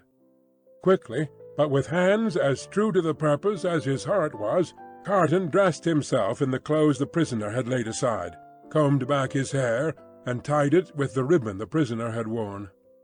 Then he softly called, "Enter there! Come in!" and the spy presented himself. "You see," said Carton, looking up as he kneeled on one knee beside the insensible figure, putting the paper in the breast. "Is your hazard very great?" "Mr. Carton," the spy answered, with a timid snap of his fingers, "my hazard is not that in the thick of business here, if you are true to the whole of your bargain. Don't fear me. I will be true to the death. You must be, Mr. Carton, if the tale of 52 is to be right. Being made right by you in that dress, I shall have no fear. Have no fear. I shall soon be out of the way of harming you, and the rest will soon be far from here, please God. Now get assistance and take me to the coach." "You," said the spy nervously. "Him, man, with whom I have exchanged. You go out at the gate by which you brought me in?" "Of course." "I was weak and faint when you brought me in, and I am fainter now you take me out. The parting interview has overpowered me. Such a thing has happened here often, and too often. Your life is in your own hands. Quick, call assistance." "You swear not to betray me?" said the trembling spy as he paused for a last moment. "Man," returned Carton, stamping his foot, "have I sworn by no solemn vow already to go through with this, that you waste the precious moments now? Take him yourself to the courtyard you know of. Place him yourself in the carriage. Show him yourself to Mr. Lorry. Tell him yourself to give him no restorative but air, and to remember my words of last night and his promise of last night, and drive away." The spy withdrew, and Carton seated himself at the table, resting his forehead on his hands. The spy returned immediately with 2 men. "How, then?" said one of them, contemplating the fallen figure. "So afflicted to find that his friend has drawn a prize in the lottery of St. Guillotine? A good patriot," said the other, "could hardly have been more afflicted if the aristocrat had drawn a blank." They raised the unconscious figure, placed it on a litter they had brought to the door, and bent to carry it away. "The time is short, Evrémonde," said the spy in a warning voice. "I know it well," answered Carton. "Be careful of my friend, I entreat you, and leave me." "Come then, my children," said Barsad. "Lift him, and come away." The door closed, and Carton was left alone. Straining his powers of listening to the utmost, he listened for any sound that might denote suspicion or alarm. There was none. Keys turned, doors clashed, footsteps passed along distant passages. No cry was raised or hurry made that seemed unusual. Breathing more freely in a little while, he sat down at the table and listened again until the clock struck 2. Sounds that he was not afraid of, for he divined their meaning, then began to be audible. Several doors were opened in succession, and finally his own. A jailer, with a list in his hand, looked in, merely saying, "Follow me, Evrémonde," and he followed into a large dark room at a distance. It was a dark winter day, and what with the shadows within and what with the shadows without, he could but dimly discern the others who were brought there to have their arms bound. Some were standing, some seated, some were lamenting and in restless motion, but these were few. The great majority were silent and still, looking fixedly at the ground. As he stood by the wall in a dim corner, while some of the 52 were brought in after him, One man stopped in passing to embrace him, as having a knowledge of him. It thrilled him with a great dread of discovery, but the man went on. A very few moments after that, a young woman, with a slight girlish form, a sweet spare face in which there was no vestige of colour, and large, widely opened, patient eyes, rose from the seat where he had observed her sitting, and came to speak to him. "Citizen Evrémonde," she said, touching him with her cold hand, "I am a poor little seamstress who was with you in La Force." He murmured for answer, "True, I forget what you were accused of." "Plots, though the just heaven knows that I am innocent of any. Is it likely? Who would think of plotting with a poor little weak creature like me?" The forlorn smile with which she said it so touched him that tears started from his eyes. "I am not afraid to die, Citizen Evrémonde, but I have done nothing. I am not unwilling to die if the Republic, which is to do so much good to us poor, will profit by my death. But I do not know how that can be, Citizen Evrémonde, such a poor, weak little creature." As the last thing on earth that his heart was to warm and soften to, it warmed and softened to this pitiable girl. "I heard you were released, Citizen Evrémonde. I hoped it was true." "It was, but I was again taken and condemned." "If I may ride with you, Citizen Evrémonde, will you let me hold your hand? I'm not afraid, but I am little and weak, and it will give me more courage."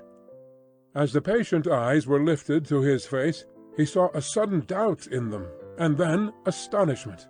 He pressed the work-worn, hunger-worn young fingers, and touched his lips. "Are you dying for him?" she whispered. "And his wife and child? Hush! Yes. Oh, you will let me hold your brave hand, stranger? Hush! Yes, my poor sister, to the last." The same shadows that are falling on the prison are falling, in that same hour of the early afternoon, on the barrier with the crowd about it, when a coach going out of Paris drives up to be examined. "Who goes here? Whom have we within? Papers?" The papers are handed out and read. "Alexandre Manette, physician, French. Which is he?" This is he. This helpless, inarticulately murmuring, wandering old man pointed out. "Apparently the citizen doctor is not in his right mind. The revolution fever will have been too much for him. Greatly too much for him. Ah, many suffer with it. Lucy, his daughter, French. And which is she?" "This is she." "Apparently it must be. Lucy, the wife of Evrémonde, is it not?" "It is." "Ah, Evrémonde has an assignation elsewhere." "Lucy, her child, English. This is she?" "She and no other." "Kiss me, child of Evrémonde. Now thou hast kissed a good republican, something new in thy family. Remember it. Sidney Carton, advocate, English. Which is he?" "He lies here, in this corner of the carriage. He, too, is pointed out." "Apparently the English advocate is in a swoon?" "It is hoped he will recover in the fresher air. It is represented that he is not in strong health, and has separated sadly from a friend who is under the displeasure of the Republic." "Is that all? It is not a great deal, that. Many are under the displeasure of the Republic, and must look out at the little window." "Jarvis Lorry, banker, English. Which is he?" "I am he, necessarily being the last." It is Jarvis Lorry who has replied to all the previous questions. It is Jarvis Lorry who has alighted and stands with his hand on the coach door, replying to a group of officials. They leisurely walk round the carriage and leisurely mount the box to look at what little luggage it carries on the roof. The country people, hanging about, press nearer to the coach doors and greedily stare in. A little child, carried by its mother, has its short arm held out for it, that it might touch the wife of an aristocrat who has gone to the guillotine. "Behold your papers, Jarvis Lorry, countersigned." "One can depart, citizen?" "One can depart. Forward, my postillions. A good journey." "I salute you, citizens," and the first danger passed. These are again the words of Jarvis Lorry, as he clasps his hands and looks upward. There is terror in the carriage, there is weeping, there is the heavy breathing of the insensible traveller. "Are we not going too slowly? Can they not be induced to go faster?" asks Lucy, clinging to the old man. "It would seem like flight, my darling. I must not urge them too much. It would rouse suspicion." "Look back and see if we are pursued." "The road is clear, my dearest. So far we are not pursued. Houses in twos and threes pass by us, solitary farms, ruinous buildings, dye-works, tanneries, and the like, open country, avenues of leafless trees. The hard, uneven pavement is under us, the soft deep mud is on either side. Sometimes we strike into the skirting mud to avoid the stones that clatter us and shake us. Sometimes we stick in ruts and sloughs there. The agony of our impatience is then so great that in our wild alarm and hurry we are for getting out and running, hiding, doing anything but stopping. Out of the open country, in again among ruinous buildings, solitary farms, dye-works, tanneries, and the like, cottages in twos and threes, avenues of leafless trees. Have these men deceived us and taken us back by another road? Is not this the same place twice over? Thank heaven, no. A village. Look back, and see if we are pursued. Hush! The posting-house. Leisurely our 4 horses are taken out. Leisurely the coach stands in the little street, bereft of horses, and with no likelihood upon it of ever moving again. Leisurely the new horses come into visible existence, one by one. Leisurely the new postillions follow, sucking and plaiting the lashes of their whips. Leisurely the old postillions count their money, make wrong additions, and arrive at dissatisfied results. All the time our overfraught hearts are beating at a rate that would far outstrip the fastest gallop of the fastest horses ever foaled. At length the new postillions are in their saddles, and the old are left behind.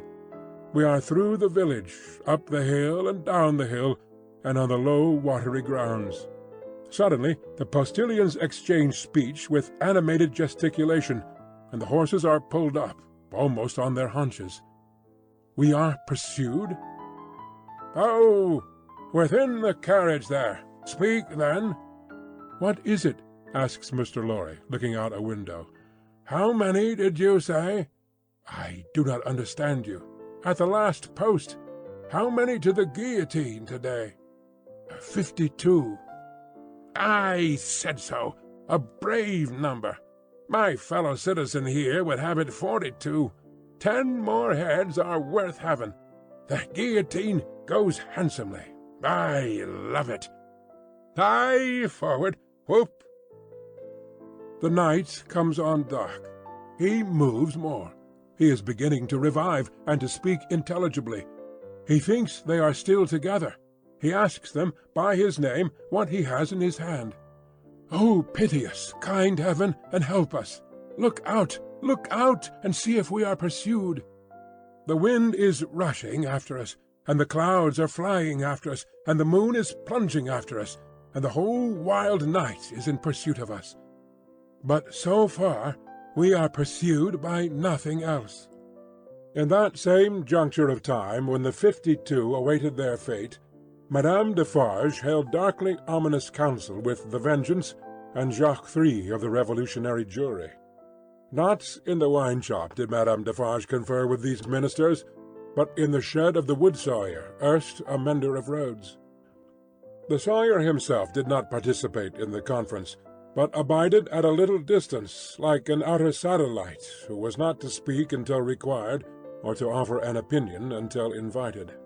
"But Howard Defarge," said Jacques Three, "is undoubtedly a good Republican, eh?"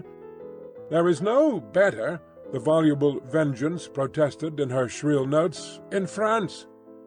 "Peace, little Vengeance," said Madame Defarge, laying her hand with a slight frown on her lieutenant's lips. "Hear me speak.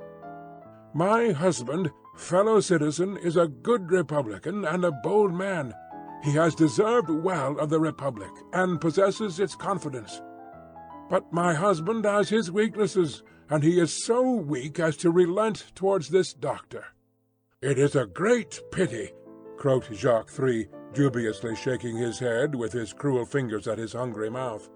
"It is not quite like a good citizen. It is a thing to regret." "See you," said Madame, "I care nothing for this doctor, He may wear his head or lose it for any interest I have in him. It is all one to me. But the Evremond people are to be exterminated, and the wife and child must follow the husband and father." "She has a fine head for it," croaked Jacques Three. "I have seen blue eyes and golden hair there, and they looked charming when Samson held them up." Ogre that he was, he spoke like an epicure. Madame Defarge cast down her eyes and reflected a little. "The child also," observed Jacques Three, with a meditative enjoyment of his words, "has golden hair and blue eyes, and we seldom have a child there. It is a pretty sight." "In a word," said Madame Defarge, coming out of her short abstraction, "I cannot trust my husband in this matter. Not only do I feel, since last night, that I dare not confide to him the details of my projects, but also I feel that if I delay, there is a danger of his giving warning, and then they might escape." "That must never be," croaked Jacques Three. "No one must escape. We have not half enough as it is. We ought to have 60 a day. In a word," Madame Defarge went on, "my husband has not my reason for pursuing this family to annihilation, and I have not his reason for regarding this doctor with any sensibility. I must act for myself, therefore. Come hither, little citizen." The wood sawyer, who held her in the respect, and himself in the submission, of mortal fear, advanced with his hand to his red cap.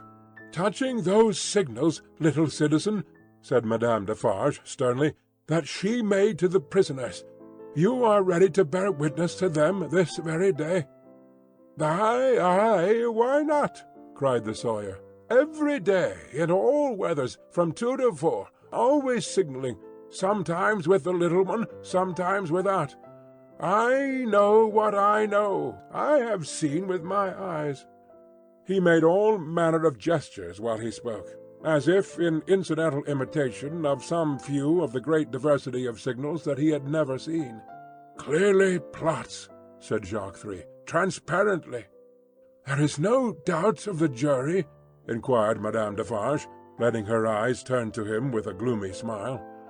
"Rely upon the patriotic jury, dear citizeness. I answer for my fellow jurymen." "Now, let me see," said Madame Defarge, pondering again. "Yet once more, can I spare this doctor to my husband? I have no feeling either way. Can I spare him?" "He would count as one head," observed Jacques Three in a low voice. "We really have not heads enough. It would be a pity, I think." "He was signalling with her when I saw her," argued Madame Defarge. "I cannot speak of one without the other, and I must not be silent and trust the case wholly to him, this little citizen here. For I am not a bad witness." The Vengeance and Jacques Three vied with each other in their fervent protestations that she was the most admirable and marvellous of witnesses.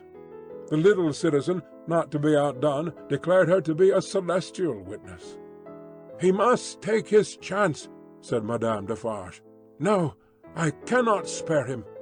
You are engaged at 3 o'clock. You are going to see the batch of to-day executed." The question was addressed to the wood sawyer, who hurriedly replied in the affirmative. seizing the occasion to add that he was the most ardent of Republicans, and that he would be in effect the most desolate of Republicans if anything prevented him from enjoying the pleasure of smoking his afternoon pipe in the contemplation of the droll national barber. He was so very demonstrative herein that he might have been suspected, perhaps was, by the dark eyes that looked contemptuously at him out of Madame Defarge's head, of having his small individual fears for his own personal safety every hour in the day. "I," said Madame, "am equally engaged at the same place. After it is over, say at 8 tonight, come you to me in St. Antoine, and we will give information against these people at my section." The woodsire said he would be proud and flattered to attend the citizeness. The citizeness looking at him, he became embarrassed, evaded her glance as a small dog would have done, retreated among his wood, and hid his confusion over the handle of his saw. Madame Defarge beckoned the juryman and the Vengeance a little nearer to the door, and there expounded her further views to them thus. "She will now be at home, awaiting the moment of his death. She will be mourning and grieving. She will be in a state of mind to impeach the justice of the Republic. She will be full of sympathy with its enemies. I will go to her."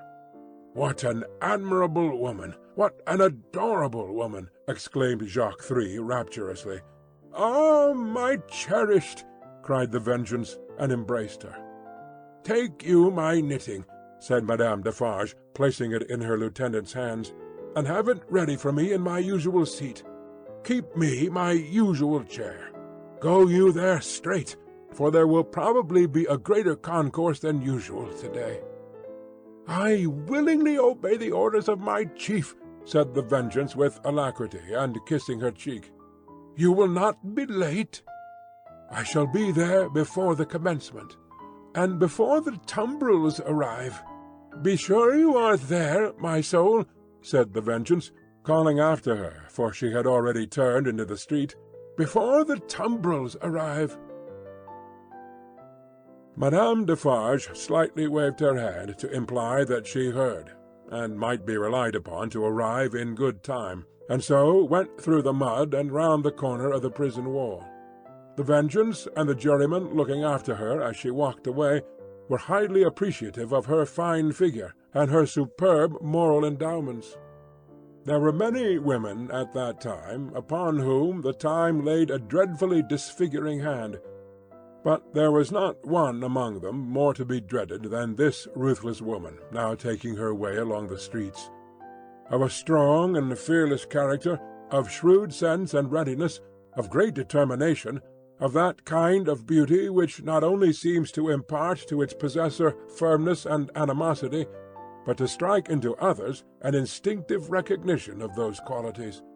The troubled time would have heaved her up under any circumstances, but imbued from her childhood with a brooding sense of wrong and an inveterate hatred of a class, opportunity had developed her into a tigress. She was absolutely without pity. If she had ever had the virtue in her, it had quite gone out of her. It was nothing to her that an innocent man was to die for the sins of his forefathers. She saw not him, but them. It was nothing to her that his wife was to be made a widow and his daughter an orphan. That was insufficient punishment, because they were her natural enemies and her prey, and as such had no right to live. To appeal to her was made hopeless by her having no sense of pity even for herself. If she had been laid low in the streets, in any of the many encounters in which she had been engaged, she would not have pitied herself. Nor if she had been ordered to the axe tomorrow, would she have gone to it with any softer feeling than a fierce desire to change places with the man who sent her there. Such a heart Madame Defarge carried under her rough robe. Carelessly worn, it was a becoming robe enough, in a certain weird way, and her dark hair looked rich under her coarse red cap. Lying hidden in her bosom was a loaded pistol. Lying hidden at her waist was a sharpened dagger. Thus accoutred, and walking with the confident tread of such a character, and with the supple freedom of a woman who had habitually walked in her girlhood barefoot and bare-legged on the brown sea sand, Madame Defarge took her way along the streets. Now, when the journey of the travelling coach, at that very moment waiting for the completion of its load, had been planned out last night, the difficulty of taking Miss Pross in it had much engaged Mr. Lorry's attention. He was not merely desirable to avoid overloading the coach, but it was of the highest importance that the time occupied in examining it and its passengers should be reduced to the utmost, since their escape might depend on the saving of only a few seconds here and there.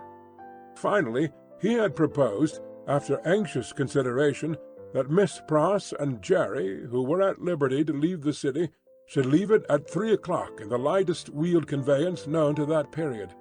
Unencumbered with luggage, they would soon overtake the coach, and passing it and proceeding it on the road, would order its horses in advance, and greatly facilitate its progress during the precious hours of the night, when delay was the most to be dreaded. Seeing in this arrangement the hope of rendering real service in that pressing emergency, Miss Pross hailed it with joy.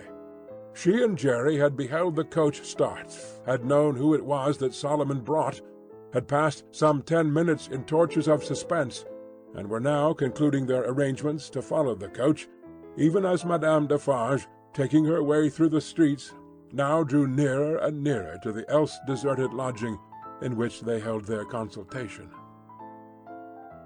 "Now what do you think, Mr. Cruncher?"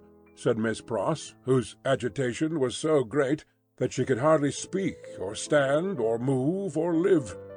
"What do you think of our not starting from this courtyard? Another carriage having already gone from here to-day, it might awaken suspicion." "My opinion, miss," returned Mr. Cruncher, "is as you're right. Likewise what I'll stand by you, right or wrong. I am so distracted with fear and hope for our precious creatures," said Miss Pross, wildly crying, "that I am incapable of forming any plan. Are you capable of forming any plan, my dear good Mr. Cruncher?" "Respecting a future sphere of life, miss," returned Mr. Cruncher, "I hope so. Respecting any present use of this here blessed old head of mine, I think not. Would you do me the favour, miss, to take notice of 2 promises and vows what it is my wishes for to record in this here crisis?" "Oh, for gracious sake!" cried Miss Pross, still wildly crying, "record them at once, and get them out of the way, like an excellent man." "First," said Mr. Cruncher, who was all in a tremble, and who spoke with an ashy and solemn visage, "them poor things well out of this. Never no more will I do it, never no more." "I am quite sure, Mr. Cruncher," returned Miss Pross, "that you never will do it again, whatever it is, and I beg you not to think it necessary to mention more particularly what it is." "No, miss," returned Jerry, "it shall not be named to you. Second, them poor things well out of this, and never no more will I interfere with Mrs. Cruncher's flapping. Never no more." "Whatever housekeeping arrangement that may be," said Miss Pross, striving to dry her eyes and compose herself, "I have no doubt it is best that Mrs. Cruncher should have it entirely under her own superintendence. Oh, my poor darlings! I go so far as to say, miss, moreover," proceeded Mr. Cruncher, with a most alarming tendency to hold forth as from a pulpit, "and let my words be took down and took to Mrs. Cruncher through yourself, that what my opinions respecting flopping has undergone a change, and that what I only hope, with all my heart, as Mrs. Cruncher may be a-flopping at the present time." "There, there, there, I hope she is, my dear man," cried the distracted Miss Pross, "and I hope she finds it answering her expectations." "Forbid it," proceeded Mr. Cruncher, with additional solemnity, additional slowness, and additional tendency to hold forth and hold out, "as anything what I have ever said or done should be visited on my earnest wishes for them poor creatures now. Forbid it, as we shouldn't all flop, if it was anyways convenient, to get 'em out of this here dismal risk. Forbid it, miss, what I say, forbid it." This was Mr. Cruncher's conclusion after a protracted but vain endeavour to find a better one. And still Madame Defarge, pursuing her way along the streets, came nearer and nearer. "If we ever get back to our native land," said Miss Pross, "you may rely upon my telling Mrs. Cruncher as much as I may be able to remember and understand of what you have so impressively said, and at all events you may be sure that I shall bear witness to your being thoroughly in earnest at this dreadful time. Now, pray let us think. My esteemed Mr. Cruncher, let us think." Still Madame Defarge, pursuing her way along the streets, came nearer and nearer. "If you were to go before," said Miss Pross, "and stop the vehicle and horses from coming here, and were to wait somewhere for me, wouldn't that be best?" Mr. Cruncher thought it might be best. "Where could you wait for me?" asked Miss Pross. Mr. Cruncher was so bewildered that he could think of no locality but Temple Bar. Alas! Temple Bar was hundreds of miles away, and Madame Defarge was drawing very near indeed. "By the cathedral door," said Miss Pross. "Would it be much out of the way to take me in near the great cathedral door between the two towers?" "No, miss," answered Mr. Cruncher. "Then, like the best of men," said Miss Pross, "go to the posting-house straight, and make that change." "I am doubtful," said Mr. Cruncher, hesitating and shaking his head, "about leaving of you see. We don't know what may happen." "Heaven knows we don't," returned Miss Pross, "but have no fear for me. Take me in at the cathedral at 3 o'clock, or as near it as you can, and I am sure it will be better than our going from here. I feel certain of it. There, bless you, Mr. Cruncher. Think not of me, but of the lives that may depend on both of us." This exordium, and Miss Pross's 2 hands in quite agonized entreaty clasping his, decided Mr. Cruncher. With an encouraging nod or two, he immediately went out to alter the arrangements, and left her by herself to follow as she had proposed. The having originated a precaution which was already in course of execution was a great relief to Miss Pross. The necessity of composing her appearance so that it should attract no special notice in the streets was another relief. She looked at her watch, and it was 20 minutes past 2. She had no time to lose, but must get ready at once.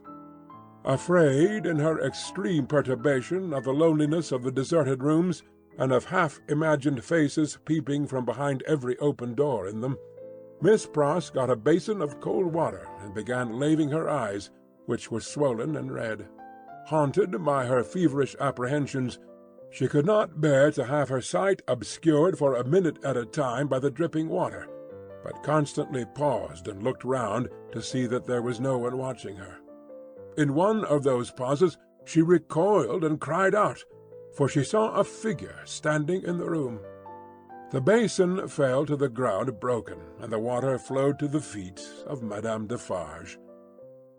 By strange, stern ways, and through much staining blood, those feet had come to meet that water. Madame Defarge looked coldly at her, and said, "The wife of Evrémonde, where is she?" It flashed upon Miss Pross's mind that the doors were all standing open, and would suggest the flight. Her first act was to shut them. There were 4 in the room, and she shut them all. She then placed herself before the door of the chamber which Lucy had occupied. Madame Defarge's dark eyes followed her through this rapid movement, and rested on her when it was finished. Miss Pross had nothing beautiful about her. Years had not tamed the wildness or softened the grimness of her appearance. But she too was a determined woman in her different way, and she measured Madame Defarge with her eyes, every inch. "You might, from your appearance, be the wife of Lucifer," said Miss Pross in her breathing. "Nevertheless, you shall not get the better of me. I am an Englishwoman." Madame Defarge looked at her scornfully, but still with something of Miss Pross's own perception that they two were at bay. She saw a tight, hard, wiry woman before her, as Mr. Lorry had seen in the same figure a woman with a strong hand in the years gone by. She knew full well that Miss Pross was the family's devoted friend. Miss Pross knew full well that Madame Defarge was the family's malevolent enemy. "On my way yonder," said Madame Defarge, with a slight movement of her hand towards the fatal spot, "where they reserve my chair and my knitting for me, I am come to make my compliments to her in passing. I wish to see her." "I know that your intentions are evil," said Miss Pross, "and you may depend upon it. I hold my own against them." Each spoke in her own language. Neither understood the other's words. Both were very watchful and intent to deduce from look and manner what the unintelligible words meant. "It will do her no good to keep herself concealed from me at this moment," said Madame Defarge. "Good patriots will know what that means. Let me see her. Go tell her that I wish to see her. Do you hear?" "If those eyes of yours were bed winches," returned Mrs. Pross, "and I was an English four-poster, they shouldn't loose a splinter of me. No, you wicked foreign woman, I am your match." Madame Defarge was not likely to follow those idiomatic remarks in detail, but she so far understood them as to perceive that she was set at naught. "Woman, imbecile and pig-like," said Madame Defarge, frowning, "I take no answer from you. I demand to see her. Either tell her that I demand to see her, or stand out of the way of the door and let me go to her." This with an angry explanatory wave of her right arm. "I little thought," said Miss Pross, "that I should ever want to understand your nonsensical language. But I would give all I have, except the clothes I wear, to know whether you suspect the truth or any part of it." Neither of them for a single moment released the other's eyes. Madame Defarge had not moved from the spot where she stood when Miss Pross first became aware of her, but she now advanced one step. "I am a Briton," said Miss Pross. "I am desperate. I don't care an English twopence for myself. I know that the longer I keep you here, the greater hope there is for my ladybird. I'll not leave a handful of that dark hair upon your head, if you lay a finger on me." Thus Miss Pross, with a shake of her head and a flash of her eyes between every rapid sentence, and every rapid sentence a whole breath. Thus Miss Pross, who had never struck a blow in her life. But her courage was of that emotional nature that it brought the irrepressible tears into her eyes. This was a courage that Madame Defarge so little comprehended as to mistake for weakness. "Ha! ha!" she laughed. "You poor wretch! What are you worth? I address myself to that doctor."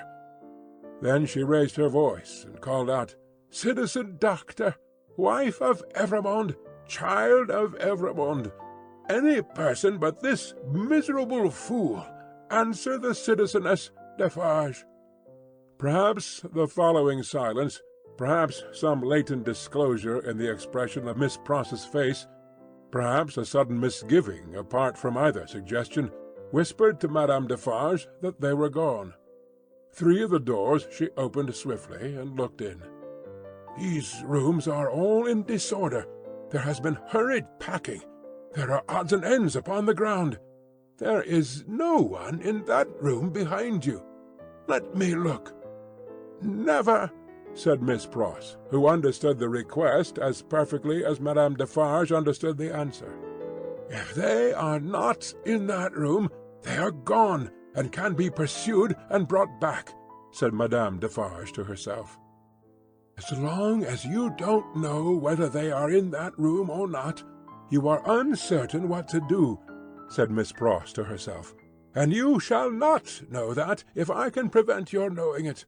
And know that, or not know that, you shall not leave here while I can hold you. I have been in the streets from the first. Nothing has stopped me. I will tear you to pieces, but I will have you from that door," said Madame Defarge. "We are alone at the top of a high house in a solitary courtyard.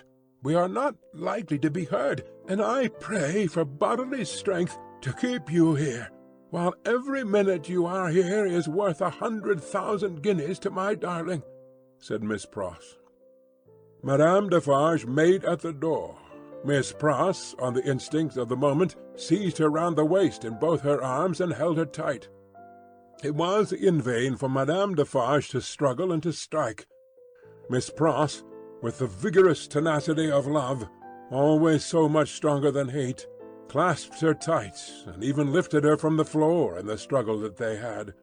The two hands of Madame Defarge buffeted and tore her face, but Miss Pross, with her head down, held her round the waist, and clung to her with more than the hold of a drowning woman. Soon Madame Defarge's hands ceased to strike, and felt at her encircled waist. "It is under my arm," said Miss Pross, in smothered tones. "You shall not draw it. I am stronger than you. I bless Heaven for it.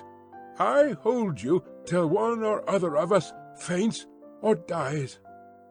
Madame Defarge's hands were at her bosom. Miss Pross looked up, saw what it was, struck at it, struck out a flash and a crash, and stood alone, blinded with smoke. All this was in a second. As the smoke cleared, leaving an awful stillness, it passed out on the air, like the soul of the furious woman whose body lay lifeless on the ground. In the first fright and horror of her situation, Miss Pross passed the body as far from it as she could, and ran down the stairs to call for fruitless help. Happily, she bethought herself of the consequences of what she did in time to check herself and go back.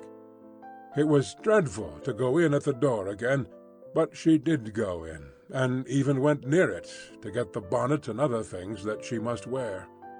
These she put on out on the staircase, first shutting and locking the door and taking away the key. She then sat down on the stairs a few moments to breathe and to cry, and then got up and hurried away. By good fortune she had a veil on her bonnet, or she could hardly have gone along the streets without being stopped. By good fortune, too, she was naturally so peculiar in appearance as not to show disfigurement like any other woman. She needed both advantages, for the marks of gripping fingers were deep in her face, and her hair was torn, and her dress, hastily composed with unsteady hands, was clutched and dragged 100 ways. In crossing the bridge she dropped the door-key in the river. Arriving at the cathedral some minutes before her escort, and waiting there, she thought, what if the key were already taken in a net? What if it were identified? What if the door were opened and the remains discovered? What if she were stopped at the gate, sent to prison, and charged with murder? In the midst of these fluttering thoughts, the escort appeared, took her in, and took her away.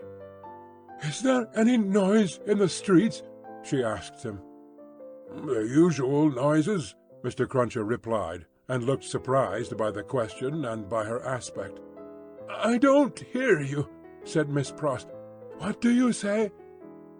It was in vain for Mr. Cruncher to repeat what he said. Miss Pross could not hear him. "So I'll nod my head," thought Mr. Cruncher, amazed. "At all events she'll see that." And she did. "Is there any noise in the streets now?" asked Miss Pross again presently. Again Mr. Cruncher nodded his head. "I don't hear it." "Gone deaf in an hour?" said Mr. Cruncher, ruminating, with his mind much disturbed. "What's come to her?"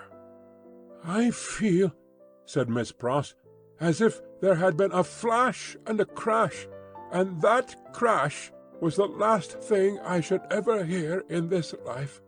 "Blest if she ain't in a queer condition," said Mr. Cruncher, more and more disturbed. "What can she have been a-taking to keep her courage up? Hark! There's the roll of them dreadful carts. You can hear that, miss?" "I can hear," said Miss Pross, seeing that he spoke to her, "nothing. Oh, my good man, there was first a great crash, and then a great stillness, and that stillness seems to be fixed and unchangeable, never to be broken any more as long as my life lasts." "If she don't hear the roll of those dreadful carts, now very nigh their journey's end," said Mr. Cruncher, glancing over his shoulder, "it's my opinion that indeed she never will hear anything else in this world." And indeed she never did. Chapter 15. The Footsteps Die Out Forever. Along the Paris streets the death-carts rumble, hollow and harsh. 6 tumbrils carry the day's wine to la guillotine. All the devouring and insatiate monsters imagined since imagination could record itself are fused in the one realization, guillotine. And yet there is not in France, with its rich variety of soil and climate, a blade, a leaf, a root, a sprig, a peppercorn, which will grow to maturity under conditions more certain than those that have produced this horror. Crush humanity out of shape once more under similar hammers, and it will twist itself into the same tortured forms. Sow the same seed of rapacious license and oppression over again, and it will surely yield the same fruit according to its kind. 6 tumbrils roll along the streets. Change these back again to what they were, thou powerful enchanter, Time, and they shall be seen to be the carriages of absolute monarchs, the equipages of feudal nobles, the toilettes of flaring Jezebels, the churches that are not my father's house, but dens of thieves, the huts of millions of starving peasants. No, the great magician who majestically works out the appointed order of the Creator never reverses his transformations. "If thou be changed into this shape by the will of God," say the seers to the enchanted in the wise Arabian stories, "then remain so. But if thou wear this form through mere passing conjuration, then resume thy former aspect." Changeless and hopeless, the tumbrils roll along.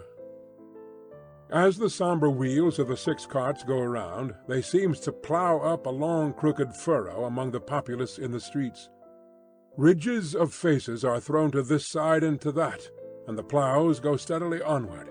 So used are the regular inhabitants of the houses to the spectacle, that in many windows there are no people, and in some the occupation of the hands is not so much as suspended, while the eyes survey the faces in the tumbrils. Here and there the inmate has visitors to see the sight. Then he points his finger, with something of the complacency of a curator or authorized exponent, to this cart and to this, and seems to tell who sat here yesterday, and who there the day before. Of the riders in the tumbrils, some observe these things, and all things, on their last roadside, with an impassive stare; others with a lingering interest in the ways of life and men.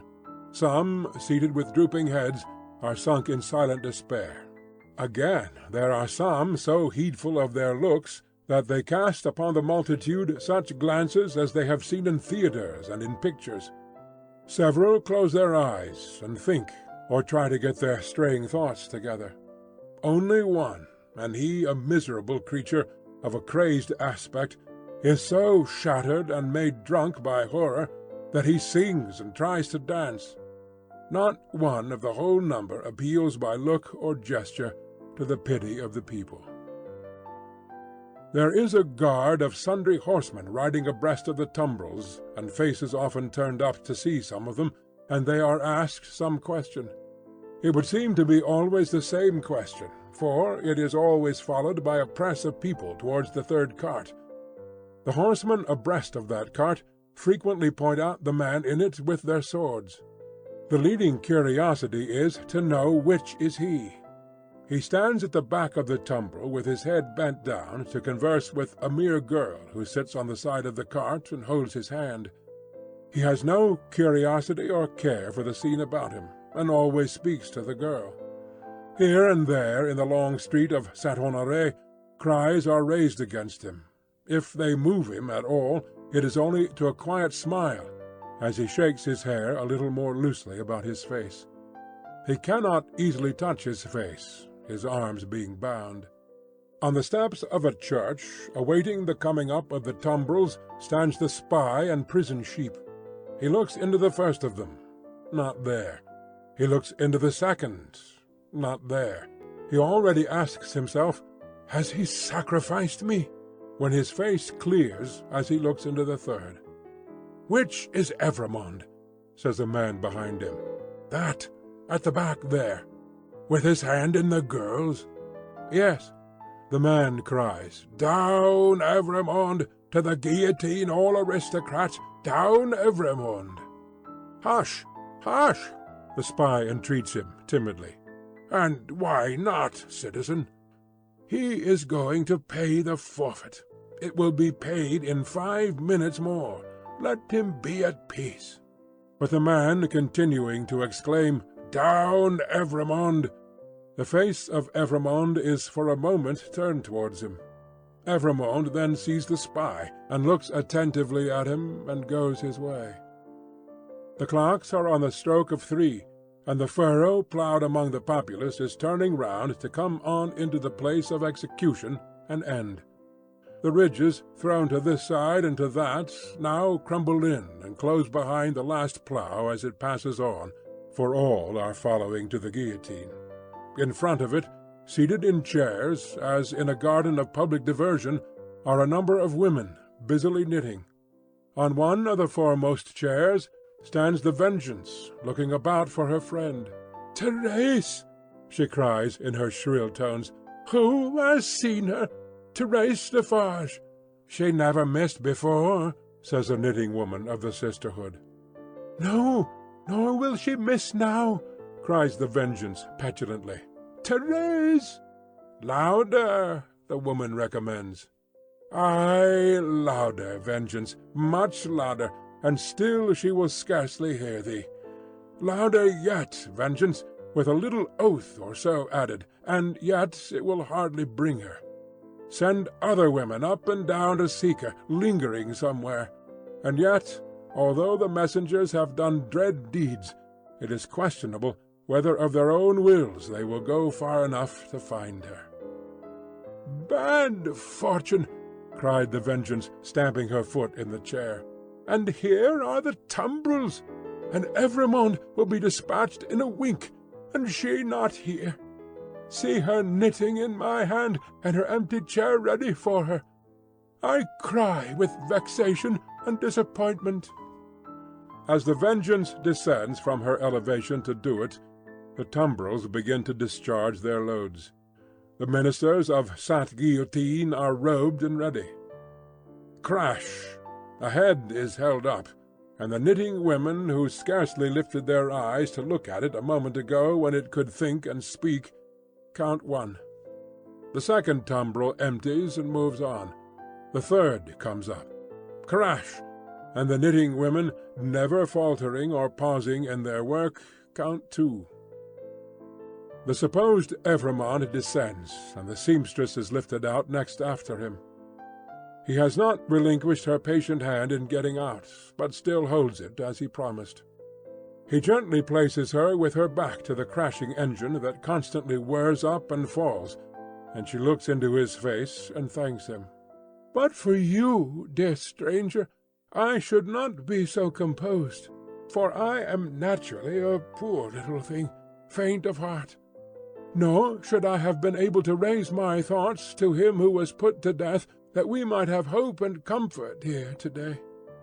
I think you were sent to me by heaven." "Or you to me," says Sidney Carton. "Keep your eyes upon me, dear child, and mind no other object. I mind nothing while I hold your hand. I shall mind nothing when I let it go, if they are rapid. They will be rapid, fear not. The two stand in the fast-thinning throng of victims, but they speak as if they were alone. Eye to eye, voice to voice, hand to hand, heart to heart, these two children of the universal mother, else so wide apart and differing, have come together on the dark highway to repair home together and to rest in her bosom. Brave and generous friend, will you let me ask you one last question? I am very ignorant, and it troubles me, just a little. Tell me what it is. I have a cousin, an only relative and an orphan like myself, whom I love very dearly. She is 5 years younger than I, and she lives in a farmer's house in the south country. Poverty parted us, and she knows nothing of my fate, for I cannot write, and if I could, how should I tell her? It is better as it is. Yes, better as it is. What I have been thinking as we came along, and what I am still thinking now as I look into your kind, strong face, which gives me so much support, is this. If the Republic really does good to the poor, and they come to be less hungry, and in all ways to suffer less, she may live a long time. She may even live to be old. What then, my gentle sister? Do you think— The uncomplaining eyes, in which there is so much endurance, fill with tears, and the lips part a little more and tremble. That it will seem long to me, while I wait for her in the better land, where I trust both you and I will be mercifully sheltered? It cannot be, my child. There is no time there, and no trouble there. You comfort me so much. I am so ignorant. Am I to kiss you now? Is the moment come? Yes. She kisses his lips. He kisses hers. They solemnly bless each other. The spare hand does not tremble as he releases it. Nothing worse than a sweet, bright constancy is in the patient face. She goes next before him, is gone. The knitting women count 22. I am the resurrection and the life, saith the Lord. He that believeth in me, though he were dead, yet shall he live. And whosoever liveth and believeth in me shall never die. The murmuring of many voices, the upturning of many faces, the pressing on of many footsteps in the outskirts of the crowd, so that it swells forward in a mass like one great heave of water, all flashes away. 23. They said of him about the city that night that it was the peacefullest man's face ever beheld there. Many added that he looked sublime and prophetic. One of the most remarkable sufferers by the same axe, a woman, had asked at the foot of the same scaffold, not long before, to be allowed to write down the thoughts that were inspiring her. If he had given any utterance to his, and they were prophetic, they would have been these. I see Barsad and Cly, Defarge, the Vengeance, the Juryman, the Judge, the long ranks of the new oppressors who have risen on the destruction of the old, perishing by this retributive instrument, before it shall cease out of its present use. I see a beautiful city and a brilliant people rising from this abyss, and in their struggles to be truly free, in their triumphs and defeats, through long years to come, I see the evil of this time, and of the previous time, of which this is the natural birth, gradually making expiation for itself, and wearing out. I see the lives for which I lay down my life, peaceful, useful, generous, and happy, in that England which I shall see no more. I see her with a child upon her bosom, who bears my name. I see her father, aged and bent, but otherwise restored, and faithful to all men in his healing office, and at peace. I see the good old man, so long their friend, in 10 years' time enriching them with all he has, and passing tranquilly to his reward. I see that I hold a sanctuary in their hearts, and in the hearts of their descendants, generations hence. I see her, an old woman, weeping for me on the anniversary of this day. I see her and her husband, their course done, lying side by side in their last earthly bed, and I know that each was not more honored and held sacred in the other's soul than I was in the souls of both. I see that child who lay upon her bosom and who bore my name, a man winning his way up in that path of life which once was mine. I see him winning it so well that my name is made illustrious there by the light of his.